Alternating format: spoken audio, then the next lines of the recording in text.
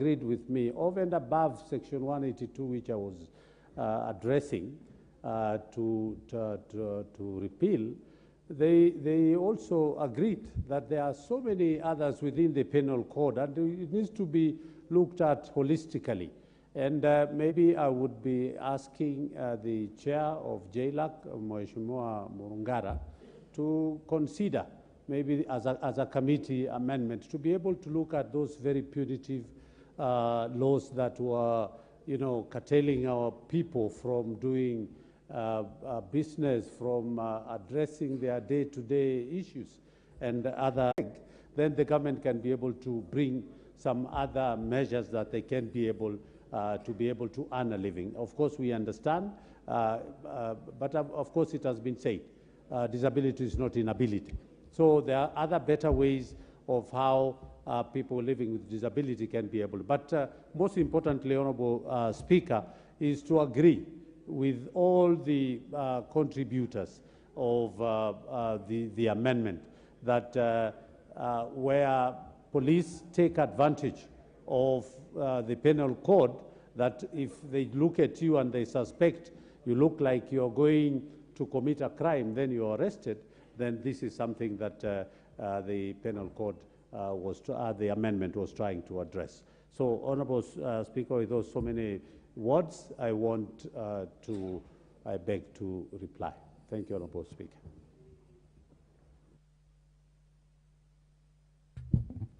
Honorable members, I now put the question.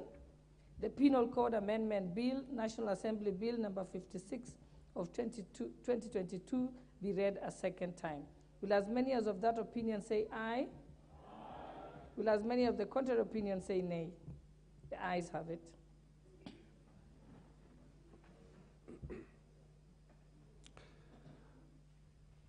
The Penal Code Amendment Bill 2022, a bill for an act of Parliament to amend the Penal Code.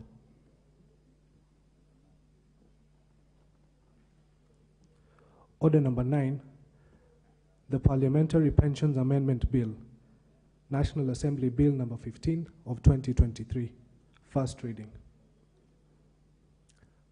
A bill for an act of Parliament to amend the Parliamentary Pensions Act.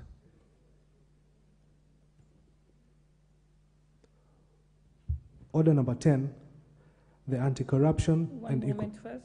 I think we'll refer the bill to the Departmental Committee on Finance and National Planning. Next order. Order number 10, the Anti-Corruption and Economic Crimes Amendment Bill, National Assembly Bill number 30 of 2023, first reading. A bill for an act of Parliament to amend the Anti-Corruption and Economic Crimes Act. The bill is hereby referred to the Departmental Committee on Justice and Legal Affairs. Next order. Order number 11, motion. Introduction of comprehensive health education as a core subject in schools. Resumption of debate. I think we had 15 minutes left on this particular debate. Who was the member?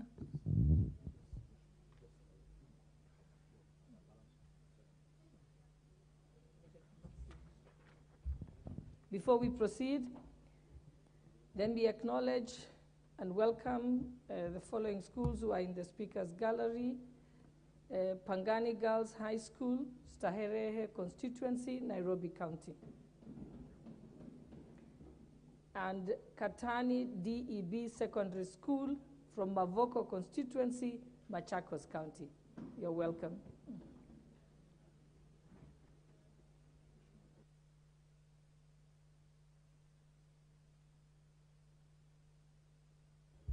The Honorable Julius Taituma, I think, had a balance of 7 minutes. I'm informed. Is he here? Okay. Is there a member who wants, if you press the intervention button, you may proceed. The Honorable Nimron Bai. Point of order, or you want to contribute to the debate? Okay, proceed. This is on the comprehensive public health education for schools. Thank you, Madam Speaker, for the opportunity to speak to this. Secondly, is to appreciate the Almighty God. Yesterday, things were not so good for me, but you know, the position that was under attack is not mine, is for my community. So I can't stand losing the position. I'll be cast. So I'll make my effort to be here and correct things. With all that, Madam Speaker, there's something I picked with the issue of health, especially in our schools. Madam Speaker, I represent a rural constituency, like most of us. And in the rural constituencies, Madam Speaker, you find girls, especially on reproductive health, getting pregnant at early stages. You go to secondary schools, you find our girls leaving school at the age of 14 years, 15 years when they are in Form 2, Form 3. And Madam Speaker, you don't find the same in the urban areas. And that does not mean girls in the rural areas engage more in the reproductive behavior than the girls in the urban areas.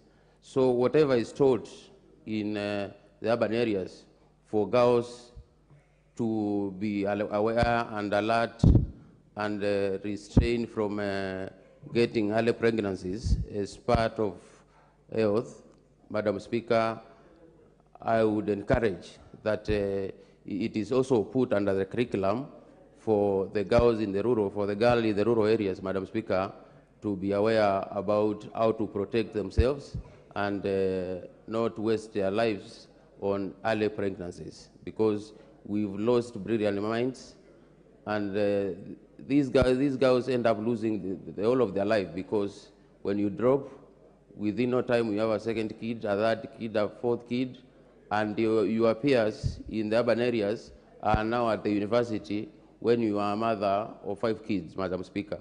I would want to add on the move of the motion to look into including reproductive health as part of the curriculum in this, and especially in the rural areas, Madam Speaker. And with that, I beg to support. Thank you. The Honorable Beatrice Lachi, member for Dagoretti North. Thank you, Madam Speaker. Madam Speaker, I also want to thank the motion and to really appreciate that when we look at how things are moving, Madam Speaker, and to see how the country is moving, today you realize that we had our sons and daughters yesterday, Madam Speaker, and I know I talked about it, and I'm still talking about it because as a mother I'm wondering, where are we and why are we doing this? But having said that, Madam Speaker, we have to ask ourselves in this house, what has really made us come? What shall we be remembered with? Yesterday we were told, we as women, Madam Speaker, I think we are the ones now who have decided to take what used to be the men's way of doing things in Parliament. It was not a very kind thing, but we took it, and we appreciate that we have to change, Madam Speaker. I'm saying this because I am like taken aback, and I'm like, can we try ourselves now? Because we want to see women more in Parliament. We don't want that to become the main thing that we shall be remembered with in the 13th Parliament. So I'm hoping all of us will just reflect back and see how to deal with our own inner reflection and how to deal with everything that is happening. So, Madam Speaker, I know I was to speak on the motion, but I just felt there is need for me to just speak on this and to say that I think we are the leaders, we are a role model of many other Kenyans out there, and therefore we just need to think of how to go back to the roots that we were brought up with in terms of understanding and appreciating the rules of the House. So, Madam Speaker, I want to say that on behalf of women, being a woman leader, I think we want to apologize to the Speaker on behalf of all, and also to request that even as we move forward, can we now move forward as a team and appreciate ourselves in this House as women? And we can disagree, but I think we don't need to go beyond that disagreeing. We can disagree. We are allowed to disagree. That's why it's a house of debate. And so, as we disagree, let us respect just one another and our opinions. We might have sharp opinions, but we don't need to go beyond. And we are praying to the Speaker that in that Hansard, because every time it will be remembered in the archives of the 13th Parliament that the Speaker spoke to us on his chair. And we are praying that will be the last the Speaker will ever tell us that again. So for me, I just want to say, as women leaders, let us just reflect and remember we must pass the 2/3 in this House, and it has to pass. And we don't want anything or anyone to use that crossing down and we just enter the Bunge Towers for that. Thank you, Mr. Speaker. I'm assuming that the clerks have taken note of that, so that you can notify the clerk of the National Assembly. The Honorable, I think I'll give one more chance to the Honorable Dorothy Ikiara. Time is up. Let's just give her a minute since she's been there since morning. Thank you. You may proceed, Honorable Dorothy Ikiara. Thank you, Madam Speaker. Madam Speaker, I stand in support of this very important motion, and I want to thank Madam Honorable Njeri from Kirinyaga for bringing this very important topic in this House. Madam Speaker, I support this motion first by highlighting that children are like wet cement. Whatever you teach or show them, it sticks on them. Madam Speaker, I'm saying this in view of even the new curriculum, the competence-based curriculum, where children are more oriented to doing things for themselves as opposed to the yesteryears where the teacher was a know-it-all. Madam Speaker, I want to say this: comprehensive health education that should be a core subject in our schools.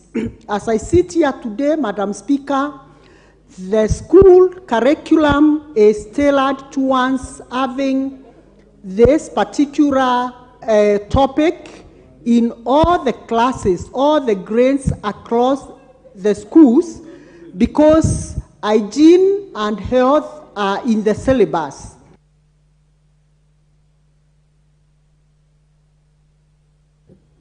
Just give her 2 minutes to complete her sentence, please. Madam Speaker, I will very, very quickly say health education is important because it covers the physical, mental, and social wellness of school learners. Schools are therefore the ideal setting for health programs. Madam Speaker, we are raising up a generation where thousands and thousands of our children are going to waste, and due simply because nobody is responsible in their wellness. Madam Speaker, I want to say the mental, sexual habits, and other habits that affect the health status of a learner. The best place that they can be placed is in school. And the only way we can be able to do this, Madam Speaker, is by ensuring that comprehensive health education is taught as a core subject in our schools. Madam Speaker, I support this motion, and I want to say, if already it is in the syllabus, let it be enhanced, let the curriculum content be well tailored in such a way that it can be able to catch the needs and the rising needs of our children of today, more so on mental health, Madam Speaker. Thank you, Madam Speaker. We now call upon the mover to reply.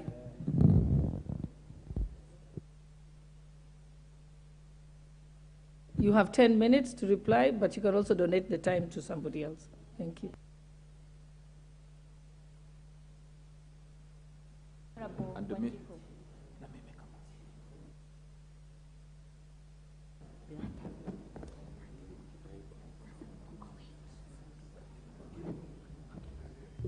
Yes, you've donated 2 minutes to Honorable Wanjiku. She may proceed. Thank you, Honorable Speaker.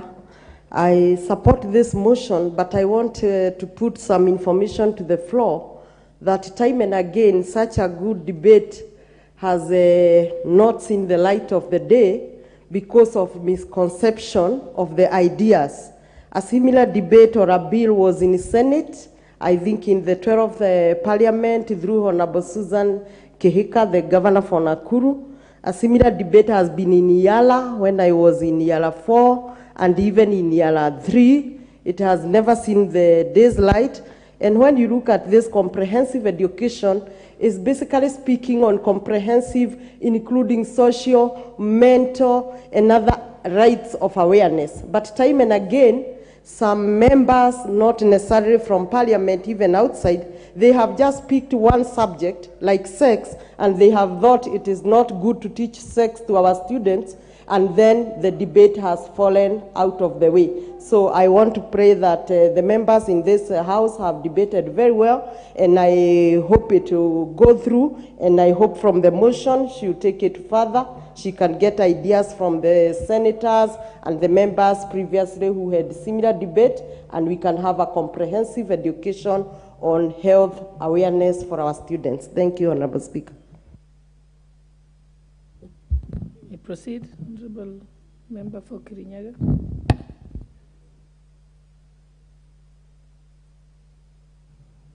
Thank you. Thank you, Honorable Speaker. I see quite a number of members would have liked to contribute to this, but unfortunately, I also want to ensure that I highlight the issues that were raised when other members made their contributions. Honorable Speaker, I want to thank all members who took their time to give their very meaningful contributions on this floor in regard to this motion. Honorable Speaker, this motion was brought forth because of a program we ran in Kirinyaga County dubbed the Triple Threat Action. It was speaking to our children in the schools on matters to do with mental health, sexual and gender-based violence, Honorable Speaker, and drug and substance abuse, Honorable Speaker. And Honorable Speaker, like my colleagues have said, it is very important that this topic is not lost in the noise of sex education only. The topic is comprehensive health education. And Honorable Speaker, the member for Langata asked how comprehensive is it? It is going to deal with issues of mental health, emphasis on social welfare. We have agreed that we are in the era of social media and our children need guidance. They have a teacher who is called social media. Social media does not care about the age. At the tap of a finger, our children can access harmful information if they're not guided in the right and structured manner, Honorable Speaker. They can be misled by that information. It is in regard to also our values, the rights of our children in regard to their bodies and our culture. It is also in regard to drug and substance abuse and developing healthy relationships, healthy eating behaviors, among others, Honorable Speaker. Honorable Speaker, there were concerns raised about the age to which we would prefer this to be introduced at. Honorable Speaker, we have curriculum developers. They will ensure that anything that is packaged for our children is age appropriate. Honorable Speaker, the way you communicate or the way you package information for say a 7-year-old is not the way you package information for an 11 or 12-year-old or post-teen, Honorable Speaker. Honorable Speaker, this will enhance retention in our schools by reducing teenage pregnancies. Honorable Speaker, this will empower our children on their rights and protect them from sexual exploitation. Honorable Speaker, we have seen and there has been an uproar on the social platforms in regard to exploitation of young children by even their grandfathers, Honorable Speaker. I remember in the recent week we had an issue from Moranga where a 2-year-old had been defiled by their grandfather, Honorable Speaker. And we must agree that at this era and age of information from all other sources, we need to ensure that it is regulated, Honorable Speaker. This motion will mitigate drug and substance abuse in our school-going children, Honorable Speaker. It will promote healthy relationships among them, Honorable Speaker. I know it has been a taboo for eons in regard to our parents talking to our children about how they can relate, the girl and the boy child. It does not have to be sexual, Honorable Speaker. That relationship can be healthy. They can benefit from each other, Honorable Speaker. They need to be guided because at the end of the day, they will grow into young adults and they will have, we know the natural order of things, Honorable Speaker, is that they will engage perhaps when the age is appropriate in a healthy relationship, Honorable Speaker. So we need to talk to them instead of burying our heads in the sand, Honorable Speaker, and trying to pretend, you know, back in the day, if my grandmother saw me with a boy, she would say, I don't want to see you with that boy. And I mean, there was no reason. There is no harm. I am seated to the member, Nimrod, and there is no harm in sitting next to him, Honorable Speaker. You know, a girl child does not get pregnant by sitting next to a boy child, Honorable Speaker. But we need to talk to them and tell them, if you engage in a sexual activity at this age, your education is going to derail. You might get sexually transmitted infections, Honorable Speaker. That is what my motion is about, Honorable Speaker. It will also minimize and promote mental health among our young people. We know that mental health is a major topic. We passed a law in the last parliament which was very robust, but we do not have the infrastructure to implement the same, Honorable Speaker. Let our children be told that, you know, life comes with its pressures, and those pressures do not mean that you should take action and maybe take your life or feel that you do not have the will to live anymore.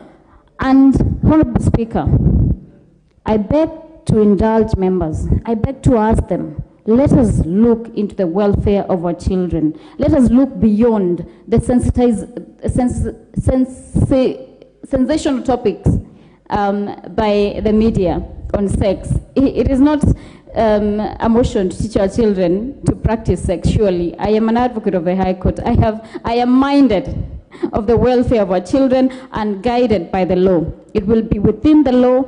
There is no harm in talking to our children because at the end of the day, like I have said, they have another teacher. So the question I want to ask these members, will we give them the right teacher? The right teacher is in the schools, the right teacher that is within the law, that is guided, that will talk to them in regard to our culture and in respect of our societal values. Honorable Speaker, with those few remarks, I beg to respond. Thank you. Thank you, Honorable Member. We will defer the question to a later time. I think we can move to the next order.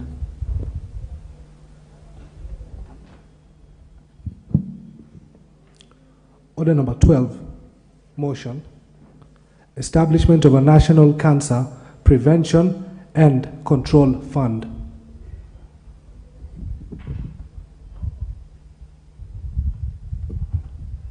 Honorable Timothy Toroitich, you may proceed. And maybe before you proceed, let me recognize the presence of Ilpori Primary School from Narok West constituency, Narok County. Welcome. Honorable Member, you may proceed. Thank you, Madam Speaker, for giving me this opportunity to prosecute this very important motion. Madam Speaker, I beg to move that, aware that Article 43(1)(a) of the Constitution provides for the right of every person to access the highest attainable standard of health, which includes the right to health care services. Further, aware that cancer is among the leading causes of death in the country, noting that although the budgetary allocation for health care services is progressive, it is inadequate to cater for cancer prevention and care across the country. further noting that cancer control in the country is hampered by inadequate cancer care infrastructure and limited spatial human resource capacity, recognizing that a significant number of cancer patients do not complete the prescribed treatment due to high cost of cancer management, further recognizing that the Cancer Prevention and Control Act 2012 seeks to promote access to quality and affordable diagnostic and treatment services for persons with cancer, and to ensure sustainable capacity for the prevention and control of cancer, this House resolves that the government, through the National Treasury, establishes a National Cancer Prevention and Control Fund to promote prevention, control, and treatment of cancer in the country.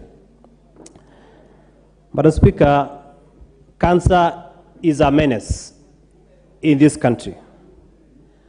Cancer has killed so many people in this country. Cancer has orphaned so many children in this country. Madam Speaker, today, cancer is an equivalent of a death sentence in this country. Honorable Speaker, it should prick the conscience of this nation. It should prick the conscience of this Honorable House.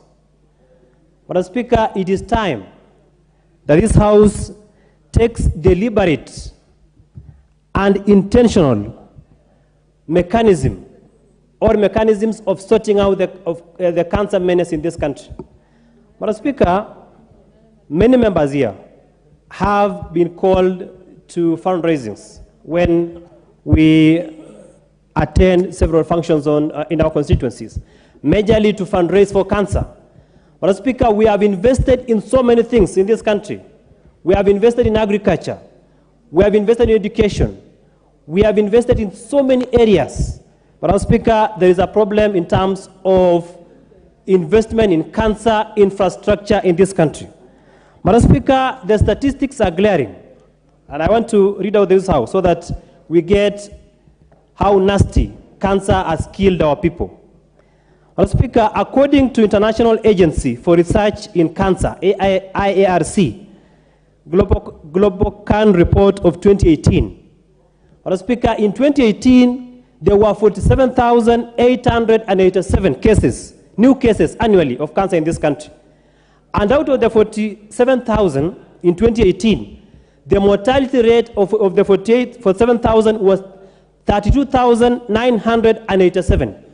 Honorable Speaker, that accounts to almost 90% of those new cases die out of cancer. Madam Speaker, that was in 2018. The current projection in this country is that almost 100,000 people die annually out of cancer in this country. Honorable Speaker, if you break down those statistics, it means if it is 90,000 per year, if it is 100,000 per year, then the mortality rate is 90,000 people die of cancer every year in this country. That means in every month we lose 7,500 people. Per day we lose 250 people in this country out of cancer. Per hour we lose 10 people in this country out of cancer. Madam Speaker, if that doesn't prick the conscience of these honorable members, if that doesn't prick the conscience of this country, if that doesn't prick the conscience of this government, then I don't know what does. Because losing 10 people per hour out of cancer in this country, Madam Speaker, that is a national tragedy. It is a national disaster of monumental proportions. Madam Speaker, we have a progressive legislation in this country known as the Cancer Prevention and Control Act of 2012. Unfortunately, Madam Speaker, that law as established is a skeleton. We need to give flesh to that particular skeleton of our legislation. Madam Speaker, the reason for that is the following. One is that particular legislation creates a National Cancer Institute of Kenya, NCI, which is an equivalent of the US National Cancer Institute. But, Madam Speaker, it is only an agency or a parastatal, but it is only a toothless bulldog that cannot bite. because it is micromanaged by the Ministry of Health. Madam Speaker, it will surprise you that if you Google and you check the website of NCI, Kenya, National Cancer Institute, they do not have statistics of cancer in Kenya in the year 2013. What they are relying on, Madam Speaker, are the statistics of International Agency for Research in Cancer that was done in 2018.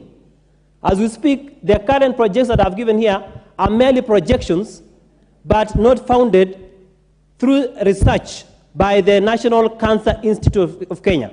So, Honorable Speaker, I also call upon the committee of this House that is in charge of health to critically invite that committee to appear before them. I mean, the institute, the NCI, the National Cancer Institute, the committee invites them to appear before their committee to be able to ascertain the issues that have been raised in the report. Madam Speaker, the gist of this motion is to establish a fund to promote, to prevent, to control, and to treat cancer.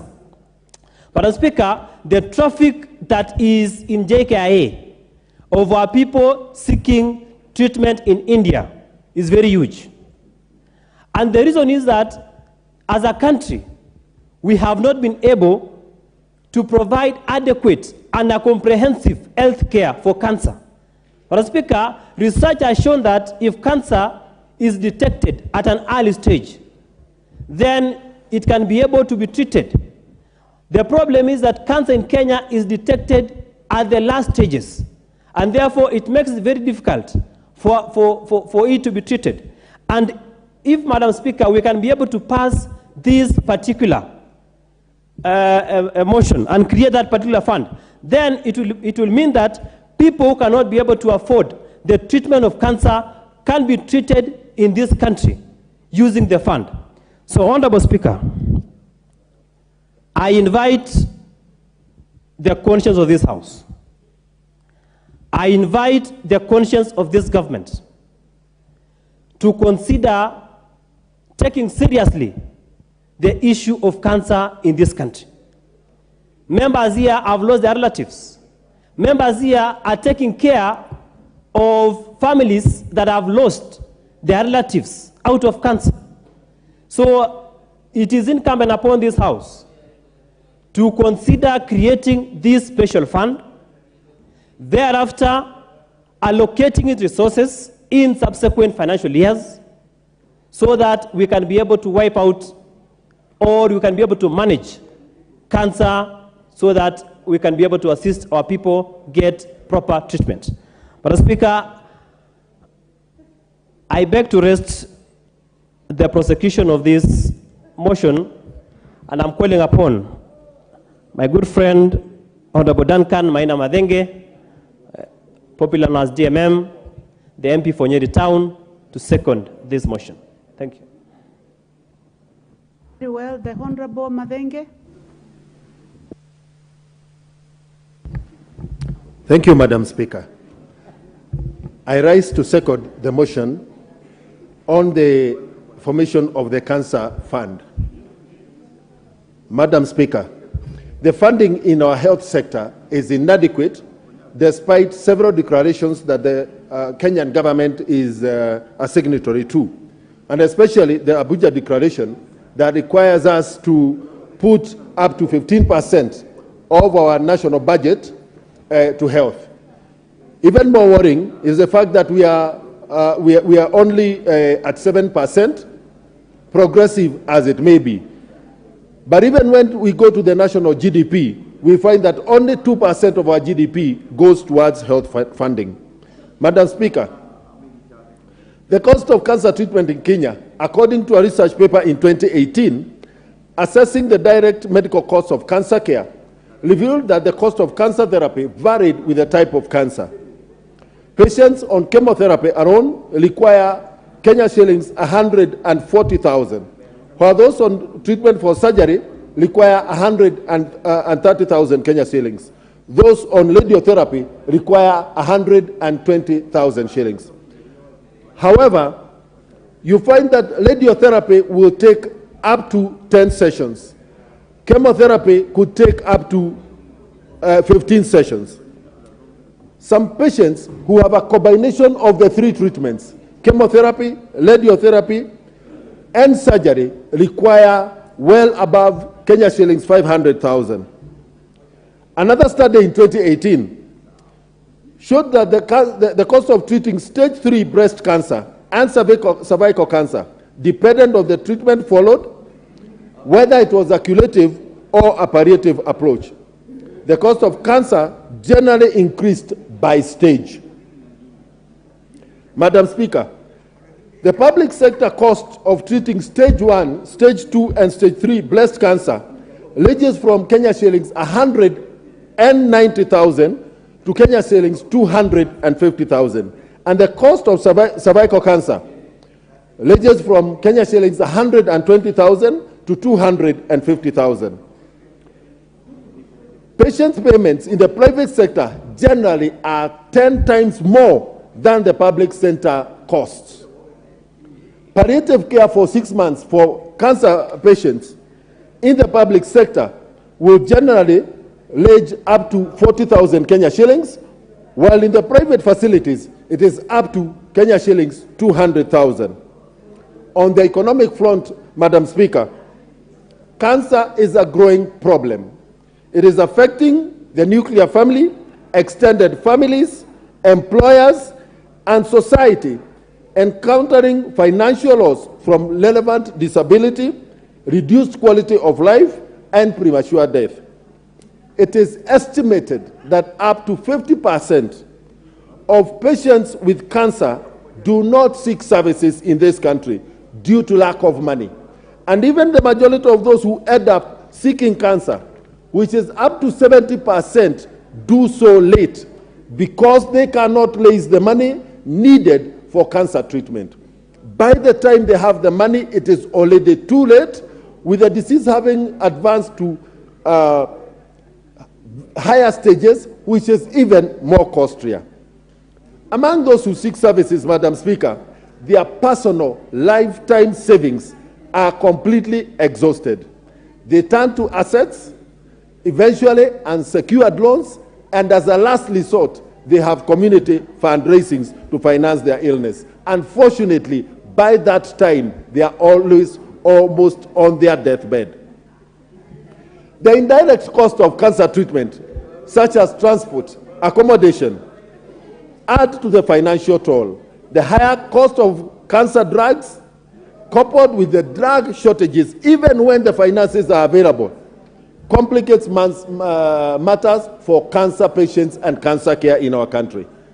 Madam Speaker, facilitated financial access to patients with cancer will increasingly most likely lead to earlier diagnosis and better outcomes, and reduce cost as opposed to the current state where up to 70% of cases access treatment late, requiring more elaborate investigations and much more expensive treatment options with poorer outcomes. Madam Speaker, a very high percentage of cervical cancer patients, and I'm hoping that the honorable ladies of this House will listen to these statistics. A high percentage of cervical cancer patients referred to radiotherapy do not access the treatment because they cannot afford it. Even those who do access the treatment do not undergo the entire treatment protocol because they cannot finance it. Multiple investigations, radiotherapy, chemotherapy are the main components of direct costs for cancer patients. Madam Speaker, cancer is causing a heavy economic burden with adverse social implications beyond the death of the cancer victims. Studies have demonstrated that orphans of cancer patients have a higher under 5 mortality rate in this country than those than other children. This has a considerable impact on communities. More broadly, the Cancer Fund will be an appropriate response to the achievement of SDG goal number 3.4, whose target is reducing premature mortality from non-communicable diseases such as cancer by 1/3 by 2030. Madam Speaker, in the year 2010, our then Health Minister and current Kisumu Governor, the Honorable Anyang' Nyong'o, disclosed to the nation that he had prostate cancer and sought treatment in California, USA, at the Helen Dela Family Comprehensive Care Center and was treated by radiation.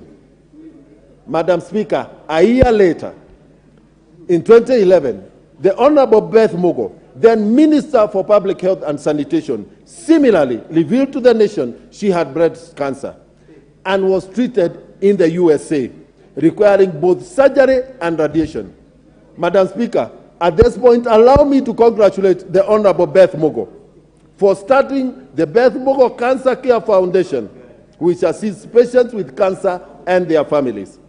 Madam Speaker, in both these cases, these Kenyan VIPs must have received ex gratia payments to support their surgeries, having exhausted their insurance medical cover. Madam Speaker, without doubt, it is almost always possible that their cabinet colleagues raised money for their treatment to augment their financial and express their financial requirements and express financial solidarity. Madam Speaker, today I am asking this House to start with the ordinary Kenyans. Ordinary families, like the family of Julia Kevanya in Nyarugomo village, who is undergoing cancer treatment at KU Hospital, cancer of the spine. This girl, this single mother, who is jobless, could never have had any hope of accessing cancer if the local community has not fundraised for her 3 times in the last 1.5 years. Madam Speaker, I am urging this House to start with the family of Eric Mwangi Kimanga, who has throat cancer in Nyarugomo village. Again, last week, the community had to raise for him 700,000 to access treatment at either the Nakuru Cancer Center or Kenyatta University Hospital. These people, even before we talk about the cost of treatment, cannot afford the cost of the expensive diagnostic procedures that are required. Honorable Speaker, these examples are endless. Every member of parliament today in this House and those who will contribute to this motion have had to engage in similar fundraisings. Madam Speaker, in July 2022, the National Cancer Task Force recommended that we activate the Cancer Fund. And therefore, our motion, Madam Speaker, comes to give weight and support the various policies and legislations that will contribute towards enhanced and effective cancer care in this country.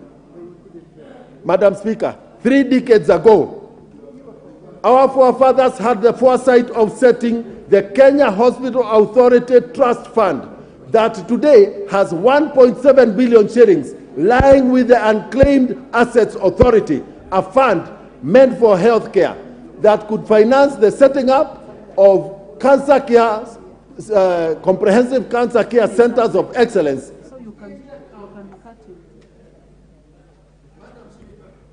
Thank you very much, Honourable Member, for seconding the motion.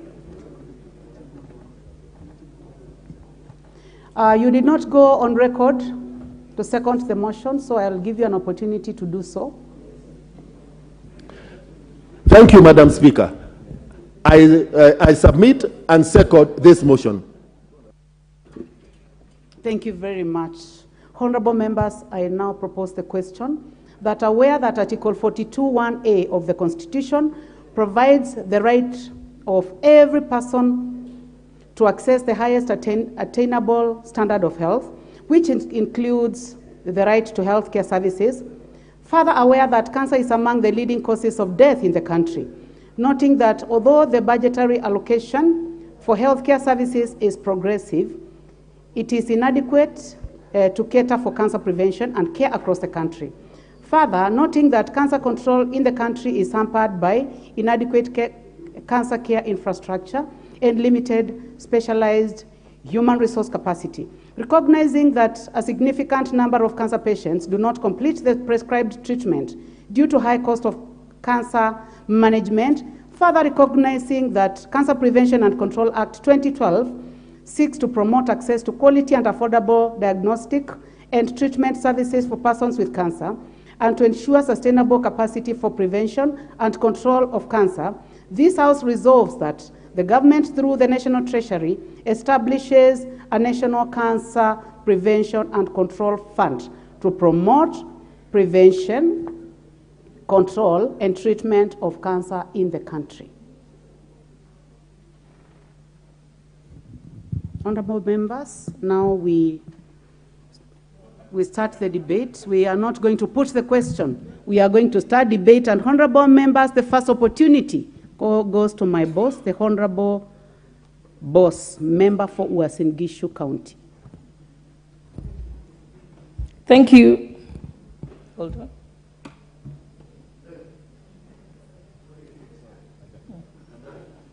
Thank you, Honorable Speaker, for this opportunity to be able to lend my voice in this very important motion. Honorable members, I actually got off the Speaker's chair because this is a topic that is very close to my heart. I know that the motion by Honorable Timothy Toroitich is requesting the House to resolve that the government, through the National Treasury, establishes a National Cancer Prevention and Control Fund to promote the prevention and control and treatment of cancer in the country. Honorable members, I wish to bring your attention to the fact that in the last parliament, in the 12th parliament, I brought a petition to this House. In that petition, I was seeking for Parliament or for the National Assembly to order the Pest Products, the Pest Control Products Board to remove 267 pesticides off the market in this country. Those pesticides have been confirmed in Europe, in the US, and the UK to cause cancer. In fact, more than 20 years ago, a farmer in the US was paid $250 million for developing cancer as a result of using a pesticide that was commonly known as Roundup. But that pesticide continues to be sold in Kenya today. Reason being, the Pest Products Control Board in Kenya is in bed with the agrochemical companies. I am not ashamed to say that they continue to support that trade. In that petition that I brought to Parliament, I had over 10 professors in Kenya who helped me undertake the research. And when we undertook the research, all we said is if Europe, America, and the UK have removed those products from their market on account that it causes cancer, why do we allow it in our country?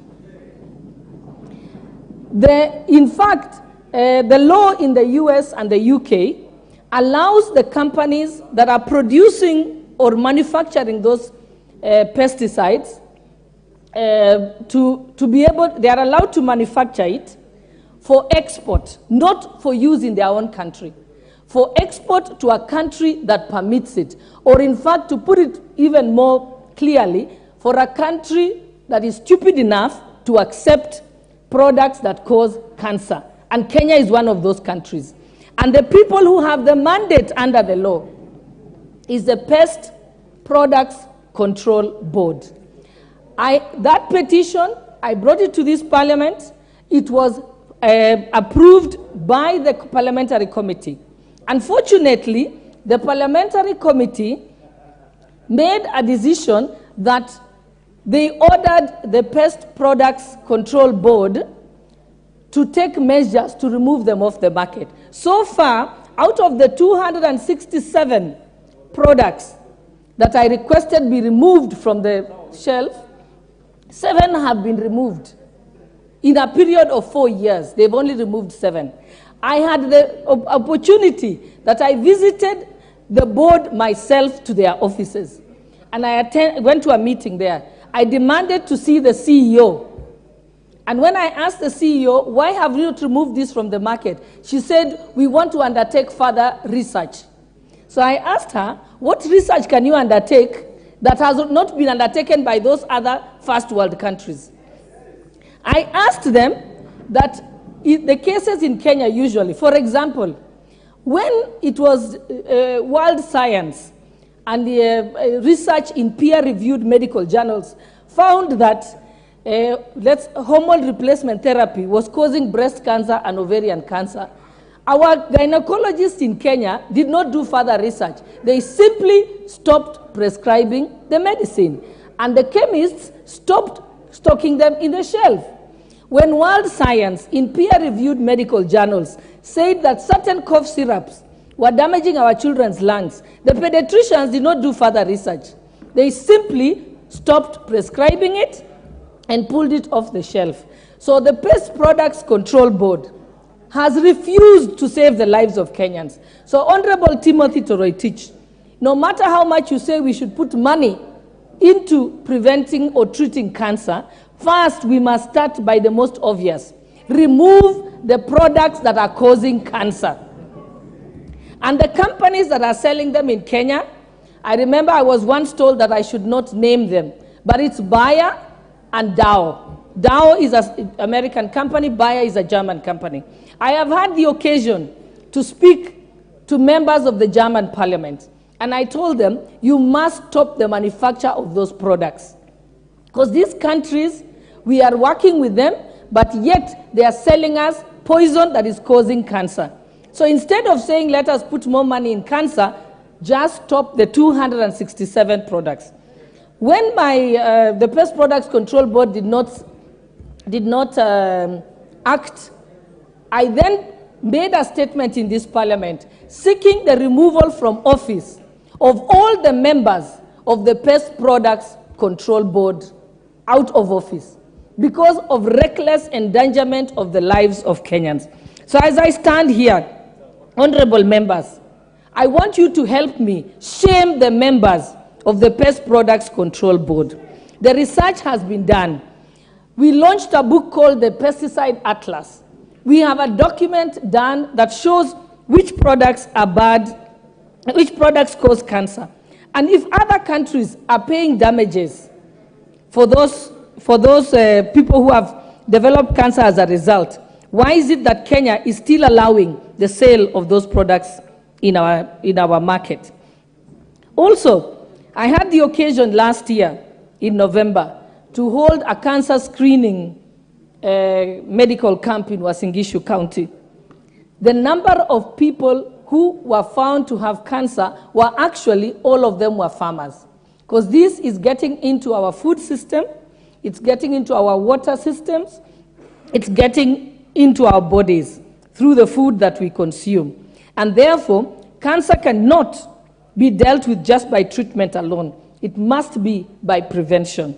And the buck stops with the Pest Products Control Board, who have failed to remove the 267 pesticide products off our shelves. The argument that they made when they threatened that they would bump me off life if I continued with this crusade is that, oh, there will be starvation in Kenya. But Kenya imports 6,000 other types of pesticides that are safe. So if we remove 267, this country will continue to be able to have food security. So, honorable members, I plead with you to join me on this issue of summoning the Pest Products Control Board, call them to book, remove them from office, because they are the causes of cancer in this country. Thank you, Honorable Speaker, for the opportunity. Asante. Well spoken, the Honorable Boss. Honorable Fatuma Mohammed, member for Migori County. Thank you, Madam Speaker, for this opportunity. I congratulate my sister, Honorable Boss, for the sentiment she has made about the pesticide companies that are selling harmful products to Kenyans. And if I may add to that, there is no need looking for cure when we cannot do protection. We need to prevent our people first before we look for treatment. It makes no sense looking for treatment for what we have caused ourselves. And as we all know, cancer actually has no treatment. It can be prevented, and the treatments that are there are very minimal. And as an African country, by the time we get to realize that we have cancer, in most cases at a late stage, when you are actually ill, stage 3 and 4 is when we realize we have cancer. Now, instead of working so much on curing something that the world outside there knows very well that curing is minimal, let us work more on protection and preventing cancer. It is unfortunate that Honorable Madam Boss says that the most people in her county that were tested are farmers. And farmers are the people who feed us. And they're the ones who are going to die first, if I may use that word, before us. So who will feed us? We are going to finish a generation that is very important to us. As much as we are looking for cure, I think the insurance companies also, the health insurance companies also need to be lenient a bit on Kenyans. When you go to take an insurance cover, you do fill a form to state which diseases you have. You could be working with cancer and you don't know. And if you take that cover, within 3 months, unfortunately, if you happen to fall sick, they will not cover you because there's a grace period for covering such treatments. And so they will tell you, this is a terminal disease, we cannot cover you. Unfortunately, you did not know that you have the disease. So I think the insurance firms also should reconsider that this is something that is beyond us. It's not like these other diseases that we can surely have prevention easily or have cure easily. So I request that this government honestly should take this matter so serious. I think cancer is the #1 killer disease. Though they say malaria, but malaria is curable, even with herbs. But cancer, we don't have cure for cancer in Kenya. And it is one thing that is really making Kenyans poor.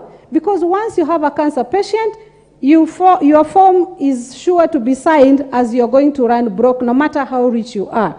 Now, a disease that cannot be cured with a poor person cannot even maintain cancer. Why don't we work more on prevention than working more on cure? Yes. We tend to take a lot of our time considering that the only known cancer in Kenya mostly is cervical cancer. But even our young girls need to be told, and I can see that there are some students here. I am addressing you, my dear little girls, that mama needs to teach you that early sex is a call for cancer, because the cervix is still too small, and when you start engaging in dirty things, you are inviting a disease that has no cure. Other than HIV, cancer will ruin you. HIV is a little bit manageable, but still it has no cure, just like cancer.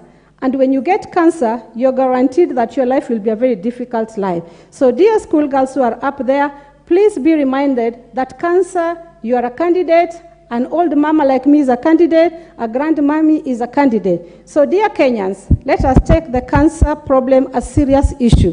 When Madam Boshole, Honorable Madam Boshole, has done her work, a difficult job to bring to our attention, and the government takes it lightly and does nothing about it, it's quite unfortunate. It was the responsibility of the government to act with immediate effect. Close those companies. There is nothing else that they can do telling us that they are still going around. How are they going to know if this problem is true or real? Are they going to test it on human beings and see how many people are dying for them to say, yes, it's a bad thing, we need to get it off the shelves? And I think the European countries, if you cannot have it for your country, it cannot be good for us when it's bad for you. So stop treating Africans like we are not human beings. We are not lesser human beings. What is bad for you is bad for us. You have 5 senses like us. You have same organs like us. The only difference is the skin color, which is outside. So please stop killing us when you're preventing in your own country. You're putting the right channels not to get cancer in your country. The lifespan for an African person is always longer, fortunately enough, than the Western countries because of the kind of foods that we have. And so we should encourage our farmers, with those who have the right education, to tell the farmers the right food that can help our wananchi to use more to prevent cancer. Cancer is not prevented by medicine, it is prevented by lifestyle and the food that we eat. So dear Kenyans, let us take this a very serious issue and teach both young, old, and our neighbors that cancer is a serious disease and prevention is better than cure. I support the motion. Thank you, Madam Speaker. Thank you very much, Member for Migori. The Honorable Jematia. Thank you. The Honorable Florence Jematia. And before she does that, Honorable members, when I was on my feet, I realized that the Honorable Mwashako and the Honorable Jematia, you are walking around. Sorry. I just want for order in the House that kindly do not repeat that. Thank you very much. You may proceed. Thank you so much, Madam Speaker, and most obliged. And I really want to say that I respect the chair and Speaker's chair. Madam Speaker, just to add on what honorable members who have spoken before me, is that it is very unfortunate that in this time and era we are discussing about the effect of cancer not only in Kenya but in Africa. Madam Speaker, as we all know, that cancer is a very dangerous and an incurable disease. We have learned from time to time that there is no way that this disease can be treated without proper measures on prevention. Prevention means that in our lifestyle, we have to go back to understand that this cancer is generated because of most of the lifestyle we have, the type of food that we are accessing and we are eating now. During our grandfathers and our tradition, way of life, we used to have very systematic and very organized way of, our tradition food, for instance. I remember when I grew up, we never used to get this junk food that we get access to every day, that we buy for our children, a lot of sugars, a lot of, we have a lot of excess obesity because our children don't exercise so much. And most of these things are another, avenue for us to get infected or get these diseases, especially cancer, for instance. We used to have very nutritious food like millet, like sorghum, that today in our daily consumption, we don't interact with it. What happened with our generation? The generation that used to give us proper nutritious food. Today, if you go to a normal family for breakfast, you get a lot of generic food, for instance. We get a lot of, oil-made food. We get a lot of, the food that it is processed food many times. So this is what exposes us so much to these diseases that it is very incurable. And cancer, Madam Speaker, has been a problem. If you go to our homes and our constituents, the problems that our people get through cancer and treatment is a lot. And it is very expensive to treat cancer, Madam Speaker. I also want to say that through your indulgence on a clinical clinic that you did, I want to concur with you that Wasingushu was just part of the segment that you did. If you go through the system and also try and do the same throughout the country and counties, you realize there are many cases of this. And many times you realize, Madam Speaker, if you go to Wasingishu, probably it is because of fertilizers and other things. You go to other areas, you realize there were some chemicals that were probably, disposed, like asbestos. There are areas that are affected, like in Northeastern. You go to areas like, water contamination, and all these things end up causing problems to the people, especially in the health, because chemicals is a key contributor to the causes of cancer. And I want to also echo what Honorable Fatuma said, that we need to prevent these issues and these problems before we start treating them, because the earlier we prevent it, it is going to be better for us. More so in the areas of insurance.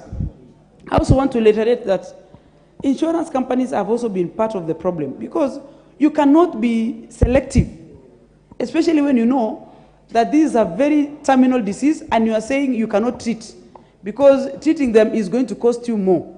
But then why am I paying these insurances? And it's because diseases like cancer is not, does not give you some indication early. We lost many people, especially even members of parliament before. I have my former member of parliament, Honorable the late Grace Kipchoim, and may her soul rest in peace. She was affected and was, she was sick because cancer had, he was a patient for cancer, and we have lost many people. And this has also left the families of these patients in dire problem and poverty, because at the end of the day, we use a lot of money to treat them, and then when the patient passes, the family becomes poor because they have exhausted most of the resources they had. And this is something that, as government and parliament, we need to sit down and recorrect where we have gone wrong and try and treat it and mostly prevent it before these problems start. Thank you, Madam Speaker. The Honourable Member for Mosop, Honourable Abraham Kiru. Thank you very much, Madam Speaker, for giving me this opportunity to contribute on this motion of establishing Cancer Prevention and Control Fund. Madam Speaker, I want to thank Honourable Troitich for coming up with this motion for all of us to consider. A lot of Kenyans, Madam Speaker, have died and continues to die on a daily basis due to cancer. And the reason why most of these people die, Madam Speaker, is because they cannot afford the cost of treating cancer. The average cost of chemo in this country averages between, per session, 12,000 to 200,000 per session. An average Kenyan cannot afford it. On a weekly basis, if they were to use the regular drugs, it will cost them an average of 50,000 shillings a week to continue treating cancer. In this country, NHIF covers cancer, but it is maxed at 600,000 shillings. So if you go for 3 sessions, you will have maxed your cover with NHIF. And as such, once you max your cover of 600,000, it will be upon you to come up with the rest of the funding. And as such, because most of the citizens cannot afford to have that kind of money, will forego the treatment and choose to stay at home and wait on their fate. Some will choose to use traditional medicine. Some will just wait for death. And as such, as a nation, it is time that we sit down and think of ways on how we can actually prevent cancer. The number one cancer in this country, which is breast cancer, followed by cervical cancer, followed by the stomach cancer. These are cancers which are very common with women.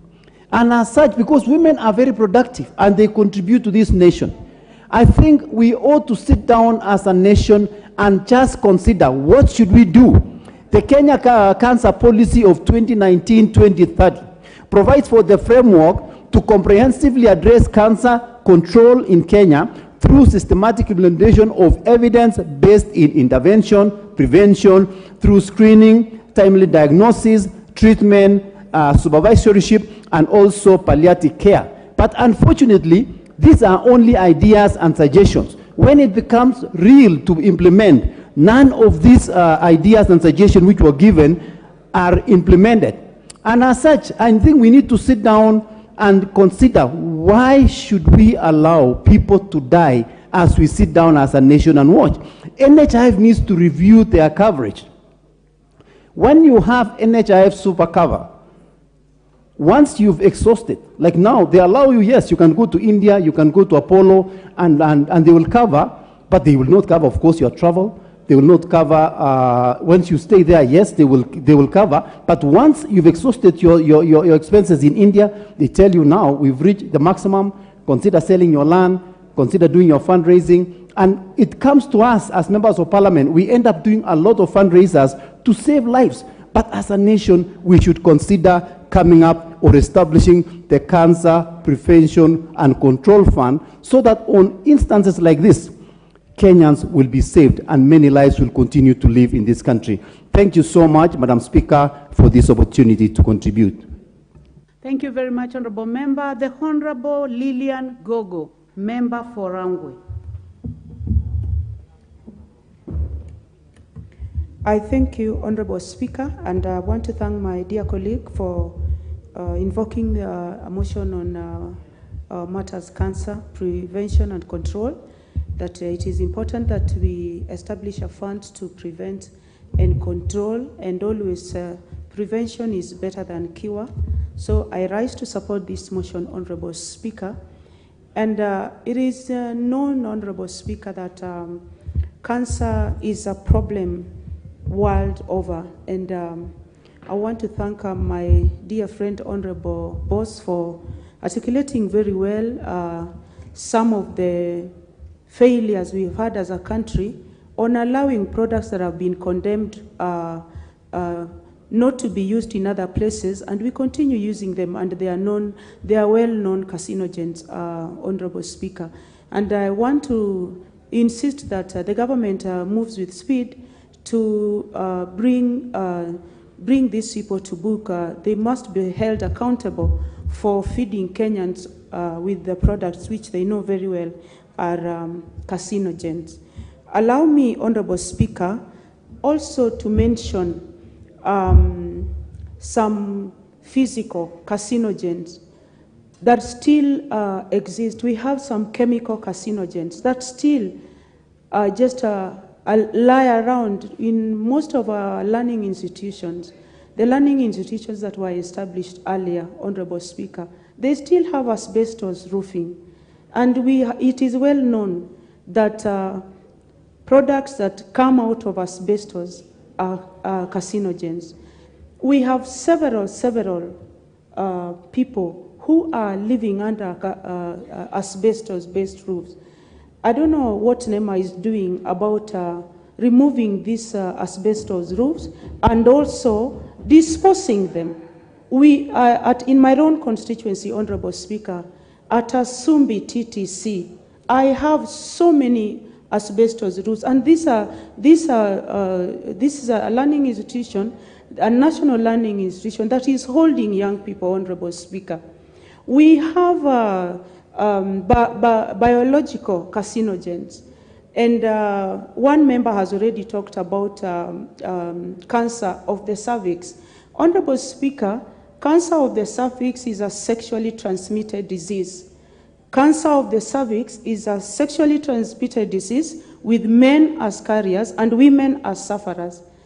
And I want to insist that if we don't have behavior change, as much as we want to talk about cancer, and we still continue as a nation to involve ourselves with promiscuity, we continue to misbehave with our sexuality, then cancer is not going to leave this country. However much money we put as a fund to mitigate on the effects of cancer. So I want to urge Kenyans, I want to urge us for people to go for screening for the viruses that cause the cancer of the cervix.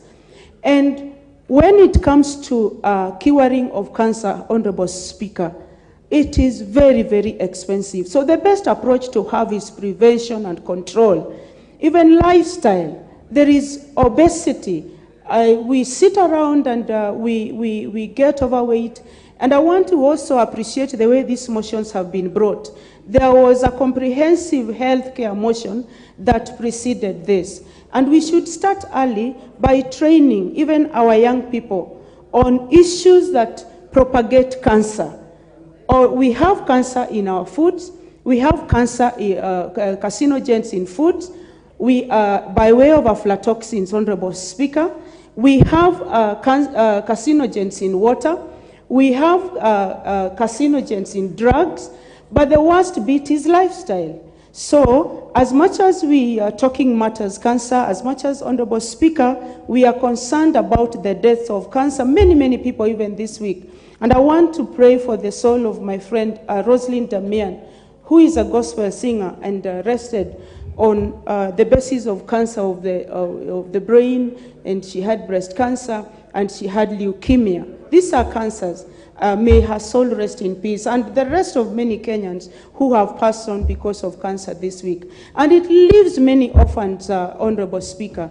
And I want to insist, and I want to say again, that as leadership, any forum that we have, even outside there, we should talk about prevention. We should talk about control. There are cancers that just come, Honorable Speaker, due to stress. We have Kenyans who are living under diverse stress. We should have a composed life. We should have peace. We should have a peaceful nation. Right now, Honorable Speaker, Kenyans are a stressed people. And with the high cost of living, Honorable Speaker, it is important that if it comes as a result of disease, then we should prevent these diseases so that Kenyans can live at least in a way that they are able to accommodate in terms of the cost of living. So this is a motion, Honorable Speaker, that has come at a good time, and I rise to support it. But I also say that as a nation, we should come out and even establish a national sports day, a national walking day, probably in 1 month, so that Kenyans can leave their vehicles at home. Kenyans can walk. We can walk. We can have our children walk. We can have our children do long distances, Honorable Speaker. I represent a rural constituency, Honorable Speaker, and times that I have been called to raise funds, and especially for people who have lost their lives because of cancer. You empathize with the position, Honorable Speaker. But if we can have prevention and control, then also it will trickle down on us so that these monies can also be used in other areas. To add on to another point, Honorable Speaker, I want to say that we appreciate those of us who are working, the Kenyans who are working in the medical profession, with the research that they are doing, and other researchers that are working on cancer. I would implore the government, Honorable Speaker, that more money should be put in cancer research. More money should be put in our learning medical institutions and otherwise, so that more research is done on local remedies to cancer treatment. Because we depend so much on treatment of cancer.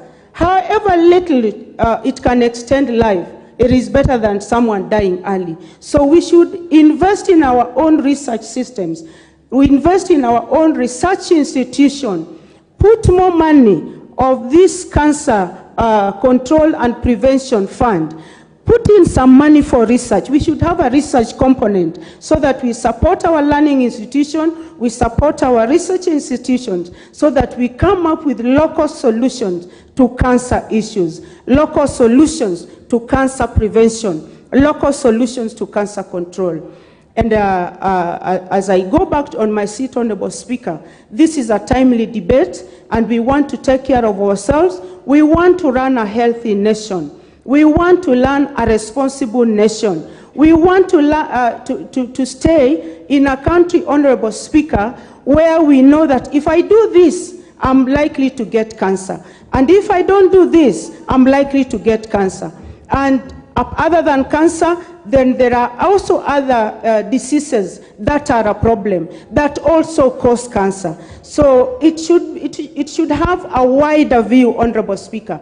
We should have a comprehensive approach in the prevention and control of cancer. I thank you, Honorable Speaker, for the time, and also allow me, Honorable Speaker, to appreciate the Deputy Speaker boss for her getting into another stage. She had her son get married over the weekend, and when this happened, it is a plus for us women. I thank you, Honorable Speaker. Thank you very much, Member for Rangwe.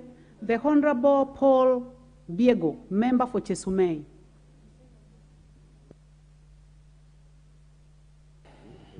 Thank you, Madam Speaker, for giving me this opportunity to support this motion from my good friend, the Honorable Timothy.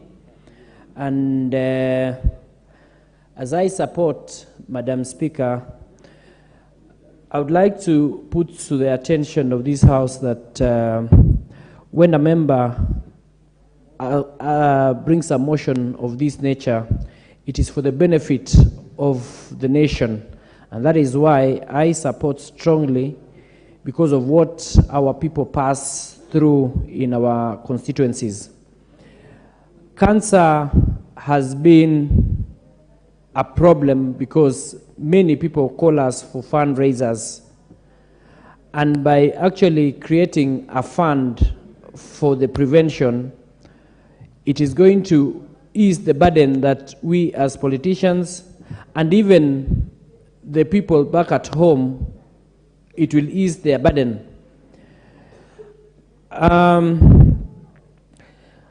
It takes me back to the olden days when the government was struggling and advising people to do or to take vaccinations.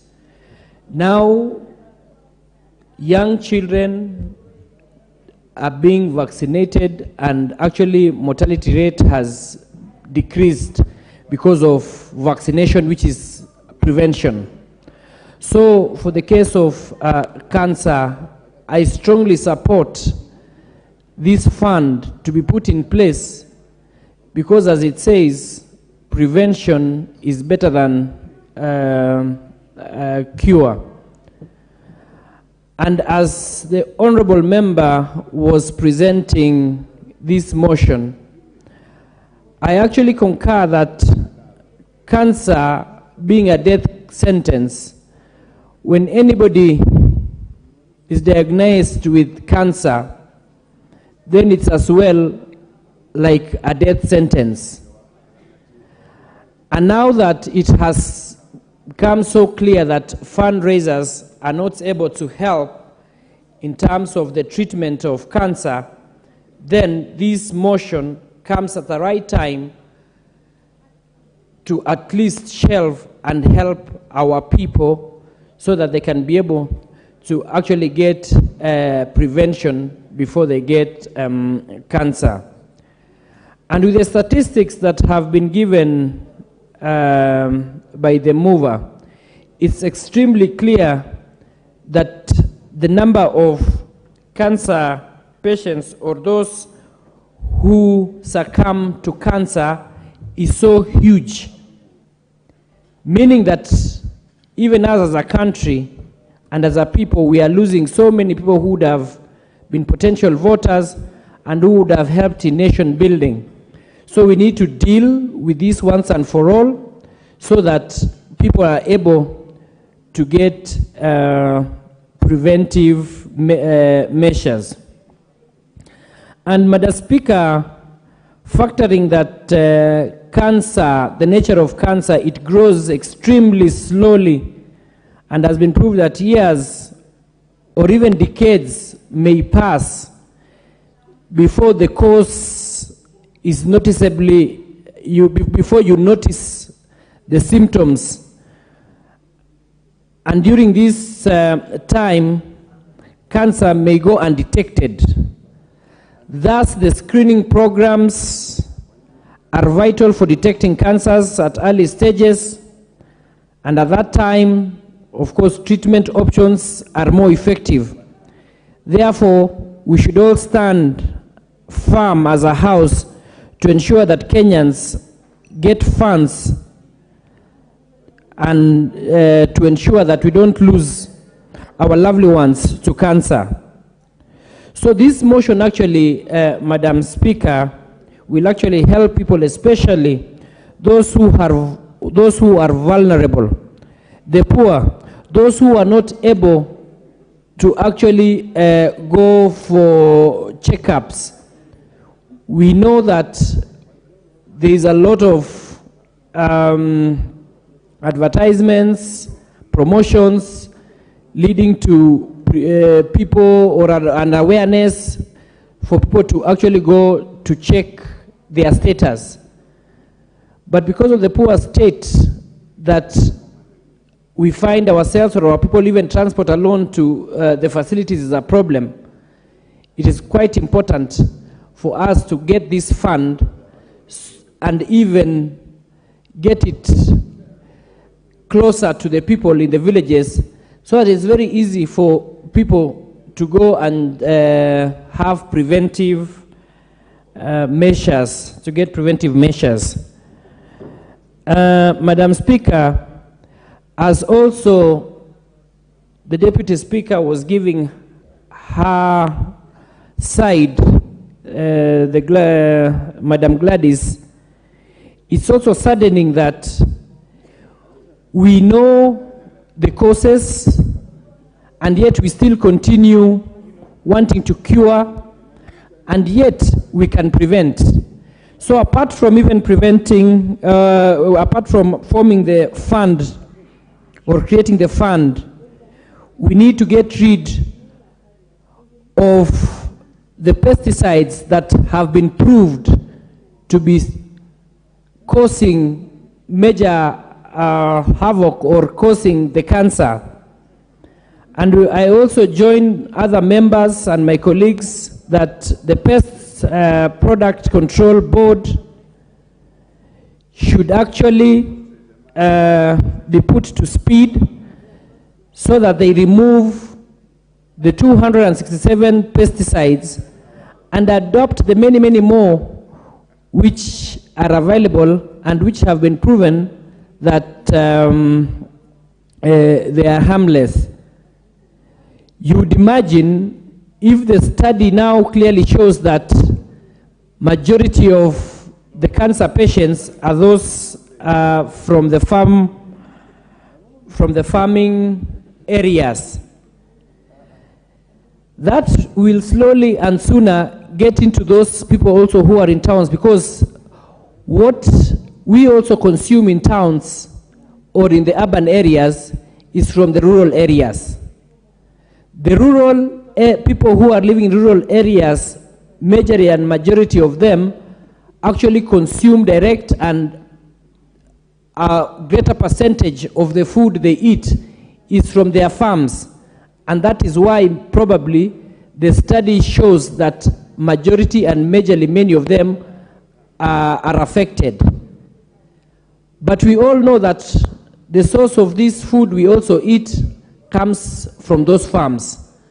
So the earlier, the better. And that is why I stand here to support my great friend Timothy to establish, or the establishment of a national cancer prevention and control fund.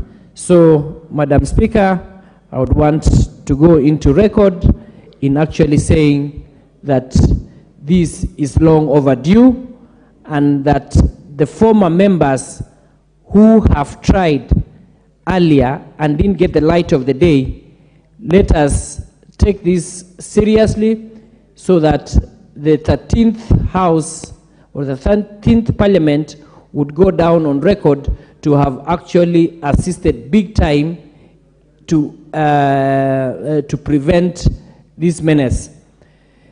We know for sure that many diseases like somebody has also mentioned, AIDS now has been contained because of prevention. Many other diseases have been prevented because of prevention.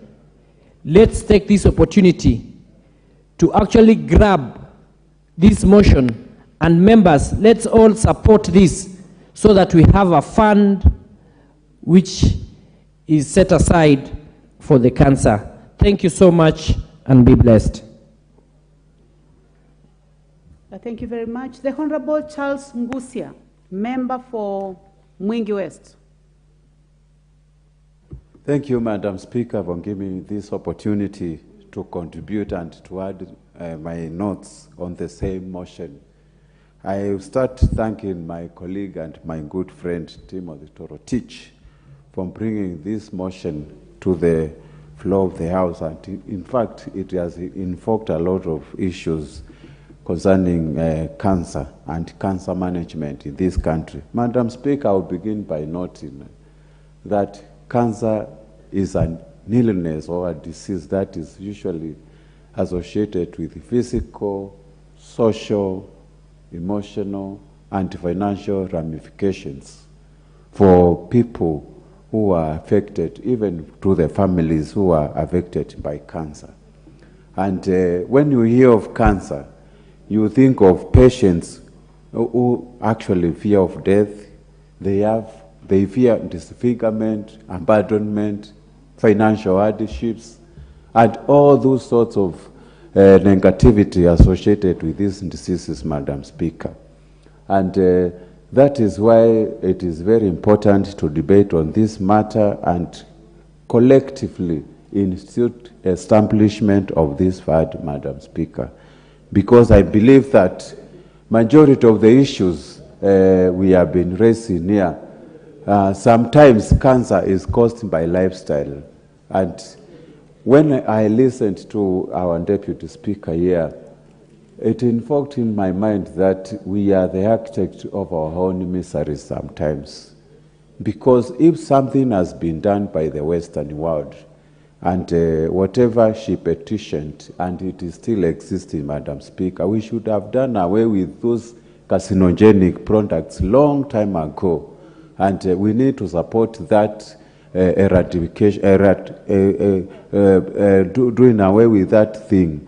Madam Speaker, establishment of this fund through the National Cancer Institute of Kenya, number one, will help the country in collection, analyzation, and also dissemination of data regarding the cancer issues affecting our country, Madam Speaker. I note with concern that most of us, even we don't have data how many patients we have buried through cancer disease. We don't even have data or information on prevention, diagnosis and treatment of the same, Madam Speaker. So by establishing this fund, we'll empower these institutions and NGOs which have been really keen on doing away with cancer in our country.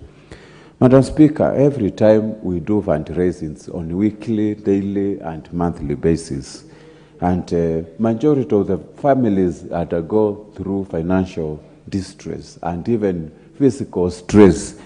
And because the government doesn't have a consolidated fund on the same, Madam Speaker.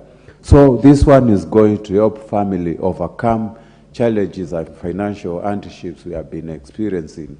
And they always say prevention is better than cure. Majority of the people, they perish because of lack of information. By establishing this fund, it will ensure we have cancer counseling centers, and we can have a regular visit of anybody suspecting he or she has got cancer effects, or rather cancer-causing kind of effects, Madam Speaker. So I am supporting this. And we have seen so many Kenyans going to Ahmedabad, that is India, seeking for treatment of cancer. And India has really enjoyed in terms of these because they have antiquated facilities and personnel to handle cancer.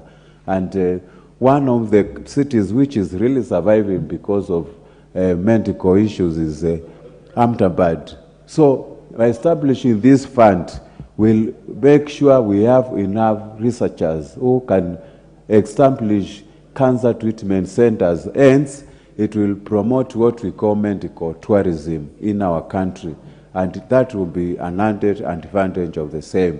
Madam Speaker, also, this is going to create employment in our economy when we do all these things, and we will invest in research, and many of our people who are even unemployed will venture into issues of medical, and it will be very important for us to do a lot of research on these cancer issues, Madam Speaker. I don't want to labor a lot because my colleagues also want to speak on the same. I have seen the need to have this fund in place. And it is important for National Cancer Institute of Kenya to make sure their availability and also their presence is felt across our country. So far, we have an institution, but majority of our patients who are going through this kind of mental, or rather experiencing this disease, they don't even know whether we have got this institute existing in our country. So with those few remarks, Madam Speaker, I support. Thank you. Thank you very much, Member for Mwengi West. Honorable members, now the next opportunity will go to the Honorable Dorothy Muthoni, nominated member. Honorable members, I see a lot of interest in this motion, and you know that at the beginning of the motion, we did not make a decision to speak for less time.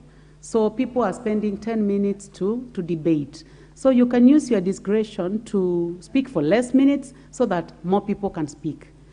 So I'd like to ask you to be patient. I can see the screen is full, but we'll do our best so that as many of you speak, but that depends on the length of time you're speaking. The Honorable Dorothy, you may proceed. Thank you, Madam Speaker.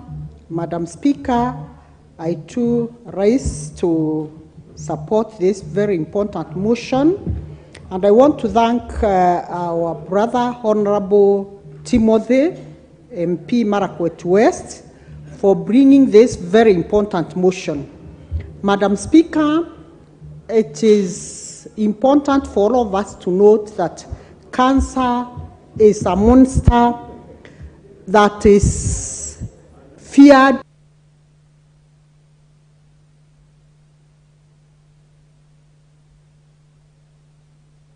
The Honorable Dorothy doesn't have the mic. What has happened? Thank you, Madam Speaker. Madam Speaker, cancer is a monster that we all fear. Madam Speaker, the worst and the most disheartening news that each one of us ever gets, it's when you go to a hospital and the doctor says, I want to test whether you have cancer. Be it you or your relative, that marks the beginning of all your fears and anxiety. Madam Speaker, I know too well that each and every family seated here today, families are in one way or the other affected by this monster. Madam Speaker, I want to say the government of Kenya, through the relevant state departments, and in fulfillment of Article 43 of the Constitution of Kenya 2010, confers on every person to get the highest attainable standard of health, to be accessible to all members of the society. However, Madam Speaker, in recognition that cancer is the #3 cause of mortality, and the second leading cause of all non-communicable diseases in the country, Madam Speaker, and noting that the annual incidents are increasing by the day, Madam Speaker, I want to underscore the fact that we have major cancers that spread across board, and they are spotted in our communities. Cervical cancer, prostate cancer is one among the leading cancers in this country. Madam Speaker, when one speaker, the woman rep for Migori, was cautioning our young girls seated in the gallery to take care of their sexual health. Madam Speaker, it is very timely because we are seeing very, very young girls getting cervical cancer. And cervical cancer is one of the cancers that are sexually transmitted. Madam Speaker, I also join her to caution the young girls on matters of sexuality so that they don't fall prey to this very, very devastating disease. Madam Speaker, we are here as a country, very many years after independence, still talking of a disease that is causing havoc, and a disease that is so stubborn and has been here with us. Madam Speaker, we are devastated because the health facilities that are taking care of health patients, cancer patients, are so overstretched, Madam Speaker. We note with a lot of concern that we only have 58 oncologists in this country. We only have 60 oncology nurses, 12 oncology pharmacists. We only have 27 radiology technologists and 2 nuclear medical physicians who are so overstressed and overworked because the number of patients that they handle on a daily basis cannot be able to match the expertise. Madam Speaker, I want also to note with a lot of concern that out of the very many cancer patients who are detected every year, 78% of them have no chances of survival. That means, Madam Speaker, as a country, all the patients that are detected and having cancer, they don't make it. Maybe they die in the next 5 or 1 year after the detection of cancer. Madam Speaker, I was so concerned when Madam Bose Sholai was giving evidence of reasons why our people are dying of cancer. PET science, which have been condemned in the Western world, they are still in the counters in our country, and because of corruption, these pesticides are still seeing their way to our farmers. We are still buying the products which have been sprayed using these pesticides, and Madam Speaker, this exposes all of us to the dangers of cancer. Because, Madam Speaker, when you visit a market, whether it's groceries, whether it's a fruit market, wherever you go, you don't inquire which pesticides are being used to spray those vegetables that you are buying. Madam Speaker, it is the high time that as a country we join forces together and walk the talk of ensuring that if something is condemned, we all rise up and condemn and urge the government to ensure that the 257 condemned pesticides are out of our shelves as early as tomorrow. Madam Speaker, we also have an issue of even beauty products which find their way in our market. And these beauty products are condemned also in other countries, and they are still in our shelves, Madam Speaker. And all these products, because the effects of cancer is never realized in a day. The effects of cancer is realized after maybe 1 year, 2 years, 3 years, or even 5 years.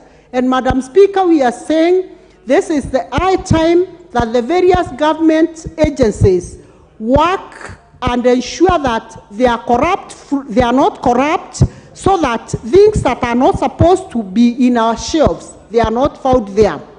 Madam Speaker, I want to say the proposed fund that Honorable Timothy is proposing will ensure that we increase in capacities of the community health system to create awareness about cancer and early care seeking, therefore increasing the chances of survival and successful treatment. Madam Speaker, we also want to increase in human resource capacities at all levels of care community, county and tertiary and at the national level. And this will ensure that the detection of cancer and early and accurate diagnoses are made so that the referral and treatment are done at the earliest opportunity. Madam Speaker, this also fund will ensure that the procurement of equipment for diagnosing and staging to complement the current capacity, noting that all available facilities are only found at the Kenyatta National Hospital, and then most recently, Kenyatta University Teaching, Research and Referral Hospital. These are the only public utilities that have all the gadgets that are required for proper diagnosing of cancer patients. Madam Speaker, I want to also say we have also health facilities which are private and they are not within reach of the common persons, Madam Speaker. Madam Speaker, you realize cancer is the only disease that will eat your money, it will eat your relatives' money, it will eat the money of the entire community, Madam Speaker, and it will ensure that it carries all your wealth up to the grave. Madam Speaker, this is the high time that as a country we become serious with cancer. Madam Speaker, and the only way we can be able to do this is ensuring that this fund is put in place so that we can be able to employ at the earliest opportunity community health workers who will ensure that they can be able to assist the people at all levels to detect the early symptoms of cancer. Madam Speaker, I want to say as a house, it will be very, very unfortunate if we can sit here as registrators and not pass legislation that will ensure that cancer treatment, cancer prevention is accessible to all of us. Madam Speaker, I wish to support this very important motion and urge Honorable Timothy to ensure, and the entire House, Madam Speaker, to ensure that we walk the talk and this debate does not end by only debating. We take action. Thank you, Madam Speaker. Thank you very much. Honorable members, I know I should be looking at the left side, but I am going to purposively go to the Honorable Member for Westlands, the Honorable Timothy Wanyonyi. Thank you, Madam Speaker, for giving me a chance also to speak on this motion. Madam Speaker, when I came in, I listened to the Honorable Deputy Speaker when she was speaking, and she gave quite some good information about prevention of cancer, because some of the chemicals that we are consuming, Madam Speaker, have been banned in many countries, but are still here on our shelves. Madam Speaker, prevention is always better than cure. And if we work on the causes of cancer from the onset, then we will be able to control or manage the effects of cancer that is now spreading like a wildfire. Madam Speaker, in the last parliament, we lost 2 honorable members, I think 3 or 2. I know Honorable Ken Okoth, a very good friend, and Honorable Waititu, a member for Ruiru. Madam Speaker, we lost them on this cancer. And many, many other Kenyans, Madam Speaker, who are suffering. And cancer, when it hits, Madam Speaker, it doesn't matter how much you have made your savings. It trains you, it trains your family, and it leaves the families devastated. It is good.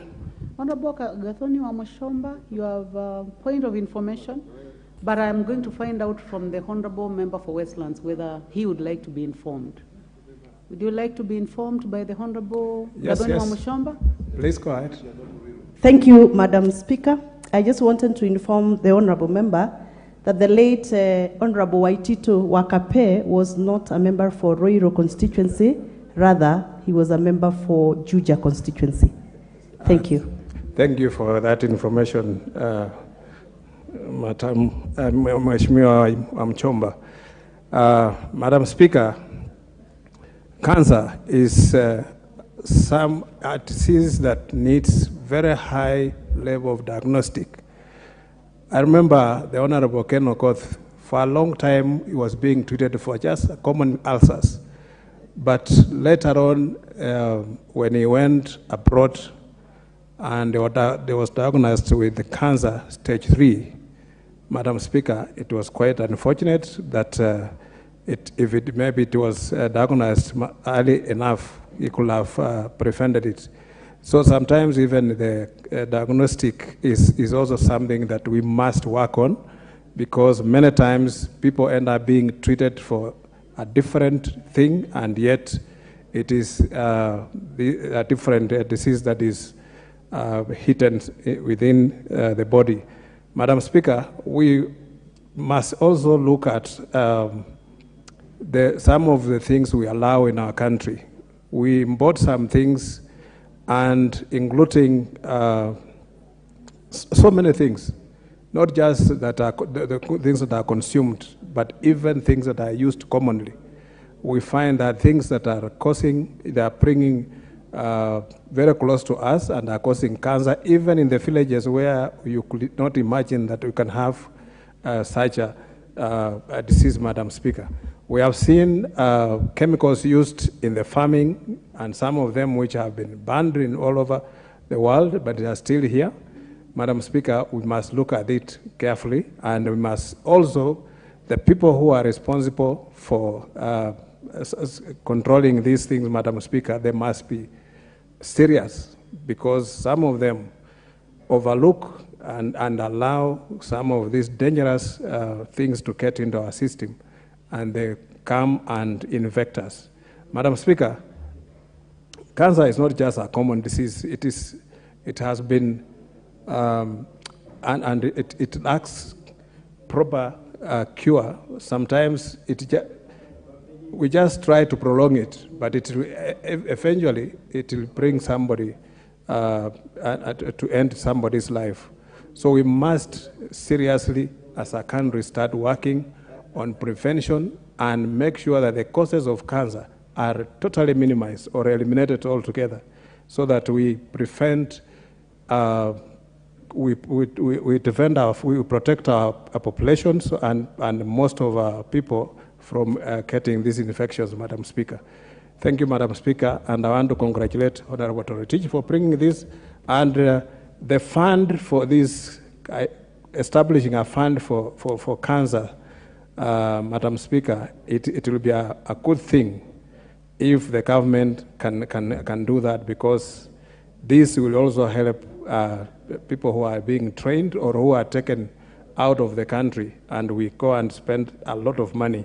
But if we have even investment in the country and have more facilities also dealing with cancer, especially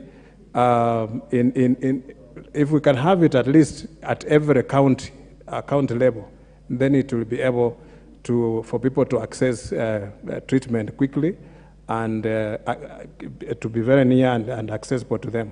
So, Madam Speaker, establishment of a fund, I think in collaboration with the county governments, it will be something that will be handy for all of us, and we want to encourage this, and maybe the honorable member at a later stage can even take this and convert it into a bill and bring it so that we can pass it into a law and make sure that the Kenyans can access treatment, affordable treatment within the country and within the facilities that are available, Madam Speaker.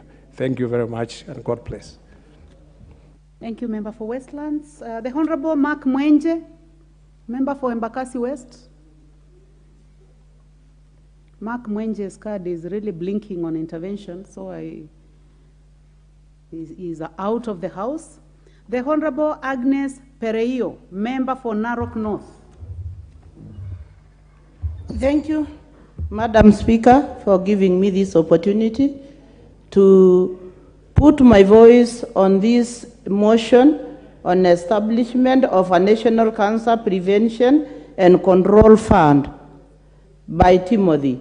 And before I continue, I would like to thank Timothy for bringing this motion to this House. Cancer is a killer, and it kills everybody. And I think it is our concern as leaders to look at this issue and make sure that these funds are available. And it is worrying to hear that there are international countries that are manufacturing pesticides that kill our people, and they don't sell them in their country, but they come and make money from us. This is a shame for us to know that these pesticides are killers, and we allow these pesticides to remain on our shelves or in the shelves. Because I believe that Roundup, because I come from Narok North, and they do a lot of farming, and they use Roundup as a pesticide in preparation of their land for growing. Then it starts from the aggravate, because I believe they inhale Roundup at the shops. And then it moves to the innocent women and children as people spray their land. It's taken by wind to innocent people who are not even there. And we just can't be keeping quiet as leaders as we see our people suffering. To me, I hate and I fear and I can never forget cancer. This is because it killed my father. And when it was pronounced, everybody was shaking and everybody started seeing like using resources on my father was like a waste of resources, because after all, he was going to die. Because people believe that there is no cure, and of course there is no cure, and so there is no need of using resources. So that's why I support this motion, to make sure that we look at funds and we come up with funds that will take care of our people.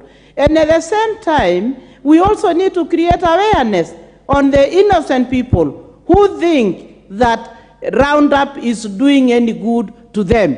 We need them to be aware that as they spray Roundup, they are bringing near to themselves cancer that is already a killer and that is already killing people. So we also need to educate our people.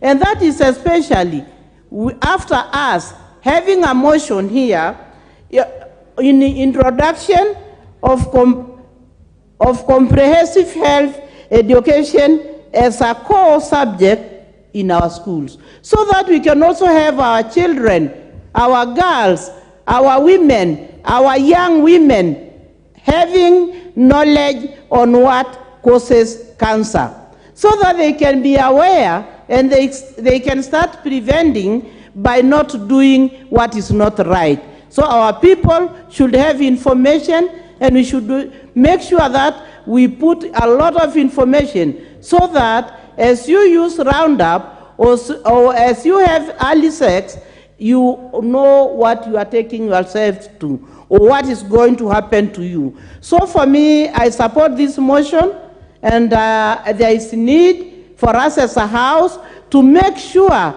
that we put into task those people that are making money out of killer pesticides that are killing our people. And with those few remarks, I support that there is need for us to have these funds to control and to make sure that we support those that are already have cancer, so that they can have hospitals to go and they can have insurances, so that they can treat themselves and they can take care of their relatives. And with those few remarks, I say thank you and I support. Thank you very much. The Honorable Caroline Ngeleche, member for Elgeyo Marakwet County.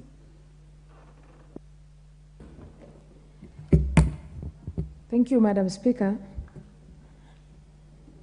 And I rise to support the motion on establishment of a National Cancer Prevention and Control Fund by Honorable Timothy Toroitich, my MP, the MP for Marakwet West. Madam Speaker, as I sat here listening to members' debates, I realized that the issue of cancer is very emotive. But then, Honorable Speaker, I think we should focus now more on the discussion on the funds of that as per the motion. Madam Speaker, and I'll choose to stick and discuss on the funds to control and prevent cancer. Madam Speaker, as a country, I think not enough focus, or we've never given attention to the killer disease that is cancer. Madam Speaker, we have so many people nowadays in Kenya suffering from cancer than even malaria. But then, Honorable Speaker, the government, there are funds allocated to malaria. There are funds, even when we got COVID, funds were allocated and vaccines were free. We have donors giving ARVs, antiretroviral medicine. We have others even helping us to control births by giving us pills. In many public places, Madam Speaker, condoms are free and you can pick from any and every other dispenser. It is about time also we get to give a slot to cancer, Madam Speaker. Somebody might argue and say that these other ones are donations. But then for the government, if there is no one who is interested to give a donation, or if there is no one who is interested in funding this one, the government of Kenya should actually pick it up and ensure that we do something about cancer. Madam Speaker, cancer, I think, has affected almost every and other family. I lost my father 2 years ago and my grandfather at the same time to cancer. I understand the plight that families go through when they have cancer patients. You feel helpless, you get traumatized, you're drained to poverty, and eventually the worst nightmare is you know that you are eventually going to lose this person, especially if they are in the later stages of cancer, that is stage 4, stage 3, or stage 4. Madam Speaker, at times we spend a lot of money, even when we've been told that our patients are now given palliative care and nothing is going to be done to save their lives. But then since you cannot just sit and watch your beloved one dying, you will still spend money knowing that that money is just going to the grave. Madam Speaker, it is about time in this country that some terminal diseases, and in this case cancer, be a burden of the government. The government should help people, or to help the people of Kenya to shoulder some burdens like these ones, because some are very preventable. Like malaria, you can prevent. We could prevent COVID. HIV is preventable. Even the birth control pills are not necessary. We can prevent it naturally. But for the case of cancer, that is something that we don't even know when we have it. And we work with it for several years, several months before it is discovered, and we are now told that there is nothing that can be done about it. Madam Speaker, we are to collect the resources used by individual people in Kenya to take care of their loved ones, to treat their loved ones, to offer palliative care to their loved ones. It is a huge amount of money that can even run the economy of this country.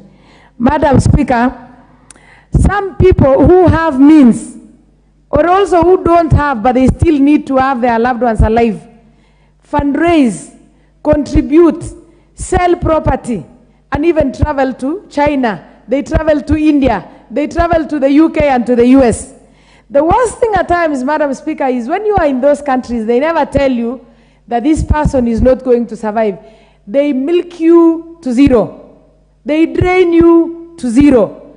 And you will come back maybe with somebody who is not alive. You might come back with somebody who is dead. Even the expenditure of having a dependent there is not easy. As we speak, Madam Speaker, I have my friend hospitalized in India. His name is Jude. Being treated of the same, being treated of cancer. It is not cheap. He's been there 3 times. It is not cheap. He's taken loans. He's done all he can. Madam Speaker, some of those expenses can be made cheaper if the country, if as parliamentarians or as Kenyans, we set even aside one hospital that will deal exclusively with cancer. We have so many private hospitals around. We have even those who offer palliative care. And you find, Madam Speaker, even when somebody is on palliative care, maybe they still do chemotherapy or radiotherapy for maybe 35,000 shillings per session, 40,000 shillings per session. This person needs other drugs. So you're just paying knowing that I'm not going to have this person again. Madam Speaker, I support this motion by Honorable Timothy, and I want to thank my MP for coming up with this motion. I want to support and say that it's about time, Madam Speaker, we treat this pandemic called cancer. We give it attention it requires. We give it the resources required. Madam Speaker, when people go out of the country to get treated for cancer, they come and tell us that the technology outside there is way superior than what we have inside, within Kenya. And it leaves me asking myself, can the government even allocate us one center fully equipped with modern equipments so that some of those people who have average earners, so that even if we fundraise for a patient or we fundraise for someone, we don't have to incur money on air tickets, on hotels outside the country. So, Madam Speaker, I want to support this motion, and I want to urge each and every member here. It is too unfortunate that when we are discussing such sensitive issues like these ones, it doesn't give much attraction to many members. But to me, this is what has made me sit here from morning, Madam Speaker, as I waited to be given an opportunity to contribute, because I know this is what is affecting each and every person, and it is draining us financially. I beg to support the motion, Madam Speaker. Thank you. Thank you very much, Member for Elgeyo Marakwet. Honorable Member, just to inform you is that the screen is full. Many people are interested in talking about this, and thank you very much for debating very well. Honorable members, before we go to the next person, the next honorable member to speak, I would like to recognize the presence of students seated in the speakers gallery from Merera High School, Naivasha constituency, Naivasha County.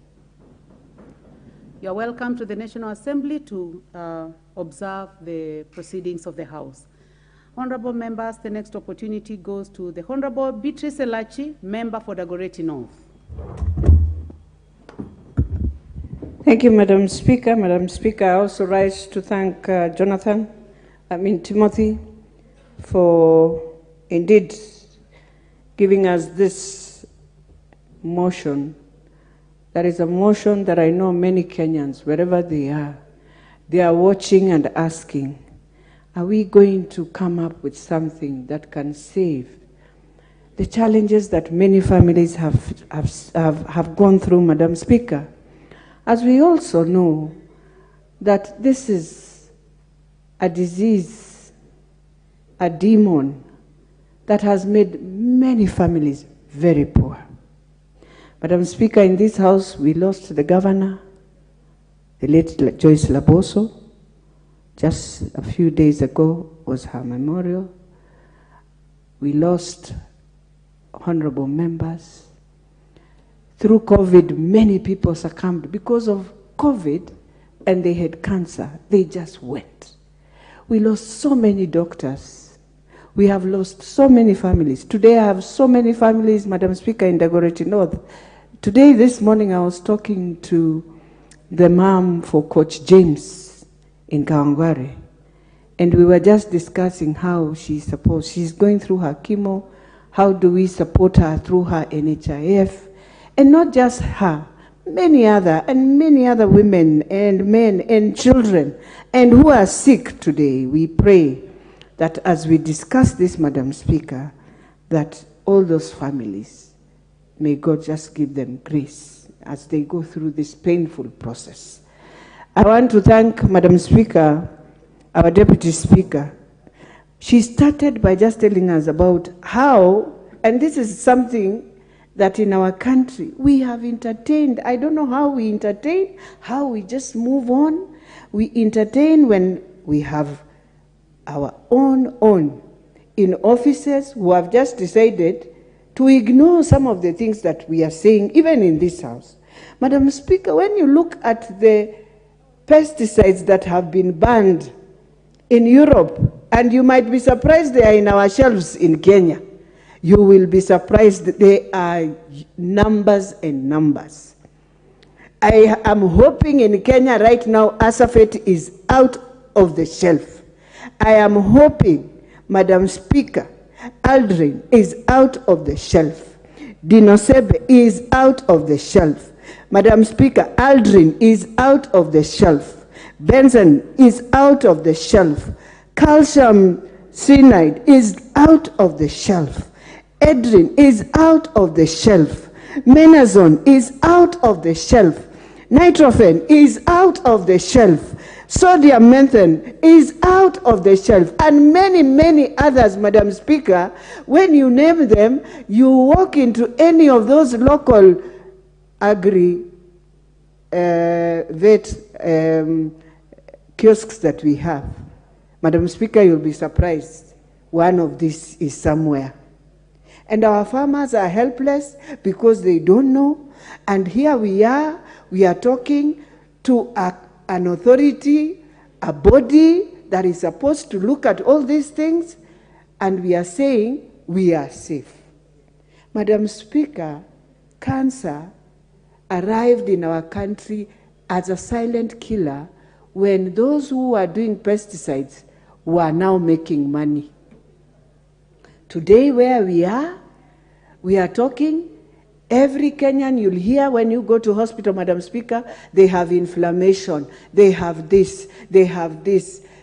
As you move from inflammation, your parent, your mother, your father, your relative, at the next, because you cannot diagnose and understand, next thing she will be in stage 3 cancer, stage 4 cancer, H. pylori every day because of water. People are just in hospital, Madam Speaker, every day a kit of H. pylori, a kit of H. pylori. We are forgetting it just moves and becomes that silent killer. And as we put in this, Madam Speaker, we need to request the government, first of all, through just the NHIF card, can we improve it for our Kenyans to use it in hospital? For those who are going for chemo, for those who are struggling, they have to come to Kenyatta. Madam Speaker, we can be better. We can make it better. And we can look at how we deal with this. Once and for all, we can put up our own research center, our own place. We are told, Madam Speaker, for you to just get the drug, to get exactly and diagnose, you either have to go to South Africa or you go to India. So in Africa, it's only South Africa. Why can't we also, as a country, look in a place where we know it is not crowded, it doesn't, because there's a lot of radiation in it, Madam Speaker, and start ourselves to save our own. Madam Speaker, I believe today this is the #1 killer in our country. It is the #1 poverty killer. It takes the face, it completely, you find people are helpless. They would wish to see their patient through, but they are so helpless. But also, Madam Speaker, you find that also we have taken advantage again. And it becomes so expensive for our Kenyans. So if we support Timothy to do this, to take it to a bill. But in the meantime, ask the government to ensure you enhance NHIF to be better for any person who is going through any chronic disease in this country. Madam Speaker, the other day I did a call in Dagoretti North to just try and do a few through our NHIF and to see if I can just deal with those who have chronic disease and our elderly parents. But this is not enough, Madam Speaker. It's a bit sad. And today when I see us, even walking, you walk today, you are normal, tomorrow you find yourself. But also, Madam Speaker, I want to plead with those who have the insurances, even our own insurance. Madam Speaker, you can go even 10 times. You are told, oh, you must get the letter from the doctor, or you go, you get the letter, they say, no, no, no, no, no. You must change and have you cannot go there again to be diagnosed, you cannot go there for testing again. So you are wondering, you have an insurance, you cannot go for any treatment, Madam Speaker, without being tested again. So even our own insurance here, they have to change their attitude on what they are doing on members. Because I'm in the service committee, Madam Speaker, and there are many complaints also. And we want to say, if a Kenyan feels they want to go for treatment, allow them to go, Madam Speaker. This thing of taking, you remember, Madam Speaker, a few months ago, there was a motion they were trying to push that you have to go through the ministry, and we refused in this house. We said, by the time you are going all over the ministry to sign off somebody to go for treatment, that person will be no more. So, Madam Speaker, we are saying, if any person has an insurance, by a parastatal, by a company, given, allow them, if there's nobody who is willing to go and sleep in a hospital for the sake of sleeping in a hospital, so they should be allowed, if they go and say, I feel this and this, and I have gone through several treatments, allow me to move and go for other treatments, they must be allowed. And they must be allowed because that is the person who understands where they are sick, how they are sick.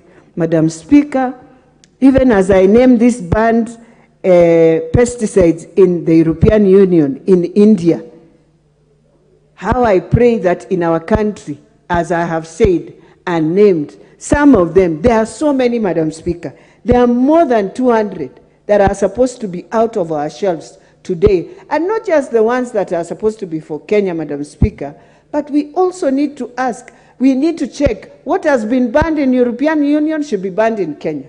What should be banned in India should be banned in Kenya.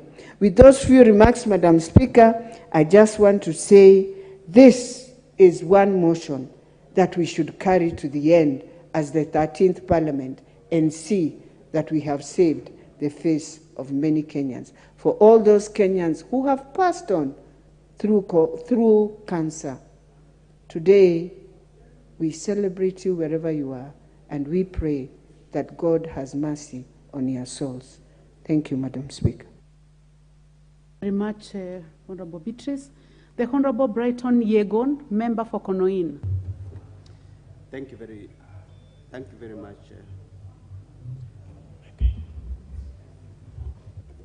you very much, Madam Speaker, for allowing me to contribute to this motion of establishment of National Cancer Prevention and Control Fund by Honorable Timothy Toroitich. Madam Speaker, as you know, cancer is a menace, and many Kenyans have been consumed by the cancer menace, and it's actually spreading like a bushfire, Madam Speaker, in our villages, and it's a total disaster. Families have been drained of their resources due to huge budgets required to treat cancer and even the other terminal diseases. Even as we talk about cancer, there are also other terminal diseases that are draining resources of our people, especially the kidney dialysis, HIV and AIDS, diabetes, among others. Madam Speaker, fundraising to mobilize for funds has drained the community of the resources, And also many families have sold all their land, all their investments, all their hard-hand resources to actually try and fund the treatment of this terminal illness. Madam Speaker, the causes of these diseases, it's suspected that one of them is lifestyle. The other one is a pesticide that we use as some of the causes of this particular disease. However, the main cause of cancer is still a mystery. And we are only told that early detection of this particular disease can actually be, actually you can treat a disease that this disease, if it's earlier detected. The government should put in place relevant equipment, relevant infrastructure, sensitization, human resource capacity to handle early detection and therefore the ultimate treatment of this particular disease. Madam Speaker, the state should come on and handle the bills under the National Care or National Cancer Prevention and Control Fund so as to promote prevention, to promote control, and to promote treatment of the cancer in our country. And in these few remarks, Madam Speaker, I support. Much Honorable Brayton. The Honorable Catherine Omanyo, member for Busia County. Thank you, Madam Speaker. I rise to support this motion and thank my dear colleague for even making this come at this time. If you look at the temperature of the nation, these are things that members of parliament should be discussing, because we will be judged by the altar of public opinion. If we just came here and sat, enjoyed our salaries, and went home.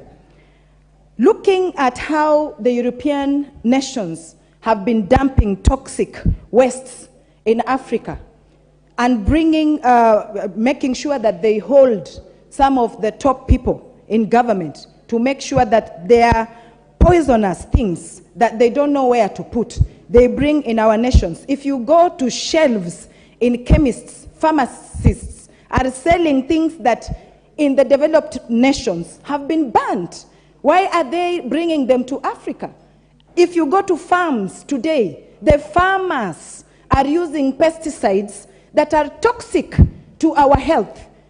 And they know very well that our health system is not yet at par as theirs. And if they tried and found out that it is poisonous, why bring it into our nations? We want those people who are supplying these pesticides named and shamed, and if there is a board that has been compromised, that board to be dismantled, because we are talking about people who are endangered. Our people must be protected, and the right people to protect them is this house, this parliament. So those pesticides that Honorable Gladys Sholay has already even detected, put it in writing, knocked doors, said this thing is killing us. She is a very good farmer. I know, and I've witnessed her in her farm busy. So she's not talking out of theory. It is pragmatic. Why should we keep counting? Oh, cancer is killing us. Oh, cancer is on the rise. Oh, cancer. And we know that we have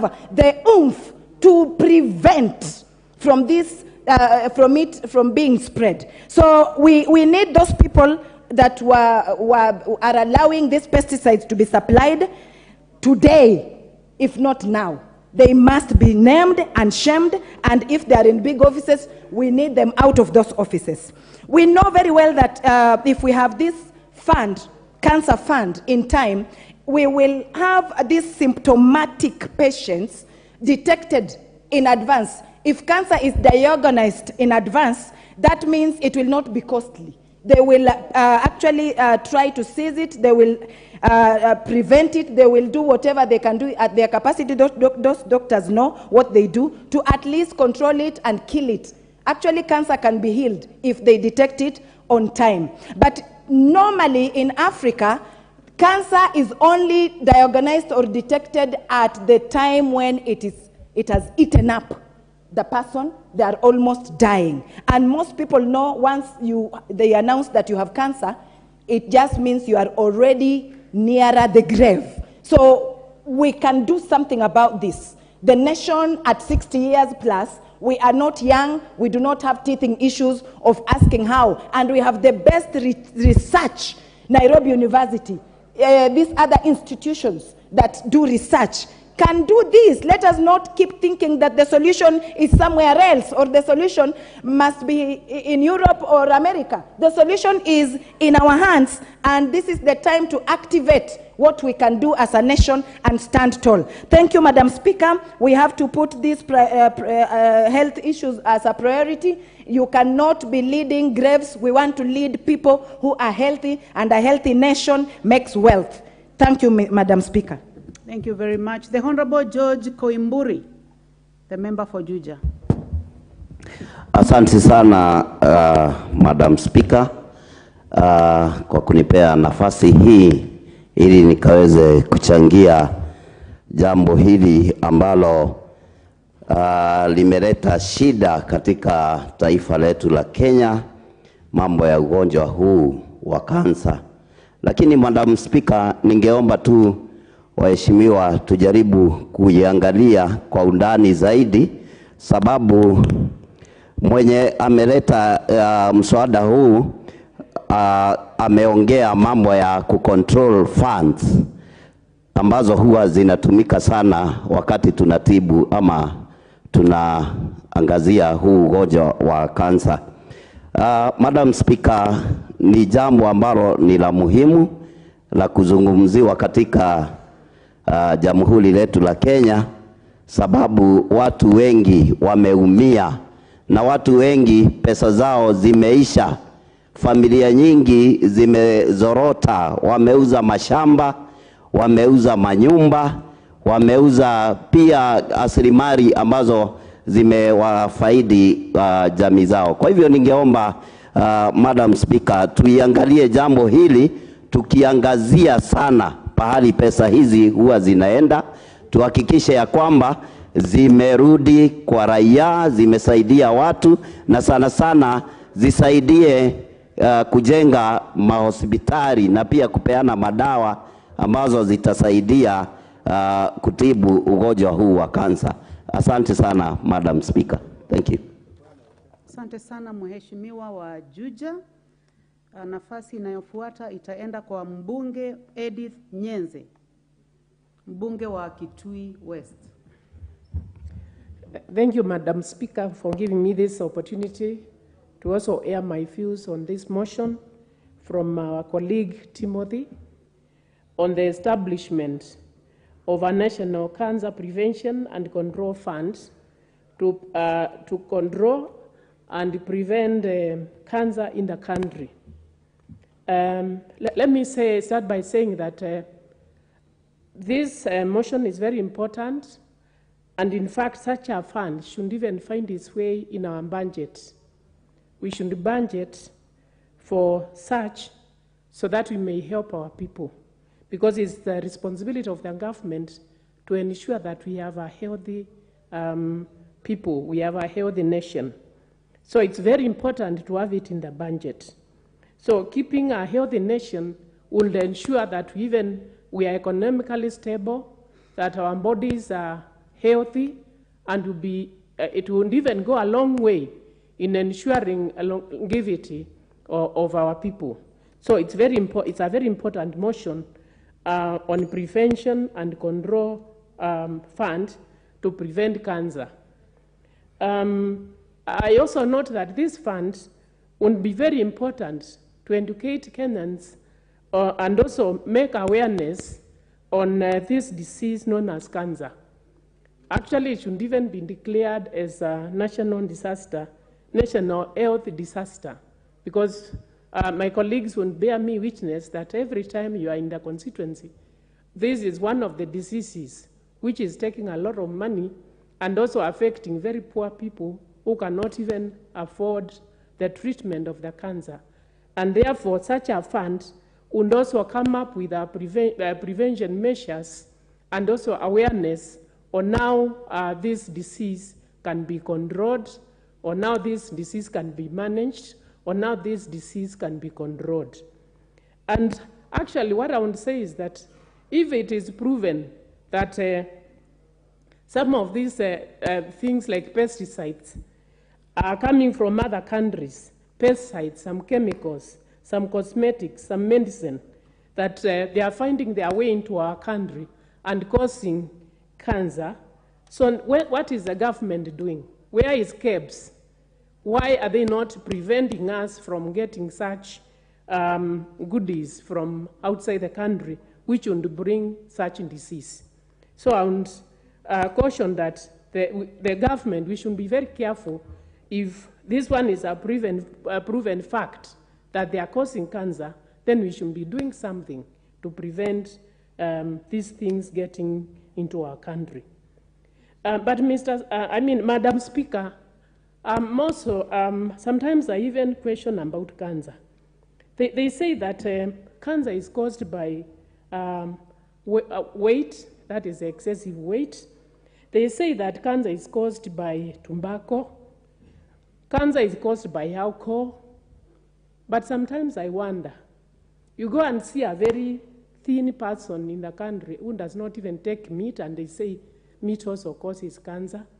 You see someone who is very active in the rural areas, a very poor man, a very poor lady, who does not take meat, who does not have excessive weight, someone who does not take alcohol, someone who does not take tobacco, and then they have this cancer. So actually we should come up with some diagnosis to say exactly what causes this disease. Because it's not a disease for the rich, it's not a disease for the poor, it's a disease for all. So when they talk of weight contributing to cancer, I'm not saying it doesn't, but I've seen many people who are not who do not have excessive weight getting cancer, as I've said. So we should come up with some real causes of cancer, some real prevention measures, real awareness to our people so that we can know what to prevent. Because I'm sure, Madam Speaker, that almost everyone of us is affected or affected by this disease in one way or the other, directly or indirectly. So, as I've said, I think we should declare this disease as a national health disaster, and then the government should come up with measures in budgeting for this disease. Even Kenyans, we can also contribute to this fund. We can contribute to this fund, maybe even through the awareness. We could have cancer walks, or even if it's on an annual basis, and we contribute towards this fund. I'm sure all of us, since we are affected, Kenyans will be willing to even contribute to this fund and ensure that this killer disease, this horrifying disease, is controlled, is prevented, and, if possible, reduced in a big way. And with that, Madam Speaker, I support. Thank you. Thank you very much, Member for Kitui West. Honorable members, before we go to the Honorable Wamushomba, I would like to welcome students seated at the Speakers Gallery, St. Peter's Kambukaini Secondary School from Kieni constituency, Nyeri County. Students, you are welcome to observe proceedings of the House. The Honorable Gathoni Wamushomba, Member for Githunguri. Thank you, Madam Speaker, for giving me an opportunity to surely support this wonderful motion, a meaningful motion on behalf of the great people of Kenya, because cancer has indeed been a menace in our households. Allow me, Madam Speaker, to congratulate the Honorable Member, Honorable Timothy Toroitich, for this wonderful motion. I am sure the people who voted in this Honorable Member are proud to have a realistic member who's moving with the times and the needs of the people of his constituency. And on behalf of all other members, Honorable Timothy Toroitich, thank you for filling the gap. Honorable Speaker, every time I am in my constituency in Githunguri, I receive 10 to 10 cards inviting me for fundraisers, medical related. 50% of the cards that I do receive are cards that are fundraising for the sick, bedridden, hospitalized, dead and not released to bury because of bills associated, and others seeking medication outside the country and they cannot afford the bills they are in. Madam Speaker, every single household in my constituency has such related cases. Families are going bankrupt. Families are selling ancestral land to cater for medication. In my constituency, Madam Speaker, my voters are farmers, and we concentrate on dairy cows. So we use our dairy cows as assets. We have provided our pedigree cows in hospital as security to be able to cater for medication bills. It is so emotionally challenging for a family to give out their cows, their title deeds, their logbooks into hospitals so that they can be able to take care of the ailing kings. Madam Speaker, I am very excited about this idea of establishing a national cancer preventive and control fund, because without money, any intervention cannot be implemented. But I'm also very, very keen to know, after we debate this motion, and probably we create a fund, do we have a departmental sector within the Ministry of Health that strictly takes care of cancer, diagnostics, investment, and other activities around cancer? Madam Speaker, I come from a media communication background, and I've been very active for the last 24 years in this country. And while I was on radio, I invested almost 50% of my time to speak about malaria control in the late 90s and early 2000, up to about 2006. Every single morning, we aired advertisements sensitizing communities around the lake, around the Central Highlands, the Eastern Highlands, on how to prevent malaria. We even created a department in the Ministry of Health called the DOMC, Department of Malaria Control. That was a preventive intervention. Madam Speaker, we have the money, and we are supporting this motion so that we can create the money through the National Cancer Preventive and Control Fund. But Madam Speaker, after we get the fund, what preventive efforts are we going to put in place so that we can have a complementary approach? We control, we fund, and we prevent. But Madam Speaker, how do we prevent? Because preventive medicine is cheaper than curative medicine. How do we prevent cancer in this country when we have made Kenya the dumping place for electronic waste, which within it has very serious levels of lead, a metal associated with causing cancer? Madam Speaker, how do we control cancer, yet we are still allowing fuel in this country that is not purified enough and carries with it lead, a hard metal that is known scientifically to cause cancer?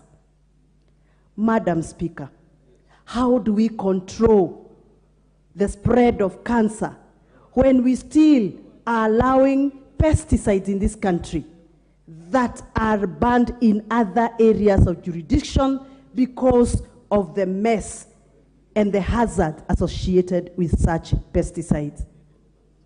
Madam Speaker, about a month ago, I traveled to Japan, and I had a discussion around our coffee and people who buy our coffee from Kenya to Japan.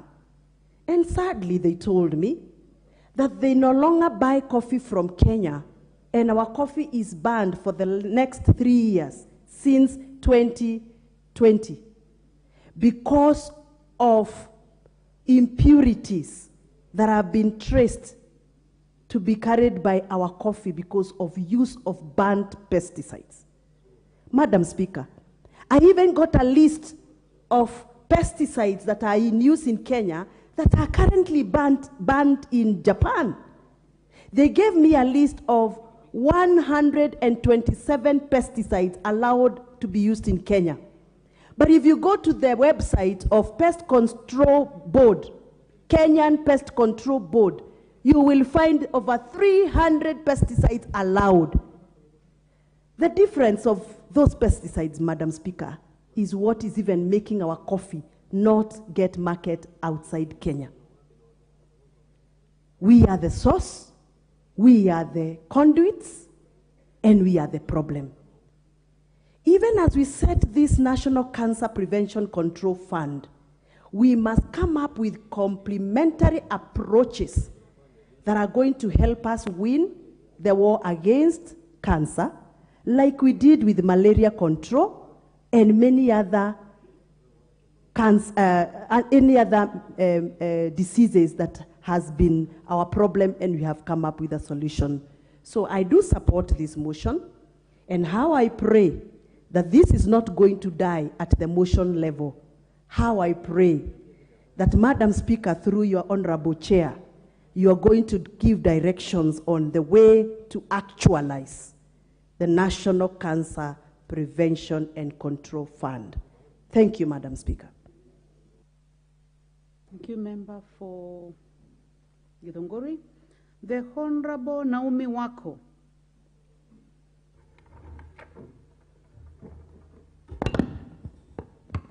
Member for Marsabit County.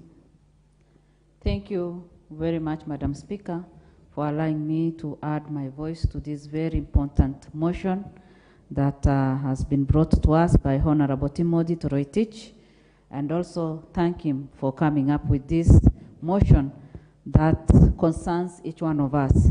Madam Speaker, as many honorable members have already said, cancer is a disease, is something that is affecting our country and has affected every family in this country in a huge way. Some people have suffered because of a family member, others have lost 2 family members, and you can imagine even the stress, the financial, it drains people financially, and you can imagine what many families have gone through, especially those who have been affected in terms of 2 members of the family. And cancer is something that, before we used to believe that maybe it is because of your advanced age that you get cancer. But today, even a 1-year-old baby, even 6-month-old baby, I have witnessed a child who is less than a year who died of cancer. And it was very traumatizing for the parents, for the mother and the father to sit there and take care of a sick child who is quite young and cannot even be able to bear the pain. Madam Speaker, families have been denied the opportunity to grow economically and even as a family because of the confusion that this disease has brought into many homes. I know even here as we sit, many of us have been either been affected or others survive with cancer. And that is why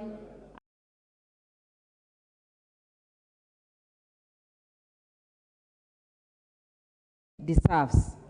Cancer, as we all know, is said to be the 3rd. But I think today we can all say that it is the first and the leading cause of death in Kenya.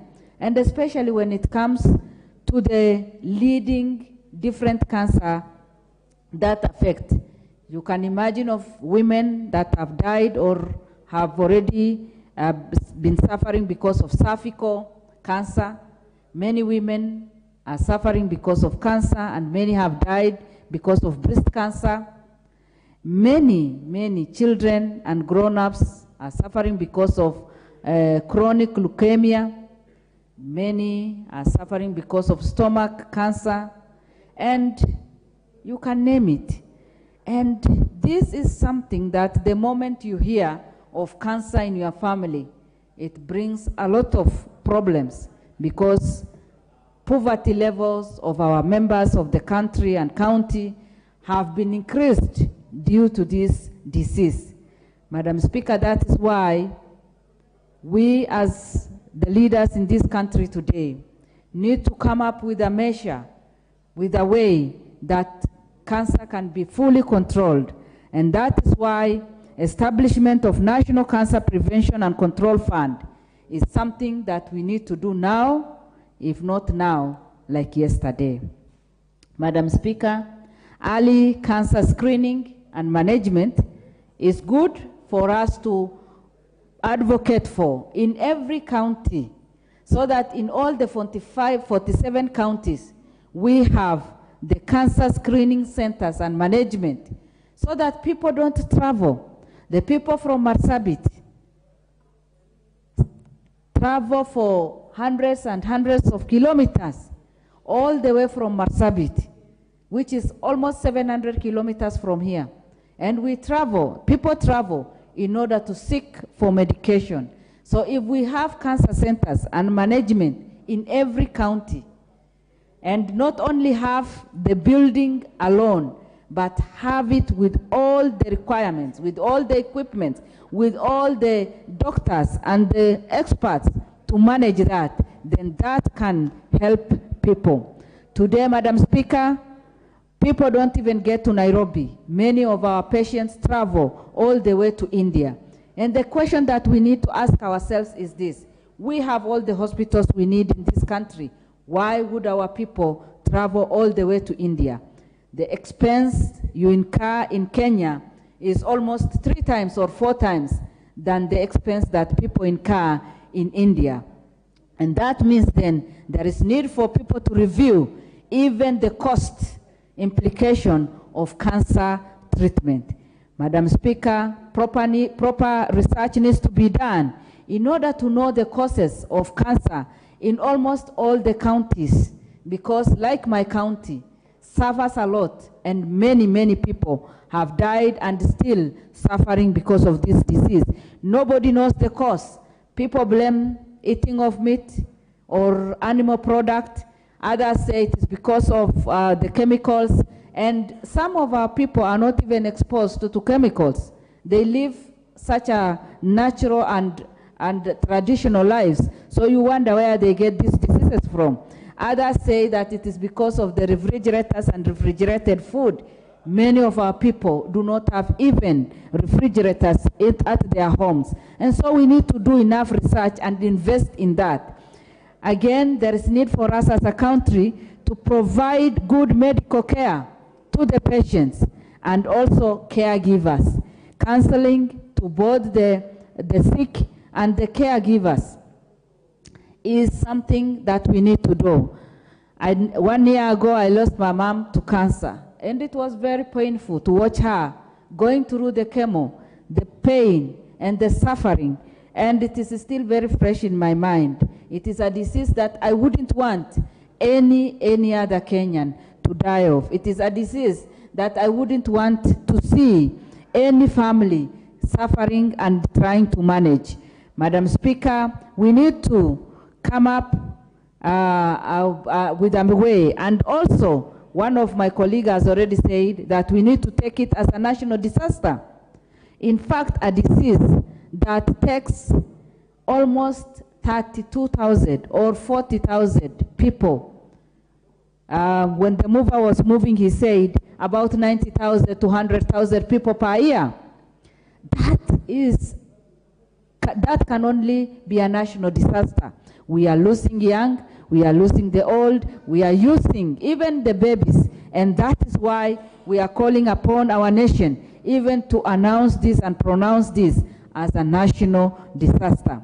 Madam Speaker, the only thing that we can give to the people who are currently in hospitals, suffering and going through the pain of chemo, the heavy medication, and the pain, the trauma that they are going through, the only gift that we can give them as they go through that is to establish this cancer prevention and control fund as a nation, whereby they know, even when they are on that bed, they will know that as a nation, we are thinking about them and we are working with them. Madam Speaker, there are families that have lost both the parents to cancer, and children are left orphaned. We need to come up with a special program so that all the children orphaned as a result of cancer can be given special care. Number one, they fear that they are also going to die because of cancer, and that is why counseling is necessary. A special fund for them is also relevant so that they can be comforted even if their parents or one parent has gone. Maybe it is the breadwinner who has gone with cancer. They know that they will get the necessary education so that they can take care of their lives in future. Madam Speaker, there is need for Ministry of Health to come up with serious measures and way forward so that when people get into this, then we know that as a country, we are taking care of this. Madam Speaker, I support this motion, and it is my prayer that very, very soon, these funds will be established to comfort and help those who are already infected and affected by the disease. Thank you. Very much, Member for Marsabit. Honorable members are listening to various members as they contributed.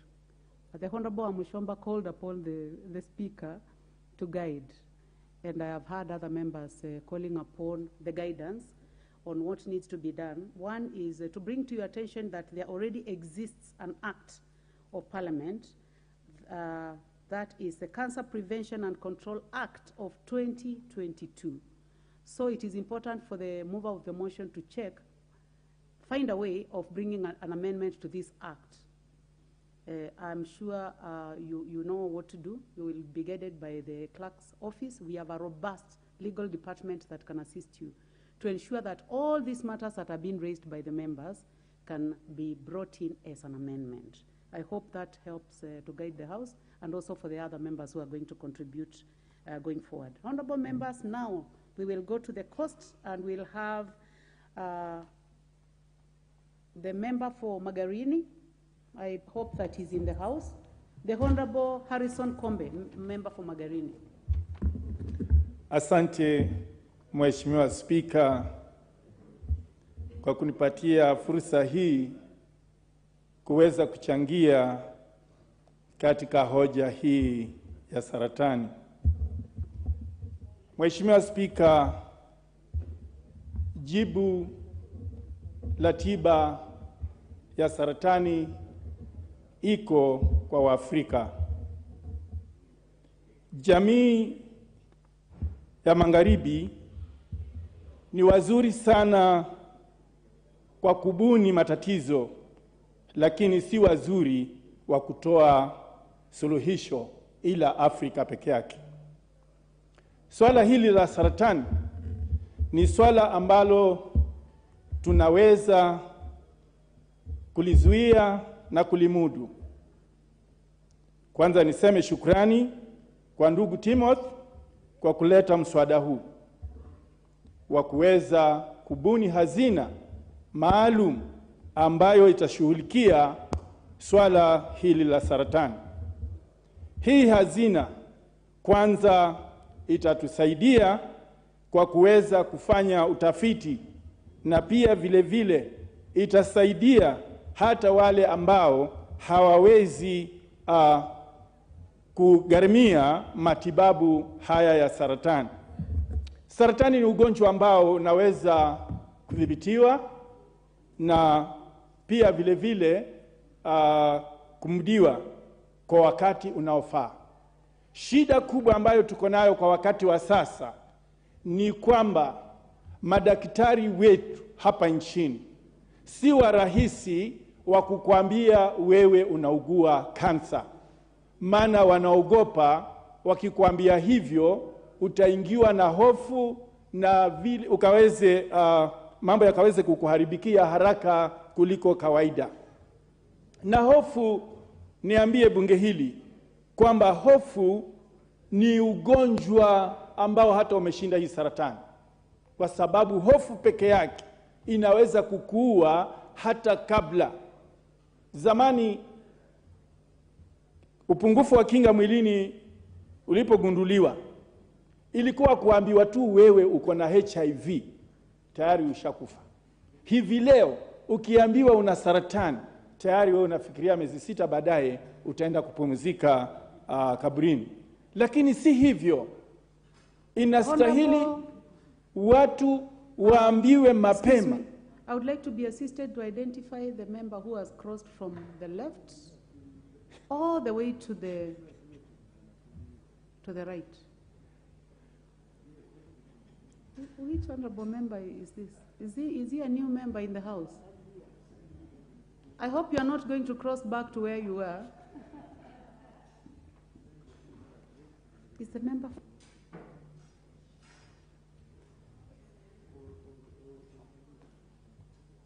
It is unfortunate that the clerk's office is also not able to identify him. But I would like to guide you that if you want to cross, you have to go all the way to the end, bow, and then you cross to the other side. I know that we are still learning, but I encourage you to learn faster. It's 1 year down the line. You may continue, member for Magarini. Asante, Mheshimiwa Spika. Likuwa ninaelezea ile shida ambayo inatukumba. Kwanza, wahusika wenyewe kuenda kufanyiwa utafiti ama kuenda kufanyiwa uchunguzi si wengi wanaojitokeza. Na pia vile vile ni kwa ajili ya hofu ile ambayo imeweza kuwekwa pale. Lakini ukweli ni kwamba tunaweza kuzuia na tunaweza kumudu ugonjwa huu wa saratani. Niseme bunge hili limebahatika kwa sababu tuna ile gym pale mahali kwa mazoezi, kuna ile sehemu ya reflexology.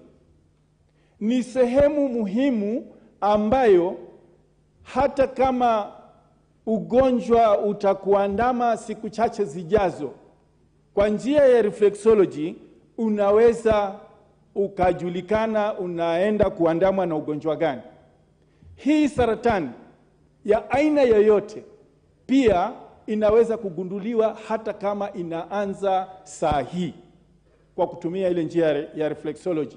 Hivyo basi ningeuliza ikiwezekana katika mafunzo ya udaktari ikaweze kujumuisha reflexology, kwa sababu ni kitengo muhimu ambacho kinasaidia kujua magonjwa aina mbalimbali. Reflexology inafanya kazi sawa na ile mashini ya MRI. Hivyo basi ningehimiza wizara husika ikaweze kuona kwamba hili somo linafundishwa katika vyuo vyetu vya udaktari. Hapo tutaweza kusaidia jamii yetu kwa kukinga na pia kudhibiti huu ugonjwa wa saratani. Mheshimiwa Spika, pia vile vile kuna hili shirika la ubora wa bidhaa. Ni shirika ambalo kwa sasa linatugwaga, kwa sababu hivi tunavyozungumza, kwanza kwa madawa yale ambayo yanauzwa kwa sasa ama yanatumika, 60% ya madawa hayo hayafai kabisa. Ni 40% tu peke yake ndio madawa ambayo yanaweza kutufaa kwa matumizi, lakini 60 hayafai na bado yanapatikana katika maduka ya kuuza madawa. Hilo shirika pia ingefaa lipigwe tochi ama lipigwe msasa. Kwa hayo machache au mengi, Mheshimiwa Spika, niseme asante tena. Asante. Asante sana Mheshimiwa wa Magarini. Honorable members, I would like to find out whether the following members are in the House because their names are appearing on the screen. The Honorable Eric Muchangi, member for Nyanjes. The Honorable Lilian Sioi. Please remove those names from the screen. The Honorable Anthony Wainaina, out of the House, since they left their cards inserted. The Honorable Joses Lel Mengit. The Honorable Wakili Moriu. Okay, thank you very much. Let us proceed to the Honorable Joseph Emanthe, member for Turkana Central.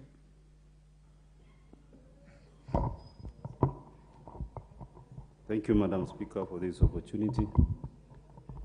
First, in the onset, I would want to say thank you to Honorable Toroitich for bringing out this motion on the establishment of a Cancer Prevention and Control Fund. Madam Speaker, the first thing I will want to give as part of my input into this motion is that the effects of cancer is actually one of the most contributing factor into our socio-economic growth, and the negative effects of cancer is what makes even our economy in one way or another not to grow in a better trajectory, because we are spending a lot of money at the household level to treat cancer. When we get into the statistics of cancer, you realize that cancer is one of the third highest cause of morbidity in the country, and this contributes to 7% of the death in Kenya. Madam Speaker, I will not want to speak so much into this because my fellow members have been able to speak into it, but I will want to appreciate that the president of our country was able to take the CSS into a contract signing process. And what I wanted to input into is that when we are able to introduce a fund, a cancer fund, it will be easier to measure their performance. It will also be easier for us to understand how much of our funds in the country goes into supporting cancer prevention and control. And therefore, when we say that we have a National Institute of Cancer, Member for, that is member for Kisii County. You know, I know that you're still learning, but when you entered, you stuck on the left, and in the middle, you crossed the floor to the other side. So you do not do that. I would like you to walk back, bow, and make a decision on which side of the aisle you want to be, and walk there. You may proceed, Honorable Member for Turkana Central. Honorable Speaker, what I wanted to mention is about the performance contracting and also the introduction of the National Institute of Cancer to take charge of the fund. Once we introduce it, it will be very much easier. And lastly, Madam Speaker, is to ensure that this comes out as either an amendment to the existing act or we provide for a regulation that will help us be able to bankroll on this fund. Because, Madam Speaker, it is a very, very important fund that will help us as a country. Looking at the much agony in terms of emotional challenges, the household is brought from let's say, maybe 60% access to income to zero.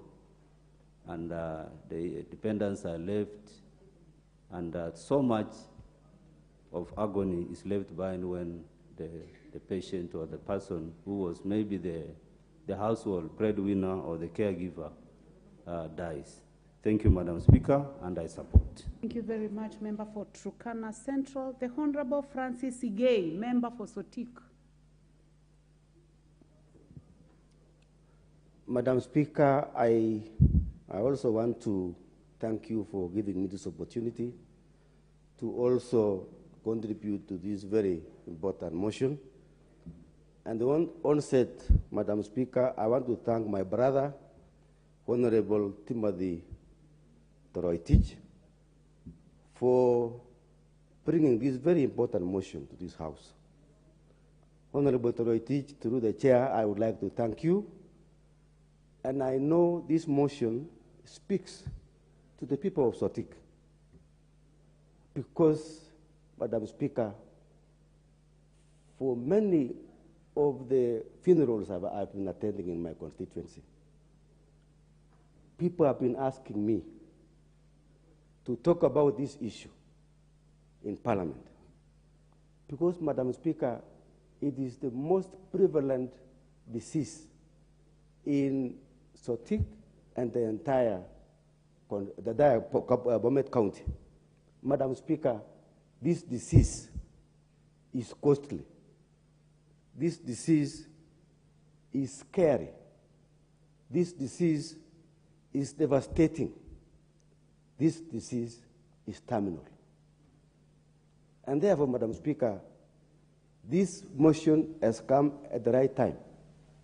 And Madam Speaker, I want to support the member who said we would like the government to declare this disease as a national disaster. That will allow the government now to look for funds, which the Member of Parliament, the sponsor of this motion, has mentioned. Madam Speaker, we need money. This disease has brought our people to abject poverty. It has, people have sold land, people have sold cows, people have sold everything.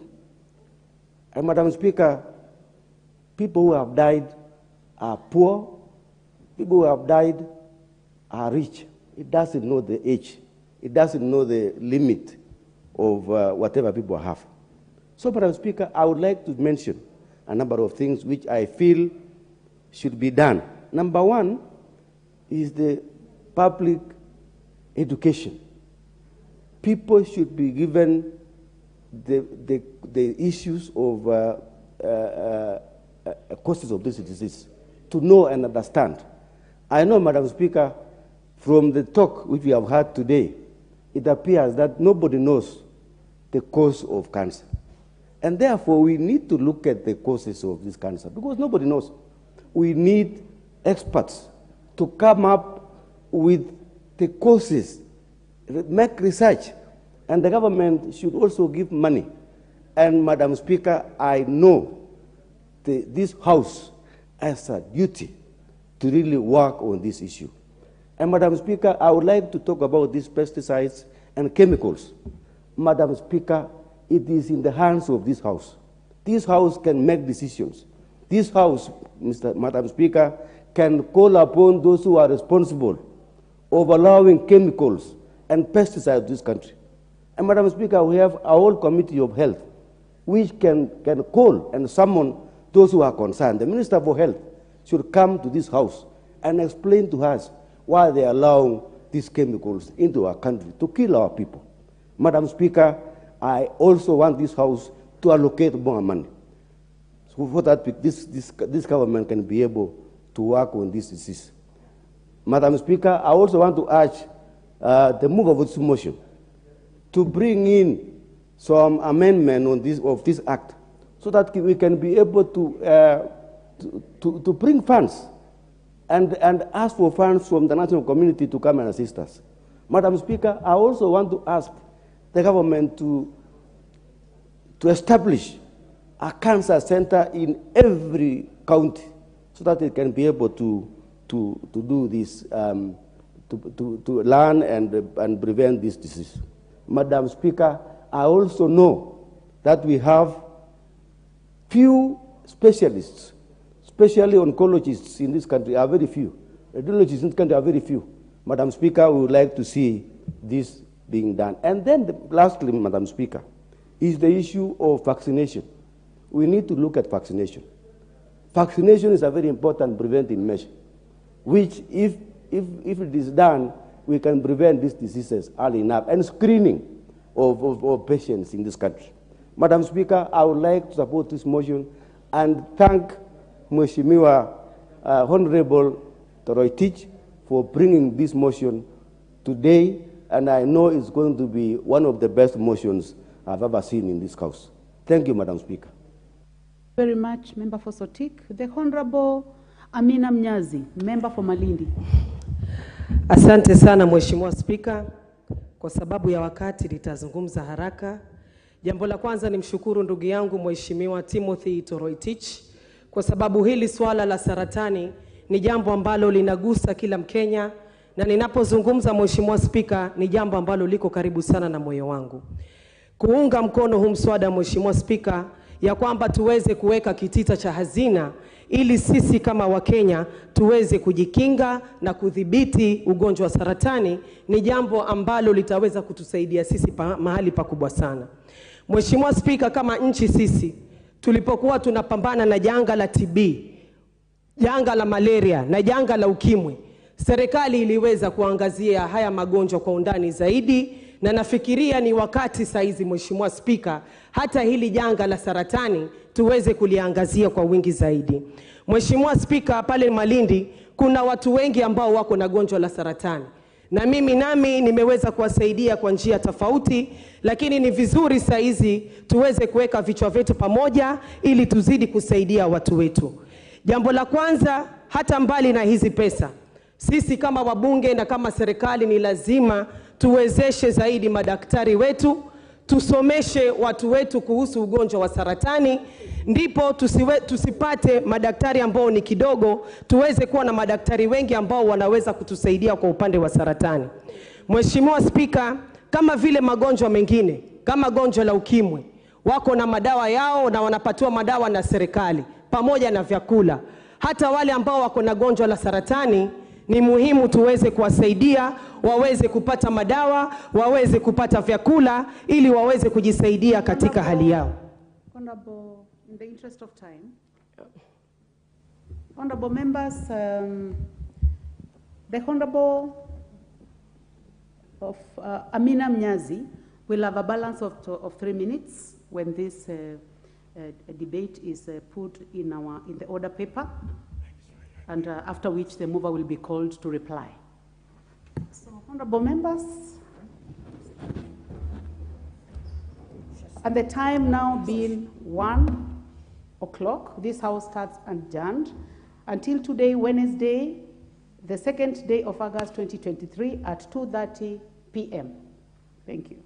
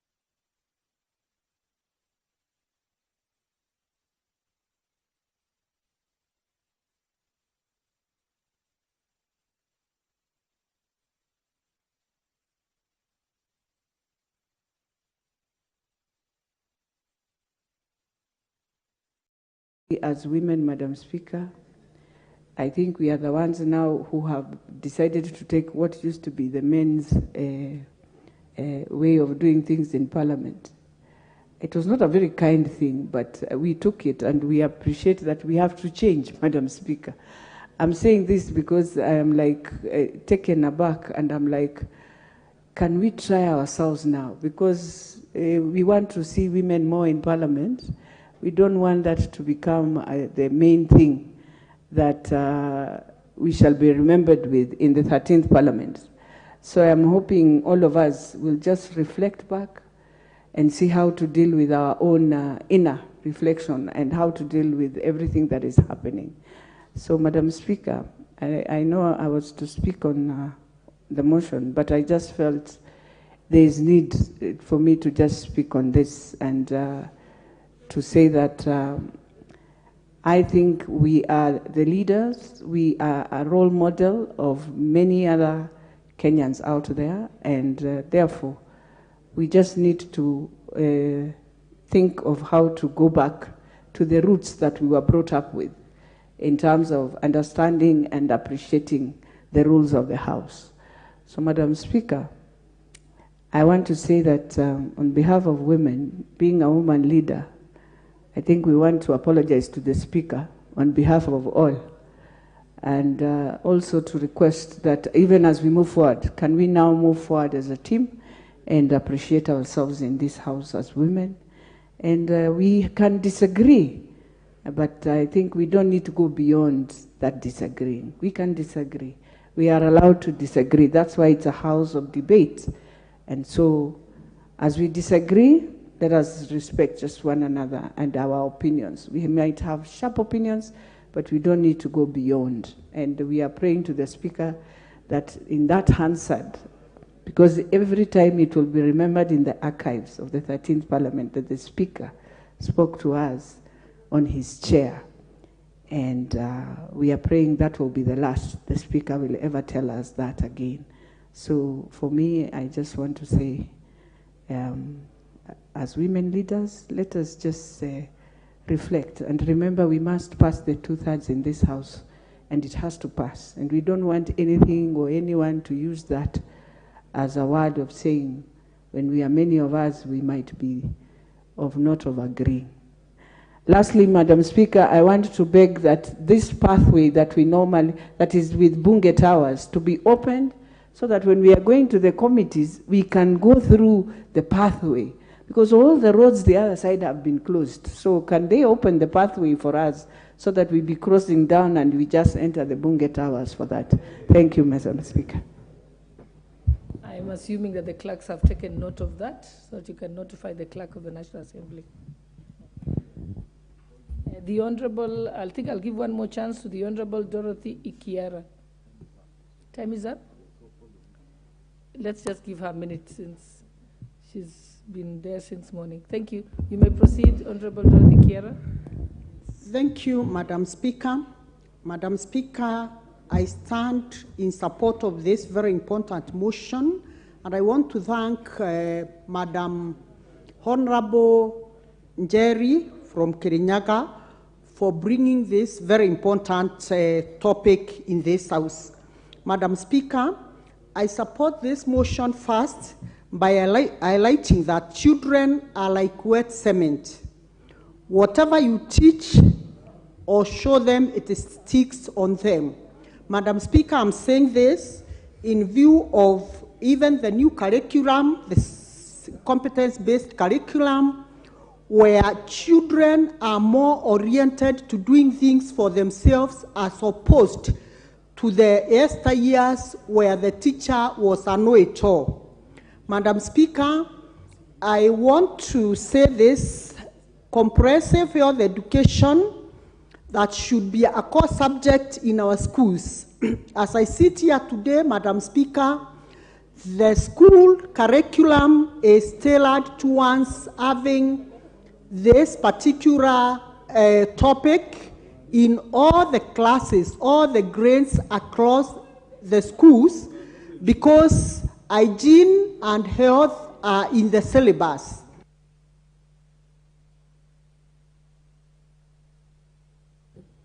Just give her 2 minutes to complete her sentence, please. Madam Speaker, I will very, very quickly say health education is important because it covers the physical, mental, and social wellness of school learners.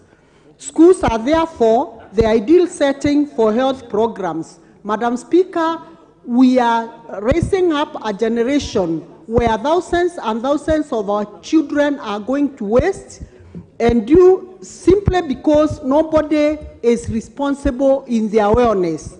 Madam Speaker, I want to say the mental, sexual habits, and other habits that affect the health status of a learner. The best place that they can be placed is in school.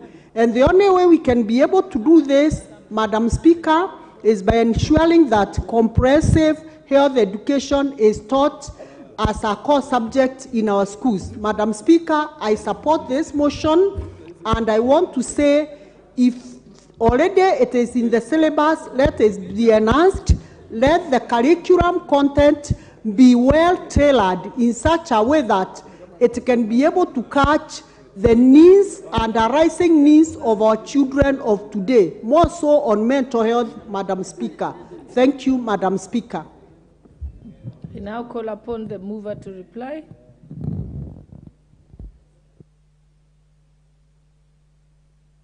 You have 10 minutes to reply, but you can also donate the time to somebody else. Thank you.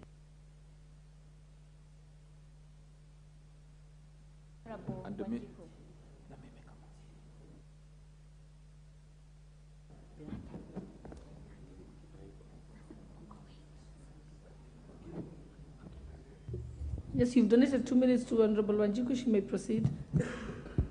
Thank you, Honorable Speaker. I support this motion, but I want to put some information to the floor that time and again such a good debate has not seen the light of the day because of misconception of the ideas. A similar debate or a bill was in Senate, I think in the 12th Parliament through Honorable Susan Kehika, the governor for Nakuru. A similar debate has been in Yala when I was in Yala 4 and even in Yala 3. It has never seen the day's light. And when you look at this comprehensive education, it's basically speaking on comprehensive, including social, mental, and other rights of awareness. But time and again, some members, not necessarily from Parliament, even outside, they have just picked one subject, like sex, and they have thought it is not good to teach sex to our students, and then the debate has fallen out of the way. So I want to pray that the members in this house have debated very well, and I hope it will go through, and I hope from the motion she will take it further. She can get ideas from the senators and the members previously who had similar debate, and we can have a comprehensive education on health awareness for our students. Thank you, Honorable Speaker. You proceed, Honorable Member for Kirinyaga.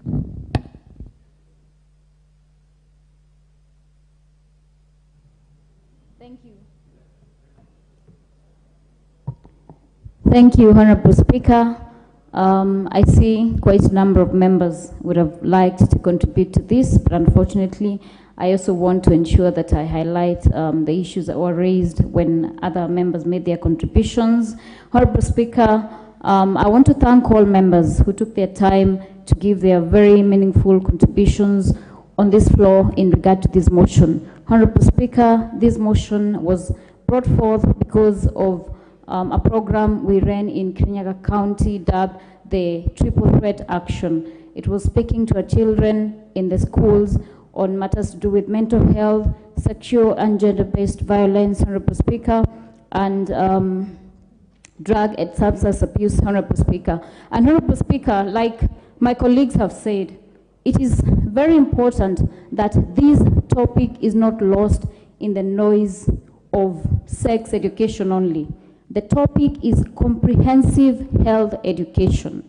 And Honorable Speaker, the member for Langata asked how comprehensive is it? It is going to deal with issues of mental health, emphasis on social welfare, we have agreed that we are in the era of social media and our children need guidance. They have a teacher who is called social media. Social media does not care about the age. At the tap of a finger, our children can access harmful information if they're not guided in the right and structured manner, Honorable Speaker. They can be misled by that information. It is in regard to also our values, the rights of our children in regard to their bodies and our culture.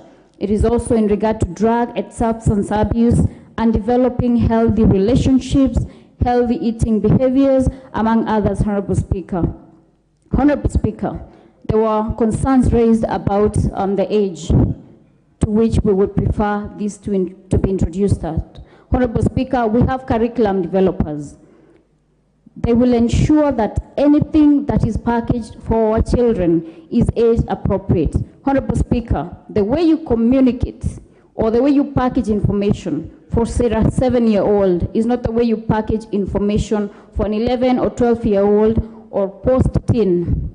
Honorable Speaker. Honorable Speaker, this will enhance retention in our schools by reducing teenage pregnancies. Honorable Speaker, this will empower our children on their rights and protect them from sexual exploitation. Honorable Speaker, we have seen and there has been an uproar on social platforms in regard to exploitation of young children by even their grandfathers, Honorable Speaker. I remember in the recent week we had an issue from Moranga where a 2-year-old had been defiled by their grandfather, Honorable Speaker.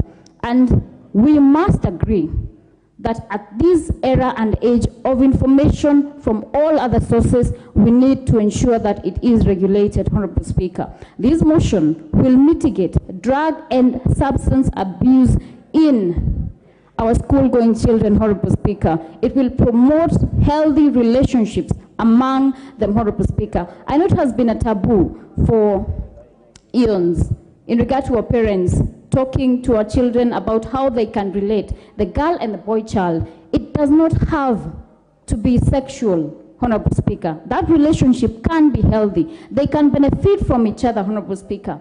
They need to be guided because at the end of the day, they will grow into young adults and they will have, we know the natural order of things, Honorable Speaker, is that they will engage perhaps when the age is appropriate in a healthy relationship, Honorable Speaker. So we need to talk to them instead of burying our heads in the sand, Honorable Speaker, and trying to pretend, you know, back in the day, if my grandmother saw me with a boy, she would say, I don't want to see you with that boy. And I mean, there was no reason. There is no harm. I am seated to the member, Nimrod, and there is no harm in sitting next to him, Honorable Speaker.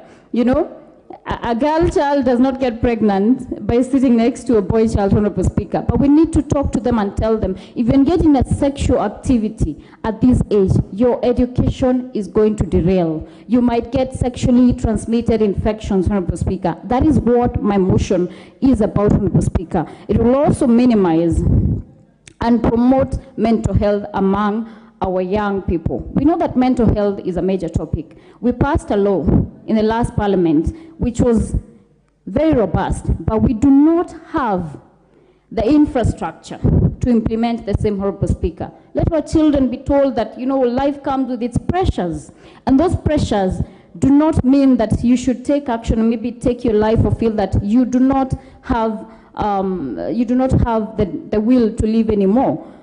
And, Honorable Speaker, I beg to indulge members. I beg to ask them, let us look into the welfare of our children. Let us look beyond the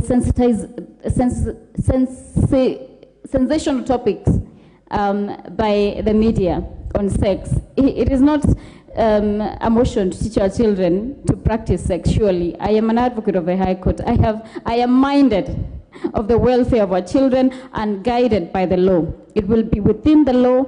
There is no harm in talking to our children because at the end of the day, like I have said, they have another teacher. So the question I want to ask these members, will we give them the right teacher? The right teacher is in the schools, the right teacher that is within the law, that is guided, that will talk to them in regard to our culture and in respect of our societal values. Honorable Speaker, with those few remarks, I beg to respond. Thank you. Thank you, Honourable Member. We will defer the question to a later time. I think we can move to the next order.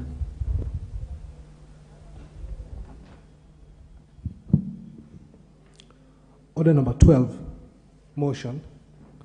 Establishment of a National Cancer Prevention and Control Fund.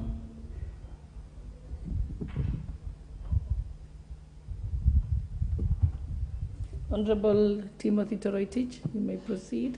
And maybe before you proceed, let me recognize the presence of Ilpori Primary School from Narok West Constituency, Narok County. Welcome. Honourable Member, you may proceed. Thank you, Madam Speaker, for giving me this opportunity to prosecute this very important motion. Madam Speaker, I beg to move that, aware that Article 43(1)(a) of the Constitution provides for the right of every person to access the highest attainable standard of health, which includes the right to health care services. Further, aware that cancer is among the leading causes of death in the country, noting that although the budgetary allocation for health care services is progressive, it is inadequate to cater for cancer prevention and care across the country. Further, noting that cancer control in the country is hampered by inadequate cancer care infrastructure and limited special human resource capacity, recognizing that a significant number of cancer patients do not complete the prescribed treatment due to high cost of cancer management. Further, recognizing that the Cancer Prevention and Control Act 2012 seeks to promote access to quality and affordable diagnostic and treatment services for persons with cancer, and to ensure sustainable capacity for the prevention and control of cancer, this House resolves that the government, through the National Treasury, establishes a National Cancer Prevention and Control Fund to promote prevention, control, and treatment of cancer in the country. Madam Speaker, cancer is a menace in this country. Cancer has killed so many people in this country. Cancer has orphaned so many children in this country. Madam Speaker, today, cancer is an equivalent of a death sentence in this country. Honorable Speaker, it should prick the conscience of this nation. It should prick the conscience of this Honorable House. Madam Speaker, it is time that this House takes deliberate and intentional mechanisms of sorting out the cancer menace in this country. Madam Speaker, many members here have been called to fundraisings when we attend several functions in our constituencies, majorly to fundraise for cancer. Madam Speaker, we have invested in so many things in this country. We have invested in agriculture. We have invested in education. We have invested in so many areas. Madam Speaker, there is a problem in terms of investment in cancer infrastructure in this country. Madam Speaker, the statistics are glaring. And I want to read out this House so that we get how nasty cancer has killed our people. Madam Speaker, according to International Agency for Research in Cancer, IARC, Global Can Report of 2018. Madam Speaker, in 2018, there were 47,887 cases, new cases annually of cancer in this country. And out of the 47,000 in 2018, the mortality rate of the 47,000 was 32,987. Honorable Speaker, that accounts to almost 90% of those new cases die out of cancer. Madam Speaker, that was in 2018.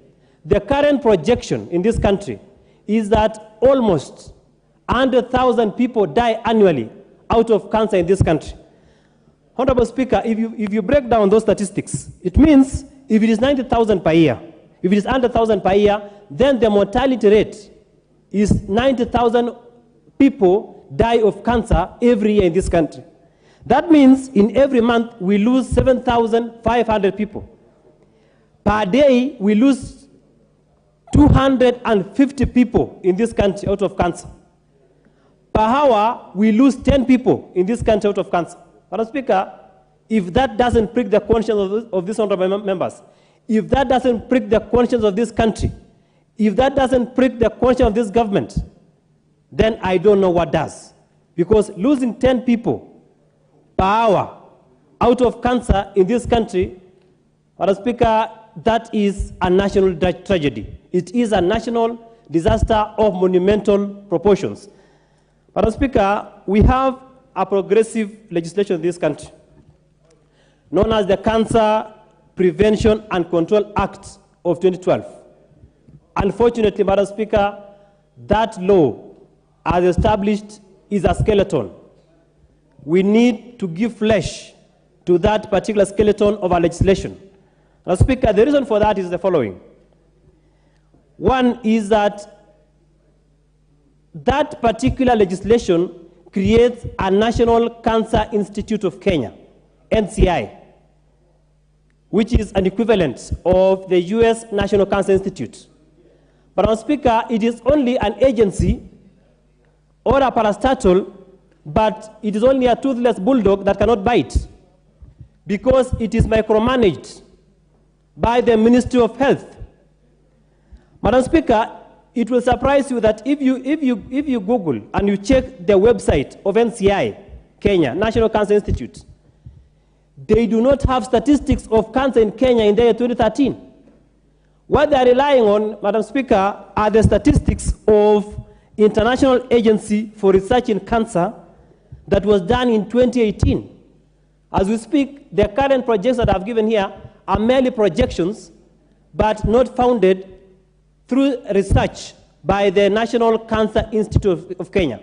So, Honorable Speaker, I also call upon the committee of this House that is in charge of health to critically invite that committee to appear before them. I mean, the institute, the NCI, the National Cancer Institute, the committee invites them to appear before their committee to be able to ascertain the issues that have been raised in the report.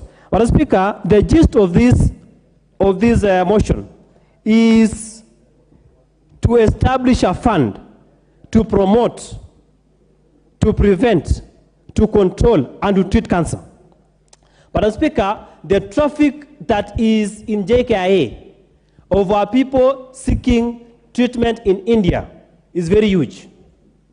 And the reason is that as a country, we have not been able to provide adequate and a comprehensive health care for cancer. Madam Speaker, research has shown that if cancer is detected at an early stage, then it can be able to be treated. The problem is that cancer in Kenya is detected at the last stages, and therefore it makes it very difficult for it to be treated. And if, Madam Speaker, we can be able to pass this particular motion and create that particular fund, then it will mean that people who cannot be able to afford the treatment of cancer can be treated in this country using the fund. So, Honorable Speaker, I invite the conscience of this House. I invite the conscience of this government to consider taking seriously the issue of cancer in this country. Members here have lost their relatives. Members here are taking care of families that have lost their relatives out of cancer.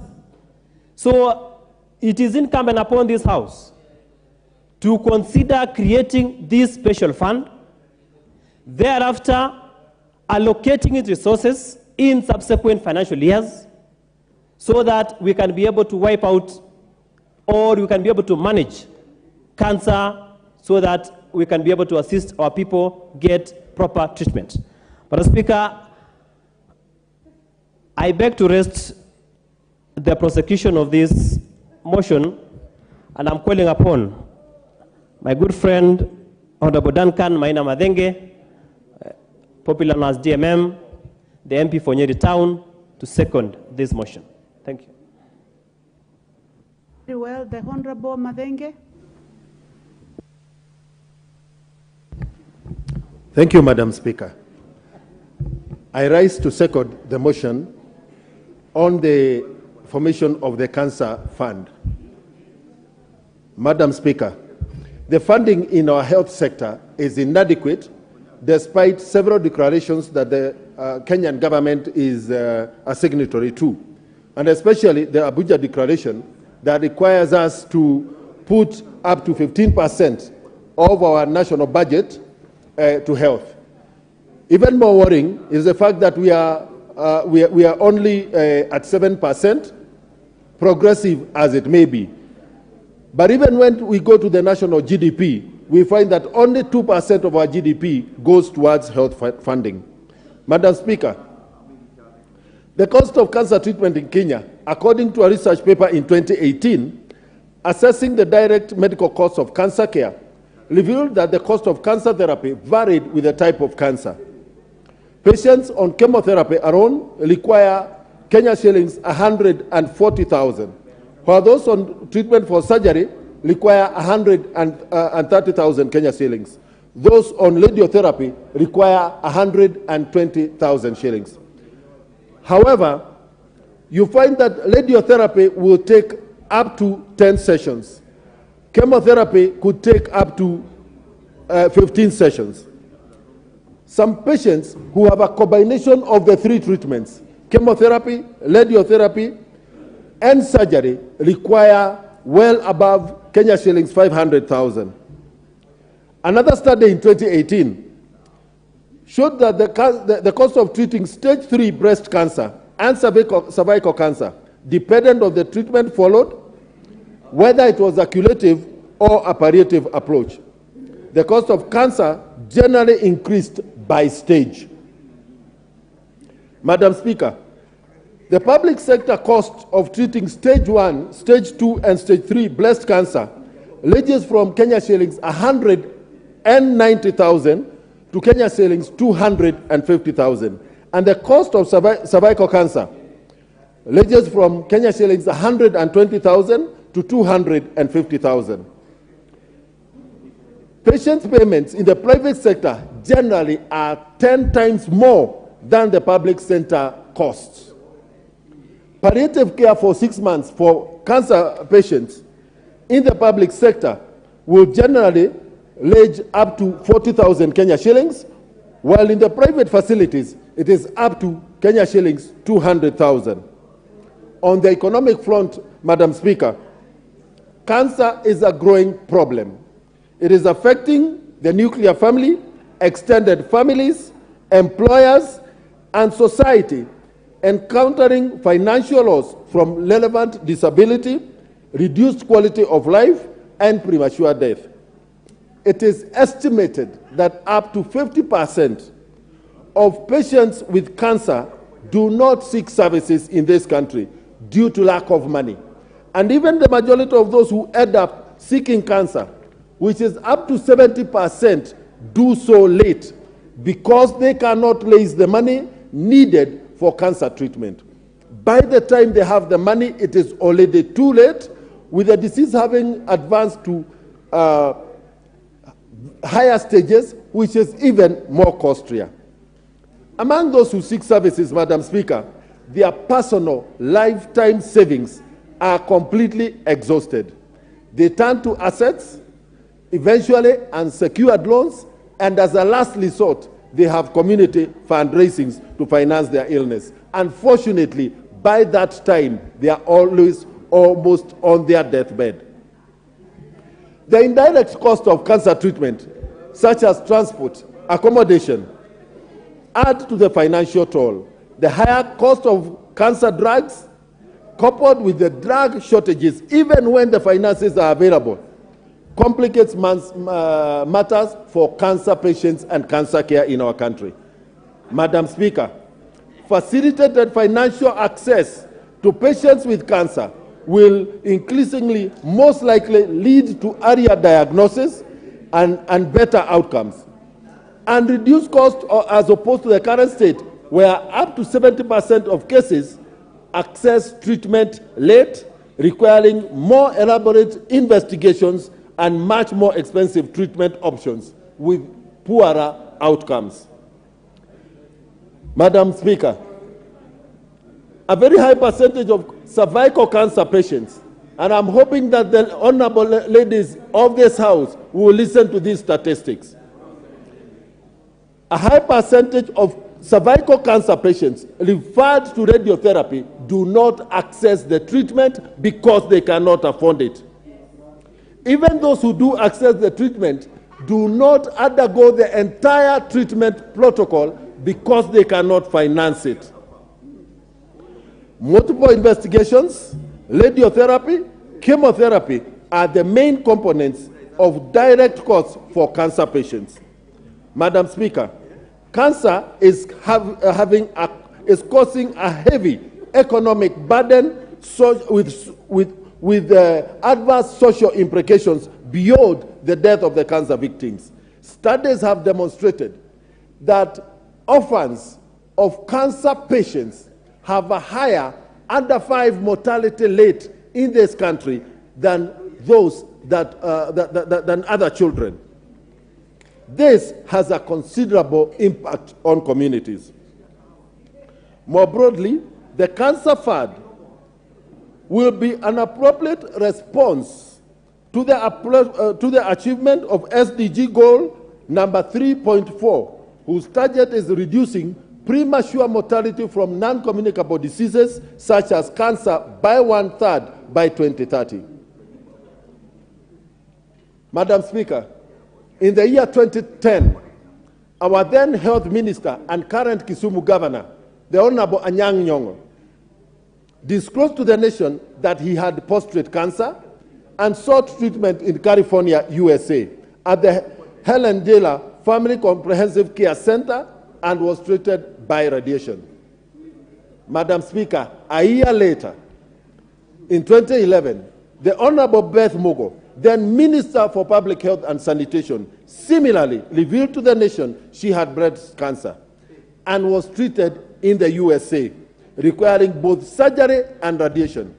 Madam Speaker, at this point, allow me to congratulate the Honorable Beth Mogo for starting the Beth Mogo Cancer Care Foundation, which assists patients with cancer and their families. Madam Speaker, in both these cases, these Kenyan VIPs must have received ex gratia payments to support their surgeries, having exhausted their insurance medical cover. Madam Speaker, without doubt, it is almost always possible that their cabinet colleagues raised money for their treatment to augment their financial and express their financial requirements and express financial solidarity. Madam Speaker, today I am asking this House to start with the ordinary Kenyans. Ordinary families, like the family of Julia Kevanya in Nyarugomo village, who is undergoing cancer treatment at KU Hospital, cancer of the spine. This girl, this single mother, who is jobless, could never have had any hope of accessing cancer if the local community has not fundraised for her 3 times in the last 1.5 years. Madam Speaker, I am urging this House to start with the family of Eric Mwangi Kimanga, who has throat cancer in Nyarugomo village. Again, last week, the community had to raise for him 700,000 to access treatment at either the Nakuru Cancer Center or Kenyatta University Hospital. These people, even before we talk about the cost of treatment, cannot afford the cost of the expensive diagnostic procedures that are required. Honorable Speaker, these examples are endless. Every member of parliament today in this House and those who will contribute to this motion have had to engage in similar fundraisings. Madam Speaker, in July 2022, the National Cancer Task Force recommended that we activate the Cancer Fund. And therefore, our motion, Madam Speaker, comes to give weight and support the various policies and legislations that will contribute towards enhanced and effective cancer care in this country.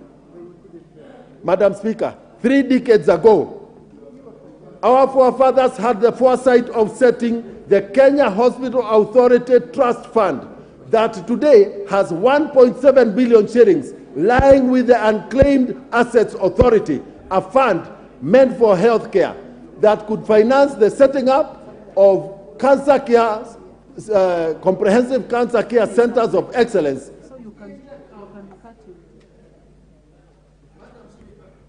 Thank you very much, Honourable Member, for seconding the motion. You did not go on record to second the motion, so I'll give you an opportunity to do so. Thank you, Madam Speaker. I submit and second this motion. Thank you very much. Honourable members, I now propose the question that aware that Article 42(1)(a) of the Constitution provides the right of every person to access the highest attainable standard of health, which includes the right to healthcare services. Further aware that cancer is among the leading causes of death in the country, noting that although the budgetary allocation for healthcare services is progressive, it is inadequate to cater for cancer prevention and care across the country. Further, noting that cancer control in the country is hampered by inadequate cancer care infrastructure and limited specialized human resource capacity. Recognizing that a significant number of cancer patients do not complete the prescribed treatment due to high cost of cancer management. Further, recognizing that Cancer Prevention and Control Act 2012 seeks to promote access to quality and affordable diagnostic and treatment services for persons with cancer, and to ensure sustainable capacity for prevention and control of cancer, this House resolves that the government, through the National Treasury, establishes a National Cancer Prevention and Control Fund to promote prevention, control, and treatment of cancer in the country. Honourable members, now we start the debate. We are not going to put the question. We are going to start debate. And honourable members, the first opportunity goes to my boss, the Honourable Boss, member for Uasin Gishu County. Thank you. Hold on.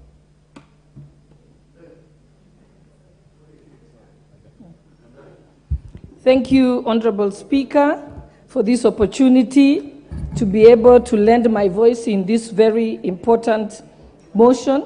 Honourable members, I actually got off the Speaker's chair because this is a topic that is very close to my heart. I know that the motion by Honourable Timothy Toroitich is requesting the House to resolve that the government, through the National Treasury, establishes a National Cancer Prevention and Control Fund to promote the prevention and control and treatment of cancer in the country. Honourable members, I wish to bring your attention to the fact that in the last Parliament, in the 12th Parliament, I brought a petition to this House. In that petition, I was seeking for Parliament, or for the National Assembly, to order the Pest Products, the Pest Control Products Board to remove 267 pesticides off the market in this country. Those pesticides have been confirmed in Europe, in the US, and the UK to cause cancer.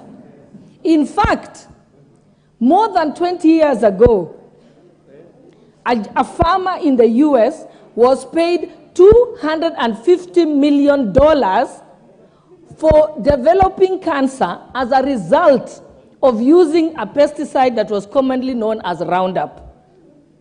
But that pesticide continues to be sold in Kenya today. Reason being, the Pest Products Control Board in Kenya is in bed with the agrochemical companies. I am not ashamed to say that they continue to support that trade. In that petition that I brought to Parliament, I had over 10 professors in Kenya who helped me undertake the research. And when we undertook the research, all we said is if Europe, America, and the UK have removed those products from their market on account that it causes cancer, why do we allow it in our country? In fact, the law in the US and the UK allows the companies that are producing or manufacturing those pesticides to be able, they are allowed to manufacture it for export, not for use in their own country. For export to a country that permits it, or in fact, to put it even more clearly, for a country that is stupid enough to accept products that cause cancer. And Kenya is one of those countries. And the people who have the mandate under the law is the Pest Products Control Board. That petition, I brought it to this parliament. It was approved by the parliamentary committee. Unfortunately, the parliamentary committee made a decision that they ordered the Pest Products Control Board to take measures to remove them off the market. So far, out of the 267 products that I requested be removed from the shelf, 7 have been removed. In a period of 4 years, they've only removed 7. I had the opportunity that I visited the board myself to their offices. And I went to a meeting there. I demanded to see the CEO. And when I asked the CEO, why have you not removed this from the market? She said, we want to undertake further research. So I asked her, what research can you undertake that has not been undertaken by those other first world countries? I asked them that the cases in Kenya usually, for example, when it was world science and research in peer-reviewed medical journals found that hormone replacement therapy was causing breast cancer and ovarian cancer, our gynecologists in Kenya did not do further research. They simply stopped prescribing the medicine, and the chemists stopped stocking them in the shelf. When world science in peer-reviewed medical journals said that certain cough syrups were damaging our children's lungs, the pediatricians did not do further research. They simply stopped prescribing it and pulled it off the shelf. So the Pest Products Control Board has refused to save the lives of Kenyans. So Honorable Timothy Toroitich, no matter how much you say we should put money into preventing or treating cancer, first we must start by the most obvious. Remove the products that are causing cancer. And the companies that are selling them in Kenya, I remember I was once told that I should not name them, but it's Bayer and Dow. Dow is an American company, Bayer is a German company. I have had the occasion to speak to members of the German parliament, and I told them, you must stop the manufacture of those products. Because these countries, we are working with them, but yet they are selling us poison that is causing cancer. So instead of saying, let us put more money in cancer, just stop the 267 products. When the Pest Products Control Board did not act, I then made a statement in this parliament seeking the removal from office of all the members of the Pest Products Control Board out of office because of reckless endangerment of the lives of Kenyans.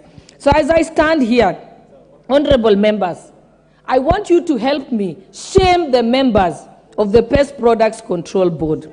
The research has been done. We launched a book called the Pesticide Atlas. We have a document done that shows which products are bad, which products cause cancer. And if other countries are paying damages for those people who have developed cancer as a result, Why is it that Kenya is still allowing the sale of those products in our market? Also, I had the occasion last year in November to hold a cancer screening medical camp in Uasin Gishu County. The number of people who were found to have cancer were actually, all of them were farmers. Because this is getting into our food system, it's getting into our water systems, it's getting into our bodies through the food that we consume. And therefore, cancer cannot be dealt with just by treatment alone. It must be by prevention. And the buck stops with the Pest Products Control Board, who have failed to remove the 267 pesticide products off our shelves. The argument that they made when they threatened that they would bump me off life if I continued with this crusade is that, oh, there will be starvation in Kenya. But Kenya imports 6,000 other types of pesticides that are safe. So if we remove 267, this country will continue to be able to have food security. So, honorable members, I plead with you to join me on this issue of summoning the Pest Products Control Board, call them to book, remove them from office, because they are the causes of cancer in this country. Thank you, Honorable Speaker, for the opportunity. Asante. Well spoken, the Honorable Boss. Honorable Fatuma Mohammed, member for Migori County. Thank you, Madam Speaker, for this opportunity. I congratulate my sister, Honorable Boss, for the sentiment she has made about the pesticide companies that are selling harmful products to Kenyans. And if I may add to that, there is no need looking for cure when we cannot do protection. We need to prevent our people first before we look for treatment. It makes no sense looking for treatment for what we have caused ourselves.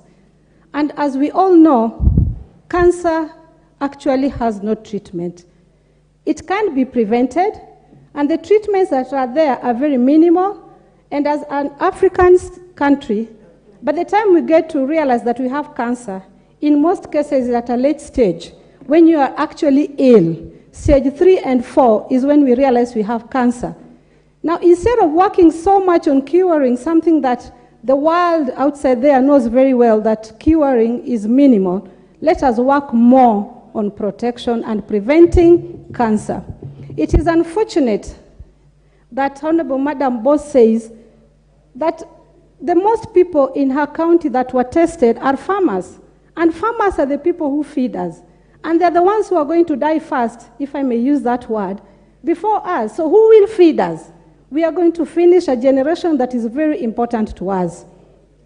As much as we are looking for cure, I think the insurance companies also, the health insurance companies also need to be lenient a bit on Kenyans.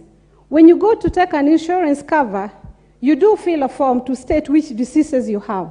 You could be working with cancer and you don't know. And if you take that cover, within 3 months, unfortunately, if you happen to fall sick, they will not cover you because there's a grace period for covering such treatments.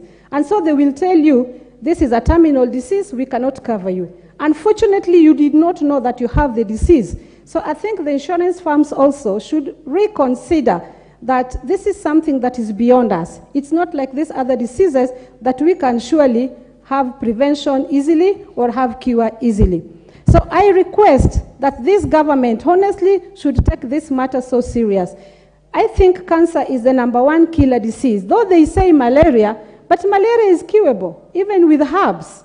But cancer, we don't have cure for cancer in Kenya. And it is one thing that is really making Kenyans poor. Because once you have a cancer patient, your form is sure to be signed as you're going to run broke, no matter how rich you are. Now, a disease that cannot be cured with a poor person cannot even maintain cancer. Why don't we work more on prevention than working more on cure? Yes. We tend to take a lot of our time considering that the only known cancer in Kenya mostly is cervical cancer. But even our young girls need to be told, and I can see that there are some students here.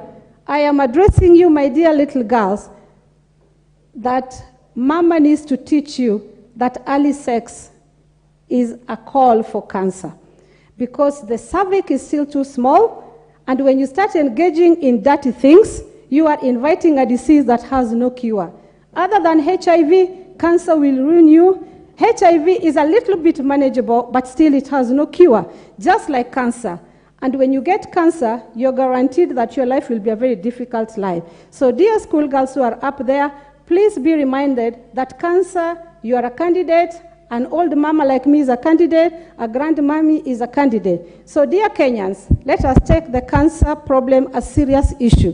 When Madam Boshole, Honorable Madam Boshole, has done her work, a difficult job to bring to our attention, and the government takes it lightly and does nothing about it, it's quite unfortunate. It was the responsibility of the government to act with immediate effect. Close those companies. There is nothing else that they can do, telling us that they're still going around. How are they going to know if this problem is true or real? Are they going to test it on human beings and see how many people are dying for them to say, yes, it's a bad thing, we need to get it off the shelves? And I think the European countries, if you cannot have it for your country, it cannot be good for us when it's bad for you. So stop treating Africans like we are not human beings. We are not lesser human beings. What is bad for you is bad for us. You have 5 senses like us. You have same organs like us. The only difference is the skin color, which is outside. So please stop killing us when you're preventing in your own country. You're putting the right channels not to get cancer in your country. The lifespan for an African person is always longer, fortunately enough, than the Western countries because of the kind of foods that we have. And so we should encourage our farmers, with those who have the right education, to tell the farmers the right food that can help our wananchi to use more to prevent cancer. Cancer is not prevented by medicine, it is prevented by lifestyle and the food that we eat. So dear Kenyans, let us take this a very serious issue and teach both young, old, and our neighbors that cancer is a serious disease and prevention is better than cure. I support the motion. Thank you, Madam Speaker. Thank you very much, Member for Migori. The Honorable Jematia. Thank the you. Honorable Florence Jematia. And before she does that, Honorable members, when I was on my feet, I realized that the Honorable Mwashako and the Honorable Jematia, you are walking around. Sorry. I just want for order in the House that kindly do not repeat that. Thank you very much. You may proceed. Thank you so much, Madam Speaker, and most obliged. And I really want to say that I respect the chair and Speaker's chair. Madam Speaker, just to add on what honorable members who have spoken before me, is that it is very unfortunate that in this time and era we are discussing about the effect of cancer in not only in Kenya but in Africa. Madam Speaker, as we all know, that cancer is a very dangerous and an incurable disease. We have learned from time to time that there is no way that this disease can be treated without proper measures on prevention. Prevention means that in our lifestyle, we have to go back to understand that this cancer is generated because of most of the lifestyle we have, the type of food that we are accessing and we are eating now. During our grandfathers and our tradition, way of life, we used to have very systematic and very organized way of, our tradition food, for instance. I remember when I grew up, we never used to get this junk food that we get access to every day, that we buy for our children, a lot of sugars, a lot of, we have a lot of excess obesity because our children don't exercise so much.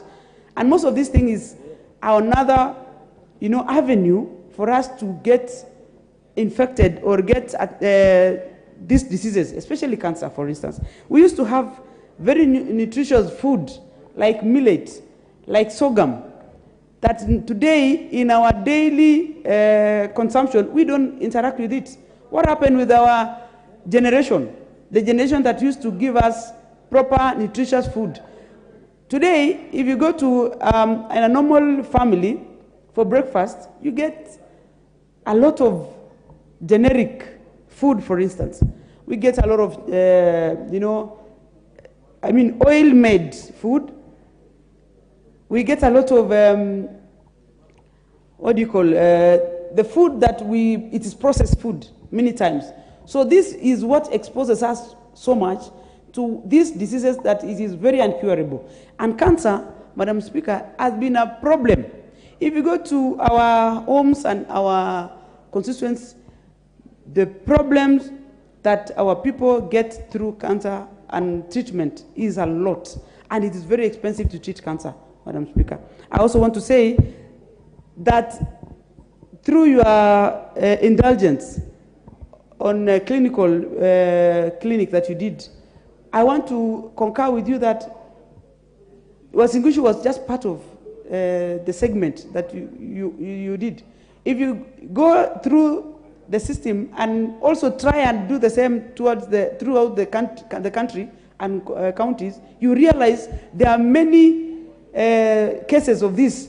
And many times you realize, Madam Speaker, if you go to Wasingishu, probably it is because of fertilizers and other things. You go to other areas, you realize there were some chemicals that were probably, disposed, like asbestos. There are areas that are affected, like in Northeastern.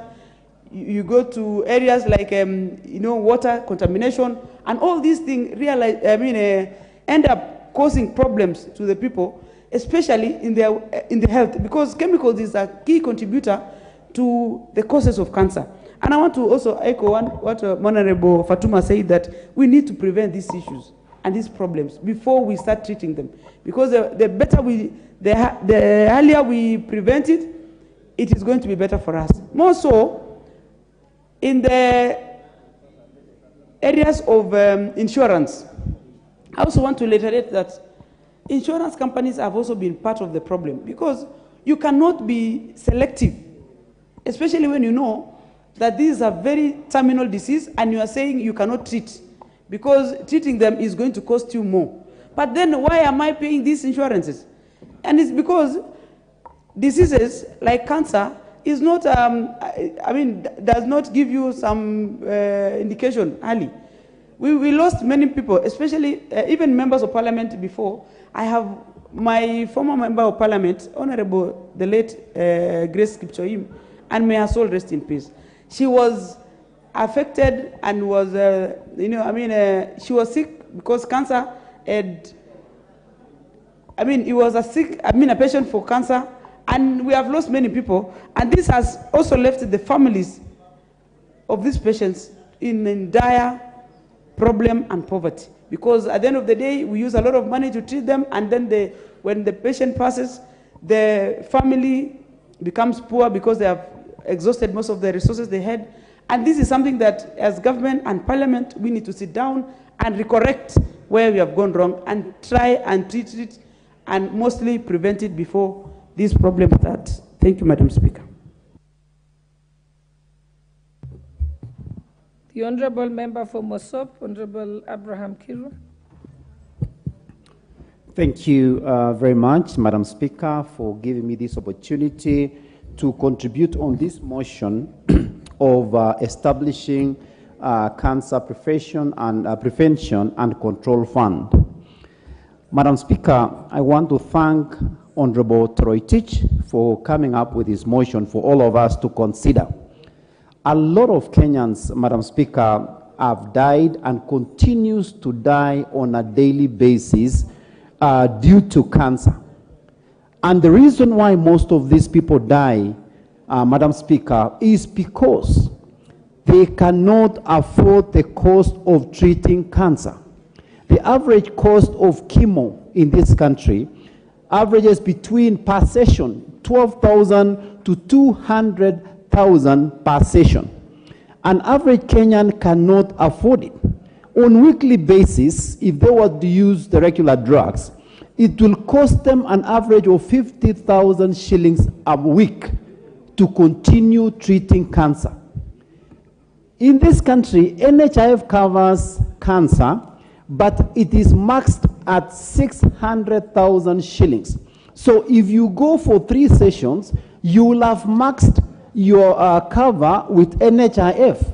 And as such, once you max your cover of 600,000, it will be upon you to come up with the rest of the funding. And as such, because most of the citizens cannot afford to have that kind of money, will forego the treatment and choose to stay at home and wait on their fate. Some will choose to use traditional medicine. Some will just wait for death. And as such, as a nation, it is time that we sit down and think of ways on how we can actually prevent cancer. The number one cancer in this country, which is breast cancer, followed by cervical cancer, followed by the stomach cancer. These are cancers which are very common with women. And as such, because women are very productive and they contribute to this nation, I think we ought to sit down as a nation and just consider what should we do. The Kenya Cancer Policy of 2019-2030 provides for the framework to comprehensively address cancer control in Kenya through systematic implementation of evidence-based intervention, prevention, through screening, timely diagnosis, treatment, supervisorship, and also palliative care. But unfortunately, these are only ideas and suggestions. When it becomes real to implement, none of these ideas and suggestions which were given are implemented.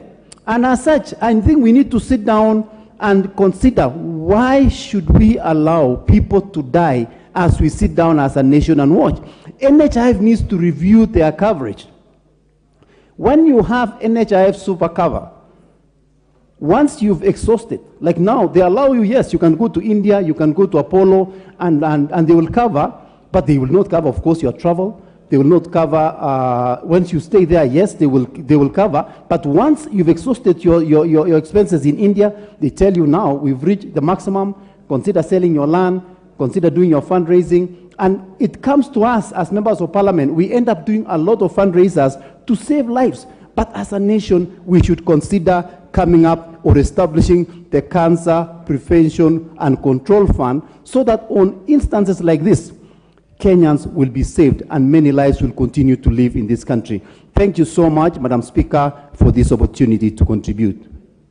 Thank you very much, Honorable Member. The Honorable Lillian Gogo, Member for Rangwe.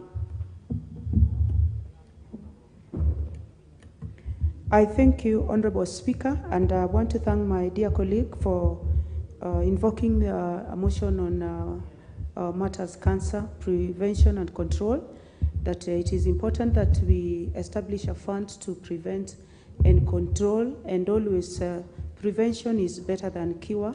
So I rise to support this motion, Honorable Speaker. And it is known, Honorable Speaker, that cancer is a problem world over, and I want to thank my dear friend Honorable Boss for articulating very well some of the failures we've had as a country on allowing products that have been condemned not to be used in other places, and we continue using them, and they are well-known carcinogens, Honorable Speaker. And I want to insist that the government moves with speed to bring these people to book. They must be held accountable for feeding Kenyans with the products which they know very well are carcinogens. Allow me, Honorable Speaker, also to mention some physical carcinogens that still exist. We have some chemical carcinogens that still just lie around in most of our learning institutions. The learning institutions that were established earlier, Honorable Speaker, they still have asbestos roofing. And it is well known that products that come out of asbestos carcinogens. We have several people who are living under asbestos-based roofs. I don't know what NEMA is doing about removing these asbestos roofs and also disposing them. We in my own constituency, Honorable Speaker, at Asumbi TTC, I have so many asbestos roofs, and this is a learning institution, a national learning institution that is holding young people, Honorable Speaker. We have biological carcinogens, and one member has already talked about cancer of the cervix. Honorable Speaker, cancer of the cervix is a sexually transmitted disease. Cancer of the cervix is a sexually transmitted disease with men as carriers and women as sufferers. And I want to insist that if we don't have behavior change, as much as we want to talk about cancer, and we still continue as a nation to involve ourselves with promiscuity, we continue to misbehave with our sexuality, then cancer is not going to leave this country. However much money we put as a fund to mitigate on the effects of cancer. So I want to urge Kenyans, I want to urge us for people to go for screening for the viruses that cause the cancer of the cervix. And when it comes to curing of cancer, Honorable Speaker, it is very, very expensive. So the best approach to have is prevention and control. Even lifestyle, there is obesity. We sit around and we get overweight. And I want to also appreciate the way these motions have been brought. There was a comprehensive healthcare motion that preceded this. And we should start early by training even our young people on issues that propagate cancer.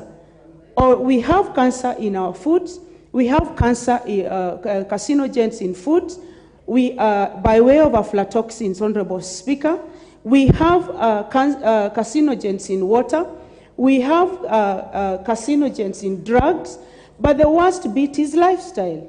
So, as much as we are talking matters cancer, as much as Honorable Speaker, we are concerned about the deaths of cancer, many people even this week. And I want to pray for the soul of my friend Rosalind Damian, who is a gospel singer and arrested on the basis of cancer of the brain, and she had breast cancer, and she had leukemia. These are cancers. May her soul rest in peace, and the rest of many Kenyans who have passed on because of cancer this week. And it leaves many orphans, Honorable Speaker. And I want to insist, and I want to say again, that as leadership, any forum that we have, even outside there, we should talk about prevention. We should talk about control. There are cancers that just come, Honorable Speaker, due to stress. We have Kenyans who are living under diverse stress.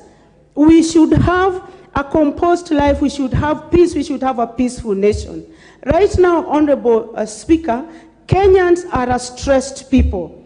And with the high cost of living, Honorable Speaker, it is important that if it comes as a result of disease, then we should prevent these diseases so that Kenyans can live at least in a way that they are able to accommodate in terms of the cost of living. So this is a motion, Honorable Speaker, that has come at a good time, and I rise to support it. But I also say that as a nation, we should come out and even establish a national sports day, a national walking day, probably in 1 month, so that Kenyans can leave their vehicles at home. Kenyans can walk. We can walk. We can have our children walk. We can have our children do long distances, Honorable Speaker. I represent a rural constituency, Honorable Speaker, and times that I have been called to raise funds, and especially for people who have lost their lives because of cancer. You empathize with the position, Honorable Speaker. But if we can have prevention and control, then also it will trickle down on us so that these monies can also be used in other areas. To add on to another point, Honorable Speaker, I want to say that we appreciate those of us who are working the Kenyans who are working in the medical profession, with the research that they are doing and other researchers that are working on cancer, I would implore the government, Honorable Speaker, that more money should be put in cancer research. More money should be put in our learning medical institutions and otherwise, so that more research is done on local remedies to cancer treatment. Because we depend so much on treatment of cancer. However little it can extend life, it is better than someone dying early. So we should invest in our own research systems. We invest in our own research institution. Put more money of this cancer control and prevention fund. Put in some money for research. We should have a research component so that we support our learning institution, we support our research institutions, so that we come up with local solutions to cancer issues, local solutions to cancer prevention, local solutions to cancer control. And as I go back on my seat, Honorable Speaker, this is a timely debate, and we want to take care of ourselves. We want to run a healthy nation. We want to learn a responsible nation. We want to stay in a country, Honorable Speaker, where we know that if I do this, I'm likely to get cancer. And if I don't do this, I'm likely to get cancer. And other than cancer, then there are also other diseases that are a problem, that also cause cancer. So it should have a wider view, Honorable Speaker. We should have a comprehensive approach in the prevention and control of cancer. I thank you, Honorable Speaker, for the time, and also allow me, Honorable Speaker, to appreciate the Deputy Speaker boss for her getting into another stage. She had her son get married over the weekend, and when this happened, it is a plus for us women. I thank you, Honorable Speaker. Thank you very much, Member for Rangwe. The Honorable Paul Biego, Member for Chesumei.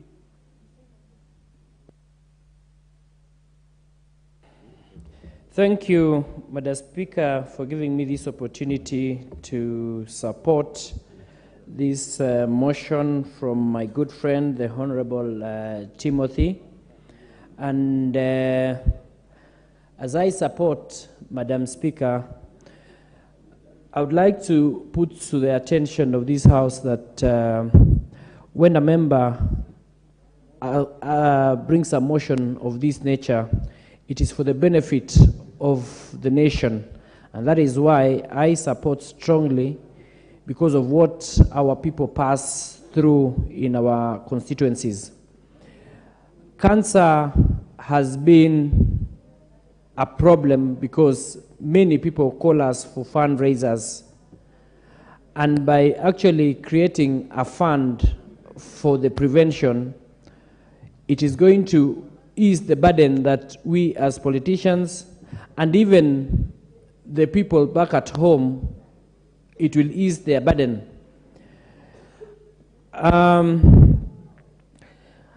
It takes me back to the olden days when the government was struggling and advising people to do or to take vaccinations.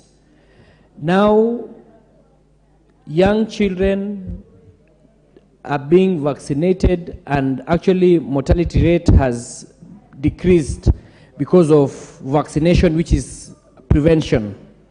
So for the case of cancer, I strongly support this fund to be put in place, because as it says, prevention is better than cure. And as the honorable member was presenting this motion, I actually concur that cancer being a death sentence, when anybody is diagnosed with cancer, then it's as well like a death sentence. And now that it has become so clear that fundraisers are not able to help in terms of the treatment of cancer, then this motion comes at the right time to at least shelve and help our people so that they can be able to actually get prevention before they get cancer.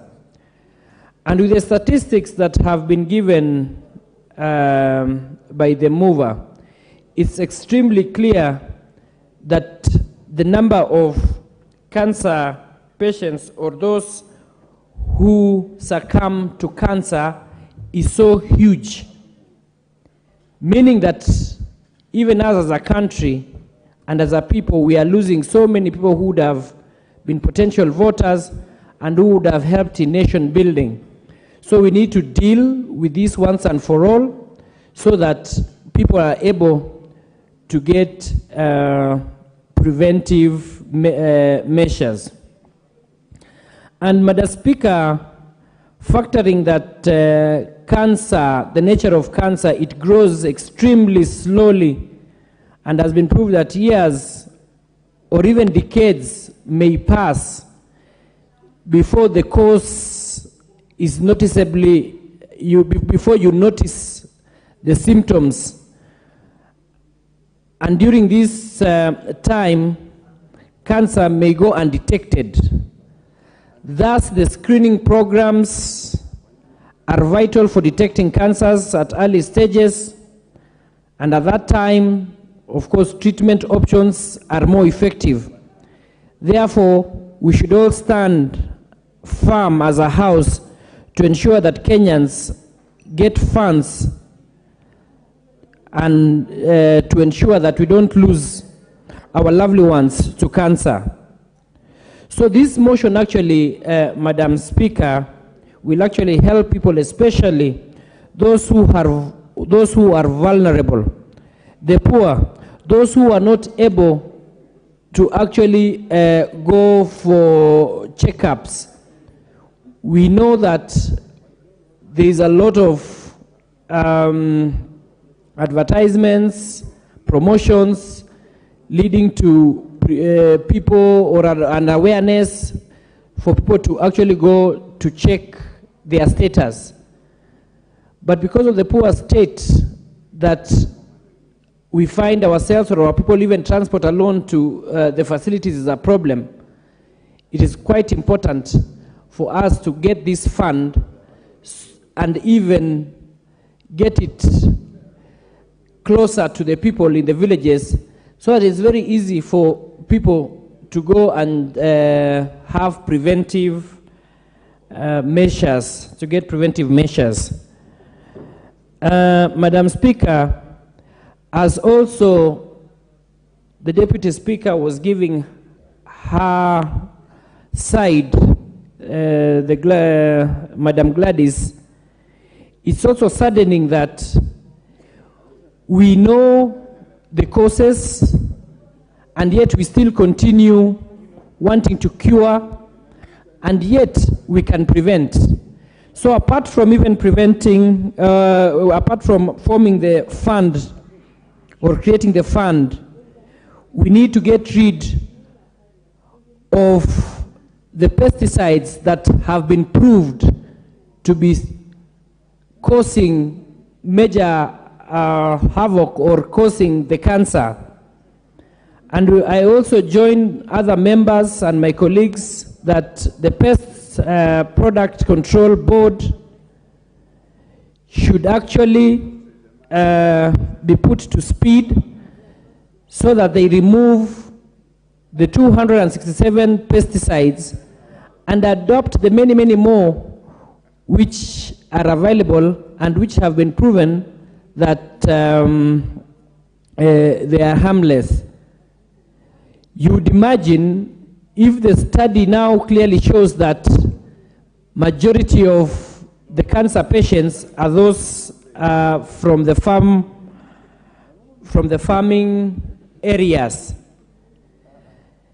that will slowly and sooner get into those people also who are in towns, because what we also consume in towns or in the urban areas is from the rural areas.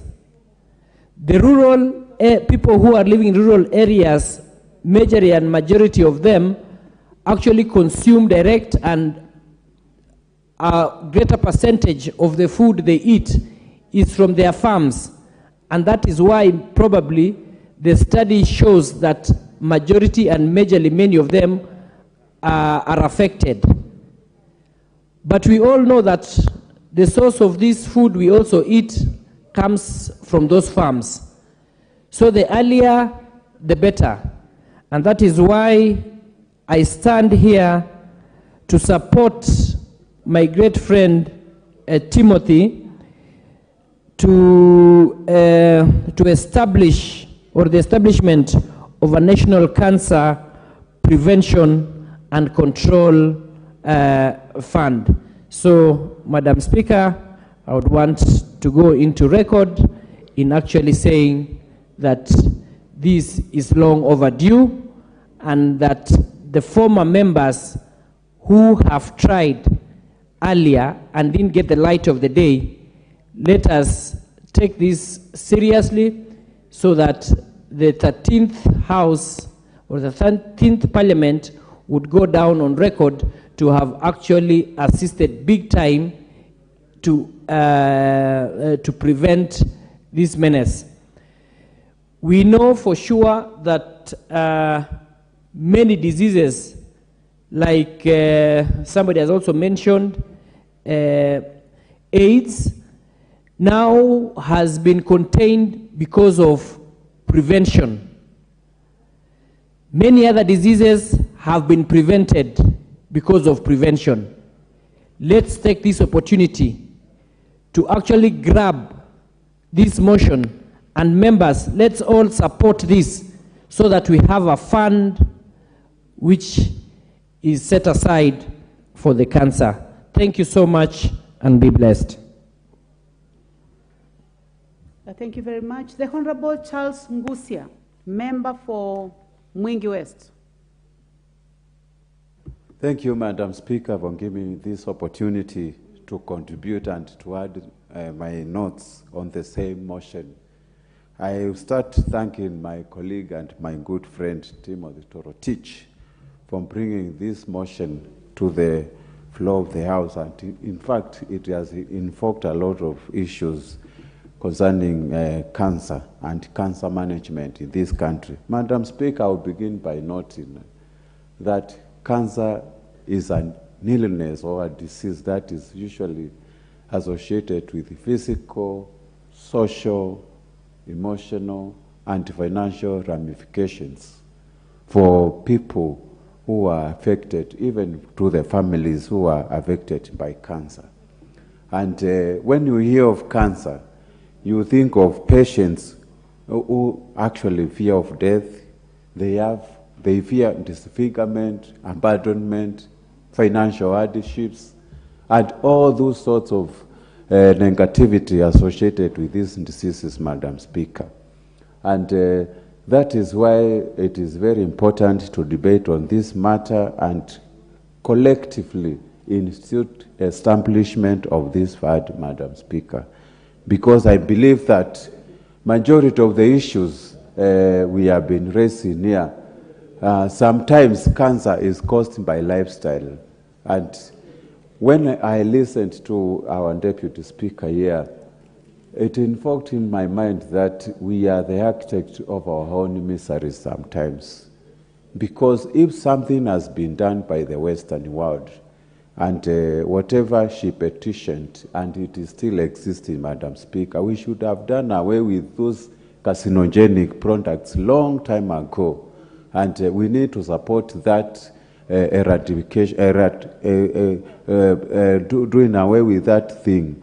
Madam Speaker, establishment of this fund through the National Cancer Institute of Kenya, number one, will help the country in collection, analyzation, and also dissemination of data regarding the cancer issues affecting our country, Madam Speaker. I note with concern that most of us, even we don't have data how many patients we have buried through cancer disease. We don't even have data or information on prevention, diagnosis, and treatment of the same, Madam Speaker. So by establishing this fund, will empower these institutions and NGOs which have been really keen on doing away with cancer in our country.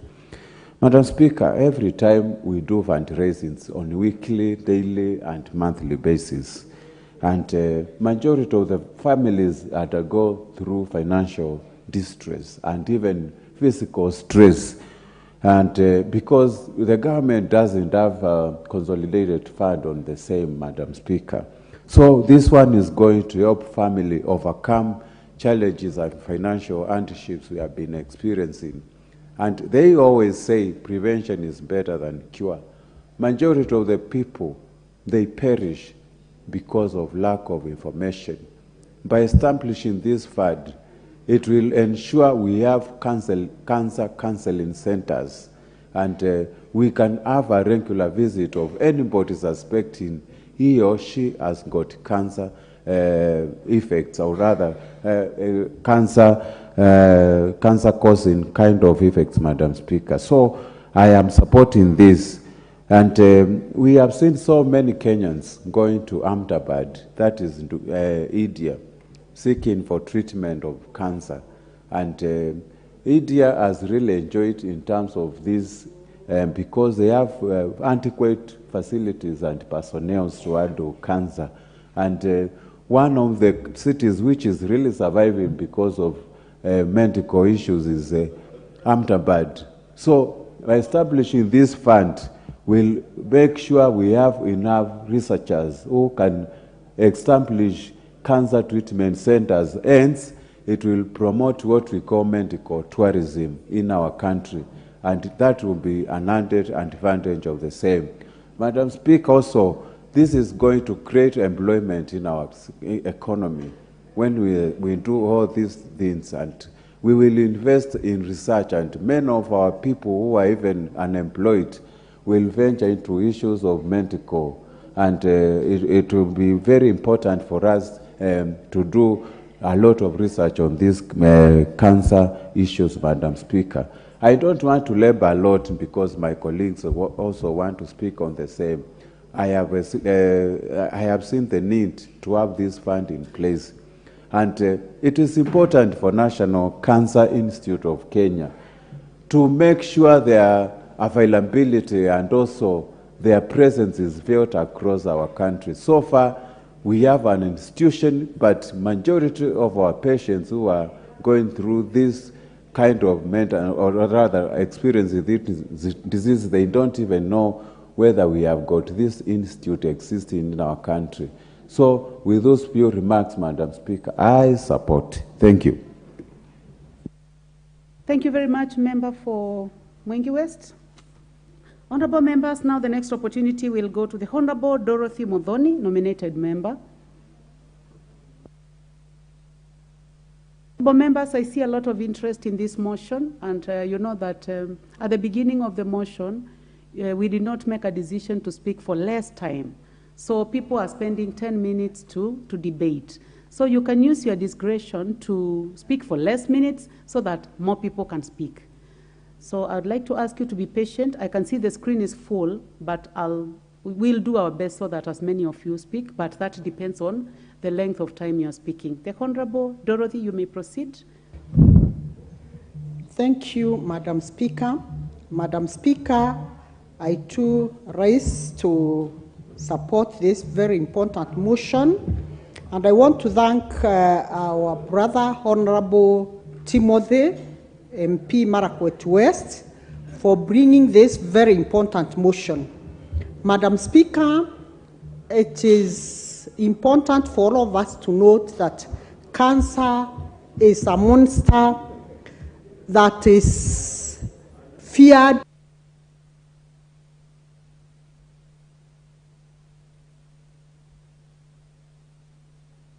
The Honorable Dorothy doesn't have the mic. What has happened? Thank you, Madam Speaker. Madam Speaker, cancer is a monster that we all fear. Madam Speaker, the worst and the most disheartening news that each one of us ever gets, it's when you go to a hospital and the doctor says, I want to test whether you have cancer.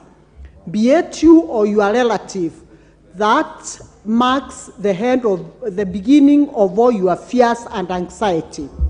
Madam Speaker, I know too well that each and every family seated here today, families are in one way or the other affected by this monster. Madam Speaker, I want to say the government of Kenya, through the relevant state departments and in fulfillment of Article 43 of the Constitution of Kenya 2010, confers on every person to get the highest attainable standard of health, to be accessible to all members of the society. However, Madam Speaker, in recognition that cancer is the number 3 cause of mortality and the second leading cause of all non-communicable diseases in the country, Madam Speaker, and noting that the annual incidents are increasing by the day, Madam Speaker, I want to underscore the fact that we have major cancers that spread across board and they are spotted in all communities. Cervical cancer, prostate cancer is one among the leading cancers in this country. Madam Speaker, when one speaker, the woman rep for Migori, was cautioning our young girls seated in the gallery to take care of their sexual health. Madam Speaker, it is very timely because we are seeing very, very young girls getting cervical cancer. And cervical cancer is one of the cancers that are sexually transmitted. Madam Speaker, I also join now to caution the young girls on matters of sexuality so that they don't fall prey to this very, very devastating disease. Madam Speaker, we are here as a country, very many years after independence, still talking of a disease that is causing havoc, and a disease that is so stubborn and has been here with us. Madam Speaker, we are devastated because the health facilities that are taking care of health patients, cancer patients, are so overstretched, Madam Speaker. We note with a lot of concern that we only have 58 oncologists in this country. We only have 60 oncology nurses, 12 oncology pharmacists. We only have 27 radiology technologists and 2 nuclear medical physicians who are so overstressed and overworked because the number of patients that they handle on a daily basis cannot be able to match the expertise. Madam Speaker, I want also to note with a lot of concern that out of the very many cancer patients who are detected every year, 78% of them have no chances of survival. That means, Madam Speaker, as a country, all the patients that are detected and having cancer, they don't make it. Maybe they die in the next 5 or 1 year after the detection of cancer. Madam Speaker, I was so concerned when Madam Bose Sholai was giving evidence of reasons why our people are dying of cancer. PET science, which have been condemned in the Western world, they are still in the counters in our country, and because of corruption, these pesticides are still seeing their way to our farmers. We are still buying the products which have been sprayed using these pesticides.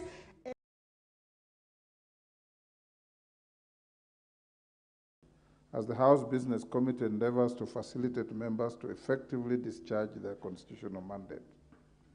Honorable members, it is important for committees to appreciate that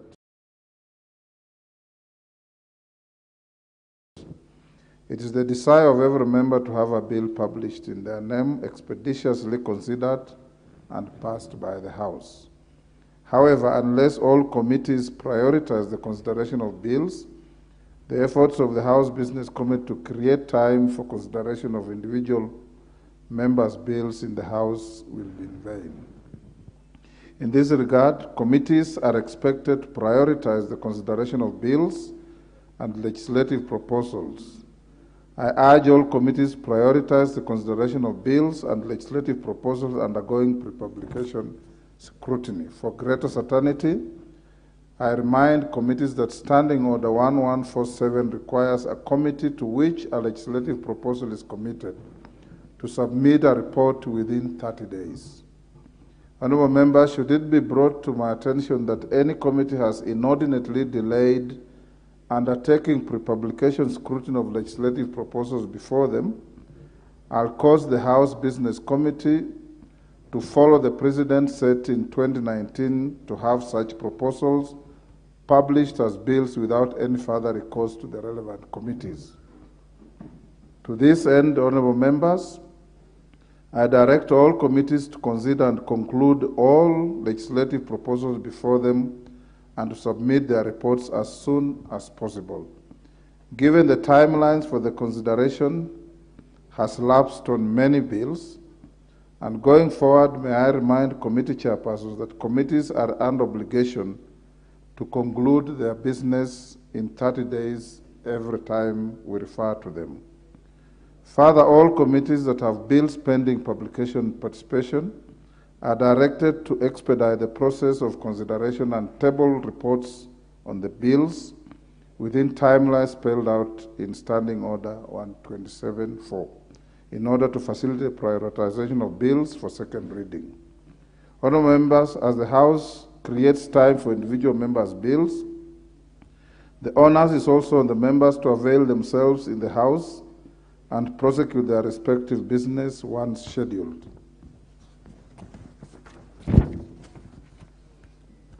I hasten to state, honourable members, that whenever a sponsor of a bill or other business listed in the order paper is absent from the House without permission from the Speaker, such business shall stand deferred and will not be prioritized again. I say these, honourable members, because last week 10 motions listed on the order paper were called out, and none of the 10 sponsors of those motions was in the House.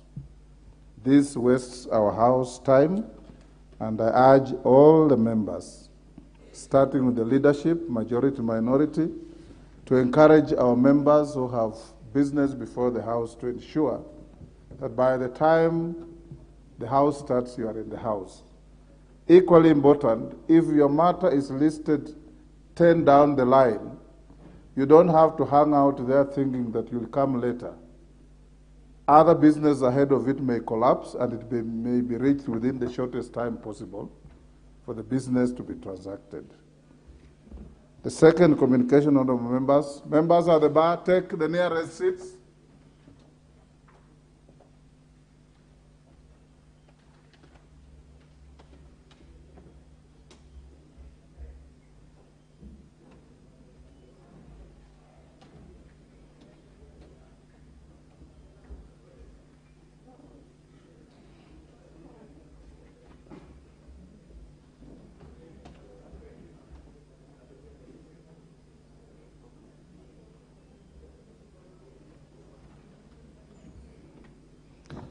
Honourable members, the second communication is guidance on the consideration of the Anti-Money Laundering and Combating of Terrorism Financing Laws Amendment Bill, National Assembly Bill number 35 of 2023. Honourable members, as you are aware, the Anti-Money Laundering and Combating of Terrorism Financing Laws Amendment Bill, National Assembly Bill number 35 of 2023, was read a first time on 26 July 2023.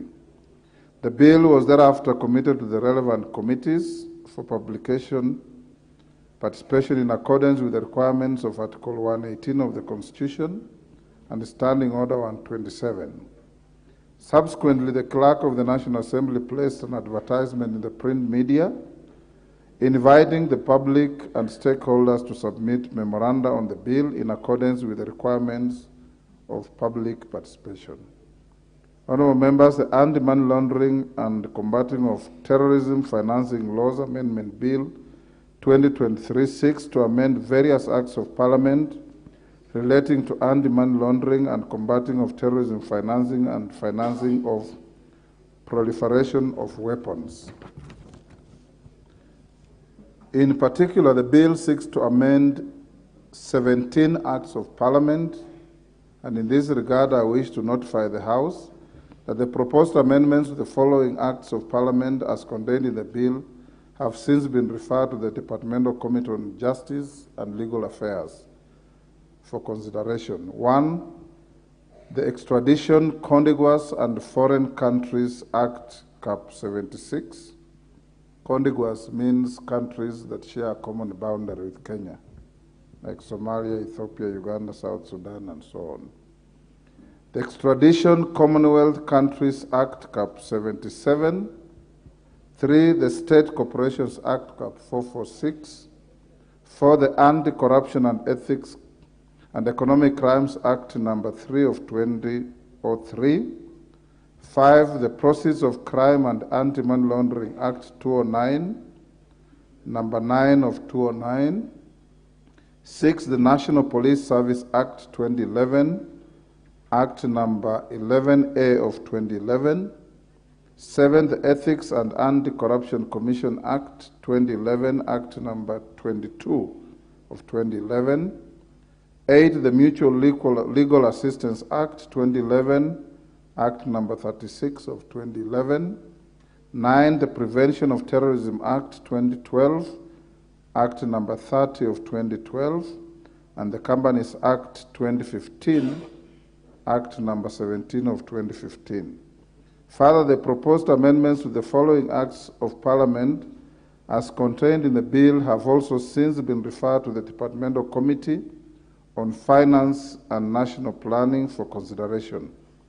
1. The Capital Markets Act, Cap 485A, the Insurance Act, Cap 487, the Banking Act, Cap 488, the Central Bank of Kenya Act, Cap 491, the Microfinance Act 2006, Act number 19 of 2006, the National Payment System Act 2011, Act number 39 of 2011, and the Limited Liability Partnership Act, Act number 42 of 2011.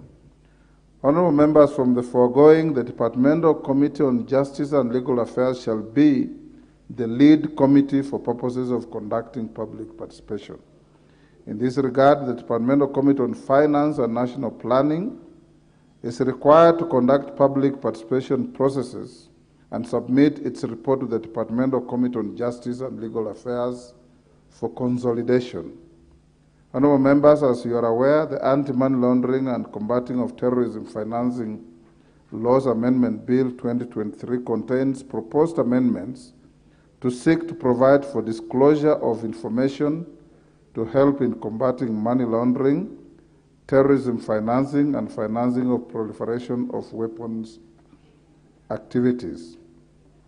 In considering the bill, the committees bear in mind the requirements of Article 24 of the Constitution on the limitation of rights and the various court decisions that have applied the manner of application of the Bill of Rights. Honorable members, this is very important because, as you know, previously the Law Society already went to court and struck out some provisions that sought to amend the Advocates Act. And you know that the Constitution requires that if you want to limit any provision of the Bill of Rights, you must clearly state the rights being limited and why. So the committees and the members of the committees must take these very important provisions in mind. Honorable members, may I implore the two committees to prioritize the consideration of the bill and report to the House soonest. Given that the bill is also informed by various international obligations which require the country to have in place a robust legal framework to combat money laundering, financing of terrorism, and proliferation of weapons, the House must move expeditiously to conclude on the matter. The House is accordingly guided. Thank you. Next order. Yes, Majority Leader Deputy. Thank you, Honorable Speaker. Honorable Speaker, I want to commend you, especially on the first issue of private members' bills. If you allow me, a lot of the time members prepare bills and they send them to committees, and they journey for 4 years. 4 years, that bill is being tossed from one committee to the other. Eventually, we go sign die, and those bills are lost. If you recall, Honorable Speaker, when we started this session, there was a long list of bills that were being referred to, which had died with sign die. But I want to commend you on the number of days you have given, such that a bill can, a lot of effort of members is wasted by delay at committee stage. Sometimes bills are referred to budget committee even when they don't necessarily have to go to the budget committee. And a lot of time is wasted and effort.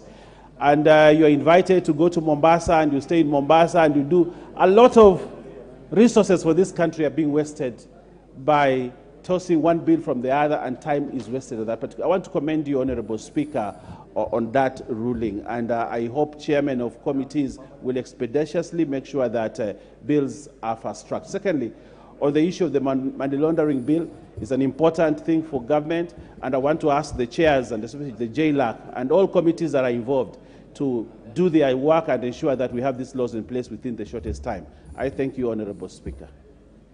Indeed, honorable members, particularly chairmen of committees or chairpersons of committees, the French say noblesse oblige. Nobility carries responsibility. Yes. Committees are not going to be packing bays for members' businesses or any business of the House. Any member whose matter is forwarded to a committee for consideration, you are at liberty after 30 days to communicate with the office of the Speaker that the committee has been unable to facilitate the transaction of your matter and will bypass the committee and proceed with the processing of your matter. Thank you. Next order. Order number 3, messages. Just before that, Clerk, and Owen Bayer and your counterpart, Honorable Pio and I, you must also bear responsibility in ensuring that committees do their work. So I hope that within your internal mechanisms, you have a reporting procedure on how committees are dispensing the business that we send to them, so that we don't become a house of lamentations, but a house of action. Clerk. Order number 3, messages. Order number 4, petitions. Order number 5, papers. Majority Leader. Honorable Speaker, we don't have papers for today. We don't have papers for today. You have no papers today. Chairperson, Public Petitions Committee. Thank you, Mr. Speaker. I beg to lay, Mr. Speaker, I beg to lay the following papers on the table of the House today, Wednesday, 2nd August 2023. Report of the Public Petitions Committee on its consideration of the following petitions. Public petition number 1 of 2022 by the Honorable Julius Kiplengtich Ruto, MP, regarding safeguarding the economic and social welfare of communities living next to forests, and public petition number 8 of 2022 by Pastor Ochieng Ondido regarding EACC investigation on West Kano irrigation scheme. Honorable Speaker, I beg to lay. Thank you, Honorable Mbai. Honorable Atandi, is that the matter that you wanted to make an intervention? Thank you. Honorable Speaker, thank you very much for giving me the opportunity. Honorable Speaker, I brought a petition before this House a while back, and the Petitions Committee has submitted their report. But Honorable Speaker, on going through the report, I've established that the recommendations of the report does not agree with the prayers that were made by the petitioners. For example, Honorable Speaker, one of the prayers which was laid before the House was that Parliament finds the CEO of Cyton Investment Management PLC as responsible for the management and secures the timely refund of investors' deposits money. Honorable Speaker, when you look at the report, the committee has rightfully observed that this gentleman called Dande was responsible for the mess and should actually be investigated. But Honorable Speaker, on their recommendation, they have failed to make this as a recommendation. And therefore, Honorable Speaker, I find that the report does not help us and does not help the petitioners. The report looks like, something which is a cover-up. And Chairman, Honorable Speaker, I want you to find, understanding Order 1, that this report needs to be redrafted or redone so that it meets the expectations of the petitioners. Honorable Speaker, understanding Order 1, I believe you have the power to do this, and so that we can be able, as a House, to help Kenyans to find justice on this House. When Kenyans present petitions before this House, they do so with the hope and the faith that this House is the ultimate House that will give them justice. But if this House cannot give Kenyans justice, Honorable Speaker, then this House should just be disbanded, Honorable Speaker. Honorable Speaker, I seek for your guidance. Thank you. Thank you, Honorable Atande. Perhaps, yes, Honorable Yusuf of Kamkunji. Thank you, Ordinarily, we don't debate reports of petitions when they come here. Mr. Speaker, I also have an issue with the petition. Yes. Twice I have brought a petition on behalf of Swahili enthusiasts for the formation of the National Council of Kiswahili. I recall that. Baraza hilo. And twice it has died in the process because it was not taken forward by the respective committee. And the National Kiswahili Council was fully supported by this House. It's a very popular decision. It has been passed also by Cabinet.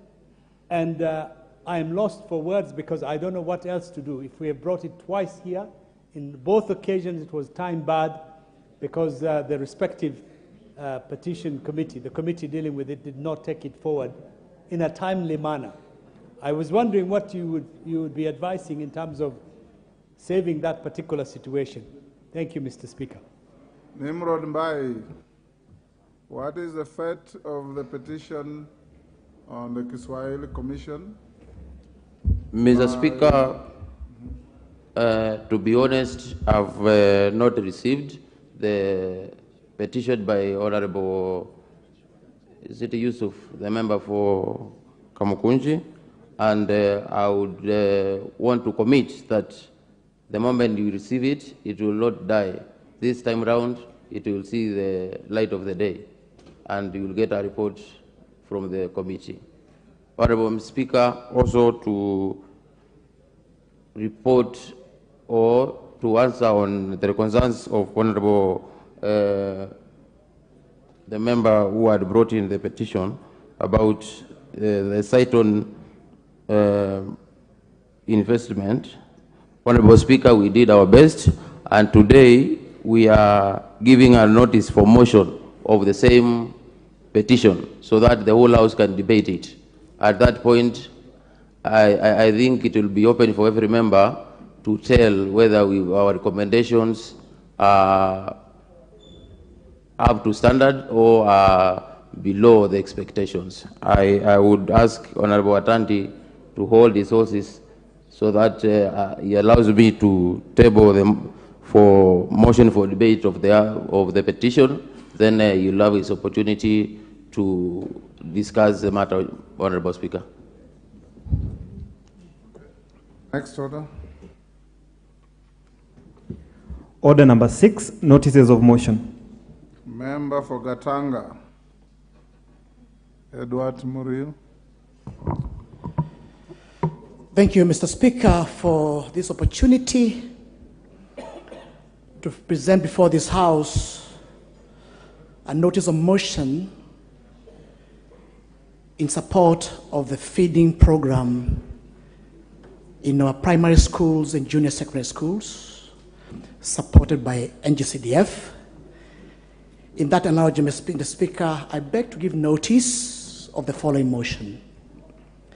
That aware that Article 43(1)(f) of the Constitution, as read together with Article 53(1)(b), entitles every child to free, quality, and compulsory basic education. Cognizant of the fact that access to funding for education immensely contributes to the realization of universal access to basic education in the country. Appreciating that Section 48 of the National Government Constituency Development Fund, NGCDF, Act 2015, establishes education bursary schemes for every constituency towards access to basic education. Noting that Section 48A of NGCDF Act further allows for affirmative action mechanism of allocating additional funds to cater for education, bursary schemes, and other teaching and learning related activities. Concerned that the NGCDF Act caps allocation to bursary schemes under the fund at not more than 35% of the total constituency allocation in a financial year, thereby limiting the number of cases that may be supported to access the basic education, and further concerned that the NGCDF board has only been approving bursary support for secondary and tertiary education and not primary schools and the recently created junior secondary schools.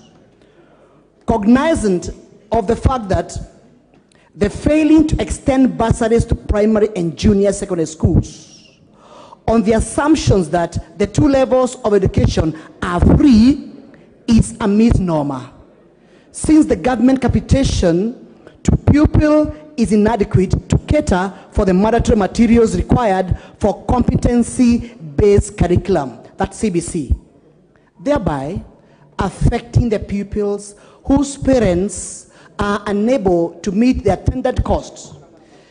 Deeply concerned, Mr. Speaker, that continued exclusion of the allocation of bursary to primary and junior secondary schools violates Article 27 of the Constitution and slows down the attainment of universal basic education in Kenya. Now, therefore, Mr. Speaker, this House resolved that 1, the educational bursary scheme under Section 48 of the National Government Constituency Development Fund, NGCDF Act 2015, be extended to support learners in primary and junior secondary school to cater for competency-based curriculum, that is CBC. 2, pursuant to Section 48A of the National Government Constituency Development Fund Act 2015, the NGCDF board in each constituency approves additional allocation to the education bursary scheme in order to support teaching and learning related activities associated with the CBC education, including, Mr. Speaker, sir, school feeding programs.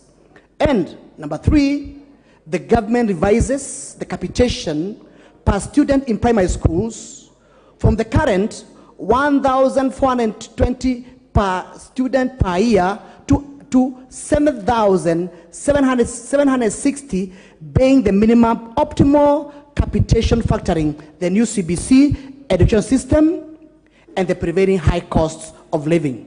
Signed by Honorable Wakili Edward Moreu, MP Gatanga constituency, on the 2nd August, the year of our Lord, 2023. Thank you, Mr. Speaker. Yes, Honorable Wandai. Mr. Speaker, sorry to interrupt the flow of the order of business, but I'm just curious. I'm sure you can use standing order number 1 to indulge me. Mr. Speaker, a while back, the Honorable Samuel Atandi raised some very, very serious issues here. And in fact, no, this house is a house of records. The Honorable Tande, in his submissions, made comments to the effect that a report that has been tabled before this house this afternoon is a cover-up. I heard him. Yes.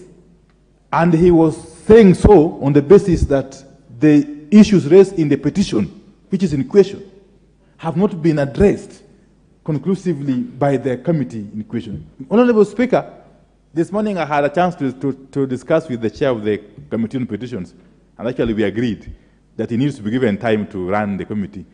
But I am concerned that if we are to leave that matter that has been raised by Honorable Tandi just like that, and somehow hope that it will be addressed at the time of the debate on the petition on the committee's report, we might be doing a lot of injustice, not only to this house in terms of its reputation, but also to the petitioners. It's an issue that requires your pronouncement, and more so on what we need to do, therefore. If, for instance, a petition comes before this house, and it goes to the Committee on Public Petitions, and the committee, of course, in its wisdom, makes consideration and brings a report before this house, and it is debated, is there room really for this house at the plenary stage to make any amendments to such a report without the full knowledge and benefit of interacting with the petitioners and indeed the petition itself? So I would want you to make a ruling on those two aspects. One, on the grave matter which has been raised by Honorable Batandi, which is it's in the record, it's in the Hansard, that a report of a committee of this house is a cover-up. We would want to know the nature of this cover-up. That has to be made very clear. I would have wanted you to perhaps indulge Honorable Batandi to explain further how the committee is getting involved in doing cover-ups. How would the Committee of Parliament undertake cover-ups on a matter as serious as a petition brought before it by a member of the public, Mr. Speaker? It's an issue we need to dispense with before we can proceed to the next order.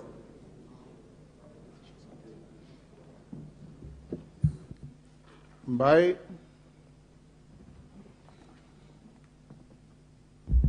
Thank you, Mr. Speaker. Mr. Speaker, I would want to say this. When the committee receives any petition, there is the petitioner and there is the other stakeholders involved in the petition. Maybe the witnesses or the person the petitioner is accusing. Mr. Speaker, even in the courts of law, you can take a case before a judge, and a judge may not give a ruling which does not satisfy you. That does not give you the reason or an opportunity to say that was a cover-up. Mr. Speaker, we listened to several shareholders, or to several shareholders. We listened to several witnesses about that the petition the honourable member is referring to, and in the wisdom of the committee, we gave the recommendations we gave. And Mr. Speaker, if the member had a predetermined way in which he wanted the committee to recommend, I think it's also unfair to the committee, because the committee has members who are elected and have minds and brains, and they listened to all the stakeholders involved and came up with the decision. So, Mr. Speaker, I find the word cover-up so heavy for that, because how it seems the member had a predetermined way in which he wanted the report to come out, and maybe the committee has recommended otherwise. So, Mr. Speaker, I beg to request Honorable Atandi to wait to hold his horses, because we are going now to lay the same report for debate by the House. The House by then will make a decision, or will decide whether there was a cover-up of the issues involved or whether the committee did a good job. But it is very unfair, Mr. Speaker, to say there is cover-up because the committee has not recommended in your predetermined manner. Thank you, Mr. Speaker. Honorable Atande and the Minority Leader, the committee has elected under Standing Order 208 SC and 227 2A to not only bring a report, but also move the House to debate the findings of the committee. That gives you an opportunity to bring material that you think the committee has overlooked or left out to validate your assertions. So we can allow the chair to give the notice of motion in furtherance of the prosecution of your petition, so that we'll allocate it in House Business Committee to have time to be debated. And if you feel dissatisfied, you will be advised to do what is necessary within the standing orders and the law. You also are at liberty, besides the petition process, to avail material available to you of fraudulent acts committed by the people you allege to have committed to the administration of justice systems of the country, DCI, ESCC, who can take up the matter notwithstanding the fact that there's a petition here. Go ahead and give your notice of motion. Thank you, Mr. Speaker. We have a notice of motion, and I would request for your indulgence before I go ahead with it, Mr. Speaker, to thank you and out of your wisdom in the manner in which you corrected, or let me put it this way, in the fatherly way you reprimanded my committee yesterday. We took it positively. We are going to improve on the issues, Mr. Speaker, and I got satisfied that you are fit to hold that seat, because if it was by a rogue person, Mr. Speaker, we would have been thrown under the bus, Mr. Speaker. Secondly, I would also want to appreciate my elder brothers, the Honorable Opio and I, and the Honorable Ichungwah, for being lenient to my committee and myself with the young political career I have, Mr. Speaker. It would have been very dangerous for me moving ahead. So thank you so much, Mr. Speaker. And with that, Mr. Speaker, I would not want to give excuses before the House. I would want to respond through output, through action, processing petitions within time and giving reports within time. Mr. Speaker, in relation to absence, this is my seat from today. Anytime you enter the room and you don't find me seated here, Mr. Speaker, just know either I'm out of the country or I'm admitted in an hospital somewhere. Thank you, Mr. Speaker, for that. Now, Mr. Speaker, Honorable Nguna adds a third reason for you not being there, that you'll probably be boxing somebody.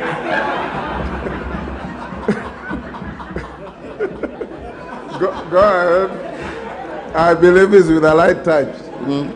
Go ahead and give your notice of motion. Thank you, Mr. Speaker. Mr. Speaker, I beg to give a notice of the following motion, that this House adopts the report of the Public Petition Committee on its consideration of a public petition number 7 of 2022 regarding probable loss of investments in certain high-yield solutions platform, laid on the table of the House on Thursday, 14th May 2023. Mr. Speaker, I beg to give. Thank you. Thank you, Honorable Mbai. Well done. Next order. Order number 7, questions and statements. We honorable members will start with statements. Honorable Mukunji, John of Manyata. It's important to acknowledge that the first person to request to make a statement on what you're about to make was the Honorable Mother Wangari of Gilgil. She's not here, and you may proceed to make your statement, which is identical to what she wanted. Thank you, Honorable Speaker. I stand to lay a general statement on the biometric data collection by WorldCoin. What? I'm told the mic is not working. Yeah, move to the next. Thank you, Honorable Speaker. Honorable Speaker, pursuant to Standing Order 43, Section 1, I wish to make a statement on the ongoing biometric data collection by WorldCoin. Honorable Speaker, WorldCoin, a blockchain company, recently launched their iris for tokens in Kenya, offering free cryptocurrency tokens on participants upon registration and scanning of their irises in various locations in Nairobi, including the Kenya International Conference Center, KICC. Honorable Speaker, whereas the Office of the Data Protection Commissioner issued a cautionary statement to Kenyans regarding the ongoing biometric data collection by this company, the registration process has peaked, causing concern on the purpose of the data collection. There are fears that the data may be used for purposes other than the declared intent by the blockchain company. In addition, the USA banned the WorldCoin from collecting data from its citizens, despite the founder of WorldCoin, Honorable Speaker, Sam Altam, being a US citizen. Honorable Speaker, the Office of the Data Protection Commission is mandated by law to register all data controllers and processors collecting personal data for the provision of financial services. With the world embracing artificial intelligence, the biometric data collected poses a risk on the protection and privacy of the participants if not monitored. In addition, there have been recent cases of cyber attacks in the country, thereby posing greater risk in the management of the data. This data collection exercise is, in my own opinion, a threat to the national security. Honorable Speaker, it is against this background that I seek statement from the Cabinet Secretary, Interior and Coordination of National Government, and the Cabinet Secretary, Ministry of Information, Communication and the Digital Economy, through the Leader of Majority, on the following issue, Honorable Speaker. Number one, given that the Ministry of Interior and the Data Commissioner has cast doubt on the safety of the data collection by WorldCoin, could the ministry provide the steps that the government is taking to ensure control of data access, collection, and storage, especially by foreign entities? Number two, Honorable Speaker, who authorized the biometric data collection by WorldCoin, and were the correct procedures followed, Honorable Speaker? Number three, Honorable Speaker, what are the safety guarantees that the government is making to ensure that the data will be exclusively used for the intended purpose and the citizens will not suffer or get any loss? Number four, Honorable Speaker, has the government established the ultimate objective of this exercise? For what purpose will the data collected be used? Honorable Speaker, were there prior public participation to inform the public of the risk involved in the exercise? Honorable Speaker, number six, what is the source of the money being paid to participants and who stands to benefit from the exercise, Honorable Speaker? And Honorable Speaker, I know members who have passed through Kenya KICC, especially yesterday, saw the big line of young people that was there when the young people were going to collect the 7,000 said to be collected, to get collected when you give your biodata. And Honorable Speaker, I'm raising this as the newly elected chairman, Kenya Young Parliamentarian, because many young people are suffering from the issue of conmanship, and this country requires to step up its game on those issues, Honorable Speaker. The issue of selling of data, that includes the data of Facebook, Twitter, can be used and can be used to even do what we call identity theft and have people lose their finances and everything. Honorable Speaker, I seek to beg a statement, Honorable Speaker. Thank you very much. Honorable Speaker, I also want to recognize while Mother Wangari was part of this statement, also Wakili Maina, Njeri Maina, was also an interested party in this. Thank you, Honorable Speaker, and I wish to request you to give us some minutes. Thank you. Minority Leader on the same issue. Go ahead. Usually I don't like interrupting. Mr. Speaker, the issue I'm rising to on the issue raised by the Honorable Chairperson of the Young Parliamentarians. Mr. Speaker, I get it. Oh, I'm being told he is yet to be elected. But all the same, I recognize him as such. Mr. Speaker, I get it from his statement that he's seeking responses from two cabinet secretaries, one in charge of ICT and one in charge of Interior. But this House must take notice, if it was called to say judicial notice, of what has just transpired in the last 1 day or so about the same subject matter, which is extremely serious, if you ask me. It's a matter that cannot be wished away, because it actually has the capacity or the potential to endanger not only the security of this country, but also the future of young Kenyans.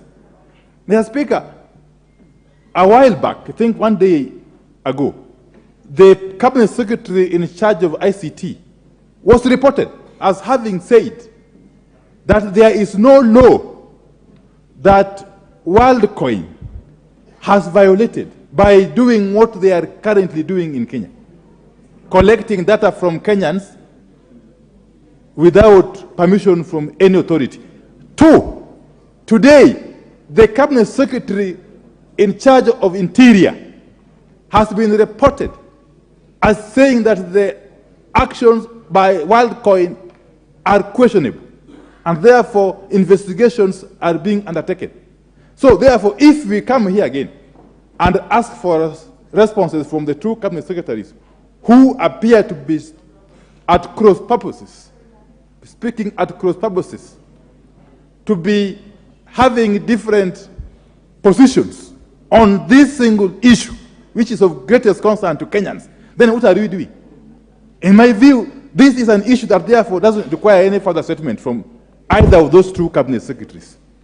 As a House, we just need to undertake a very thorough and expeditious investigation, and summon everybody else who could be responsible or be involved in these nefarious activities, Mr. Speaker. I need your direction, because if we take the line we are being pushed to take of seeking for some statements or answers from two cabinet secretaries who have already differed, they have already fundamentally differed. The Honorable Professor Kindiki Kiture and the other one is called who? Oalo. Kindiki Kiture and Oalo have already differed on the matter of WorldCoin. So who do we believe? Who will the public believe? Is it Kindiki Kiture or Eliud Oalo? Who? Neither. If we shall believe neither of the two, then it behoves the appointing authority of those two gentlemen to then give us a response to this issue. Because it's a very, very serious matter, Mr. Speaker. It can't just be treated in the light manner it is being treated. I'm on a point of order, Honorable Wakili. Just be patient. Yes, it is important that at every single moment, the country is made aware of the position of government, because government can only be one. Whether we recognize it or not, government can only be one. And there's no single day that a government positions can be contradictory. A government cannot have two contradictory positions on a single issue, and as serious as this one. So before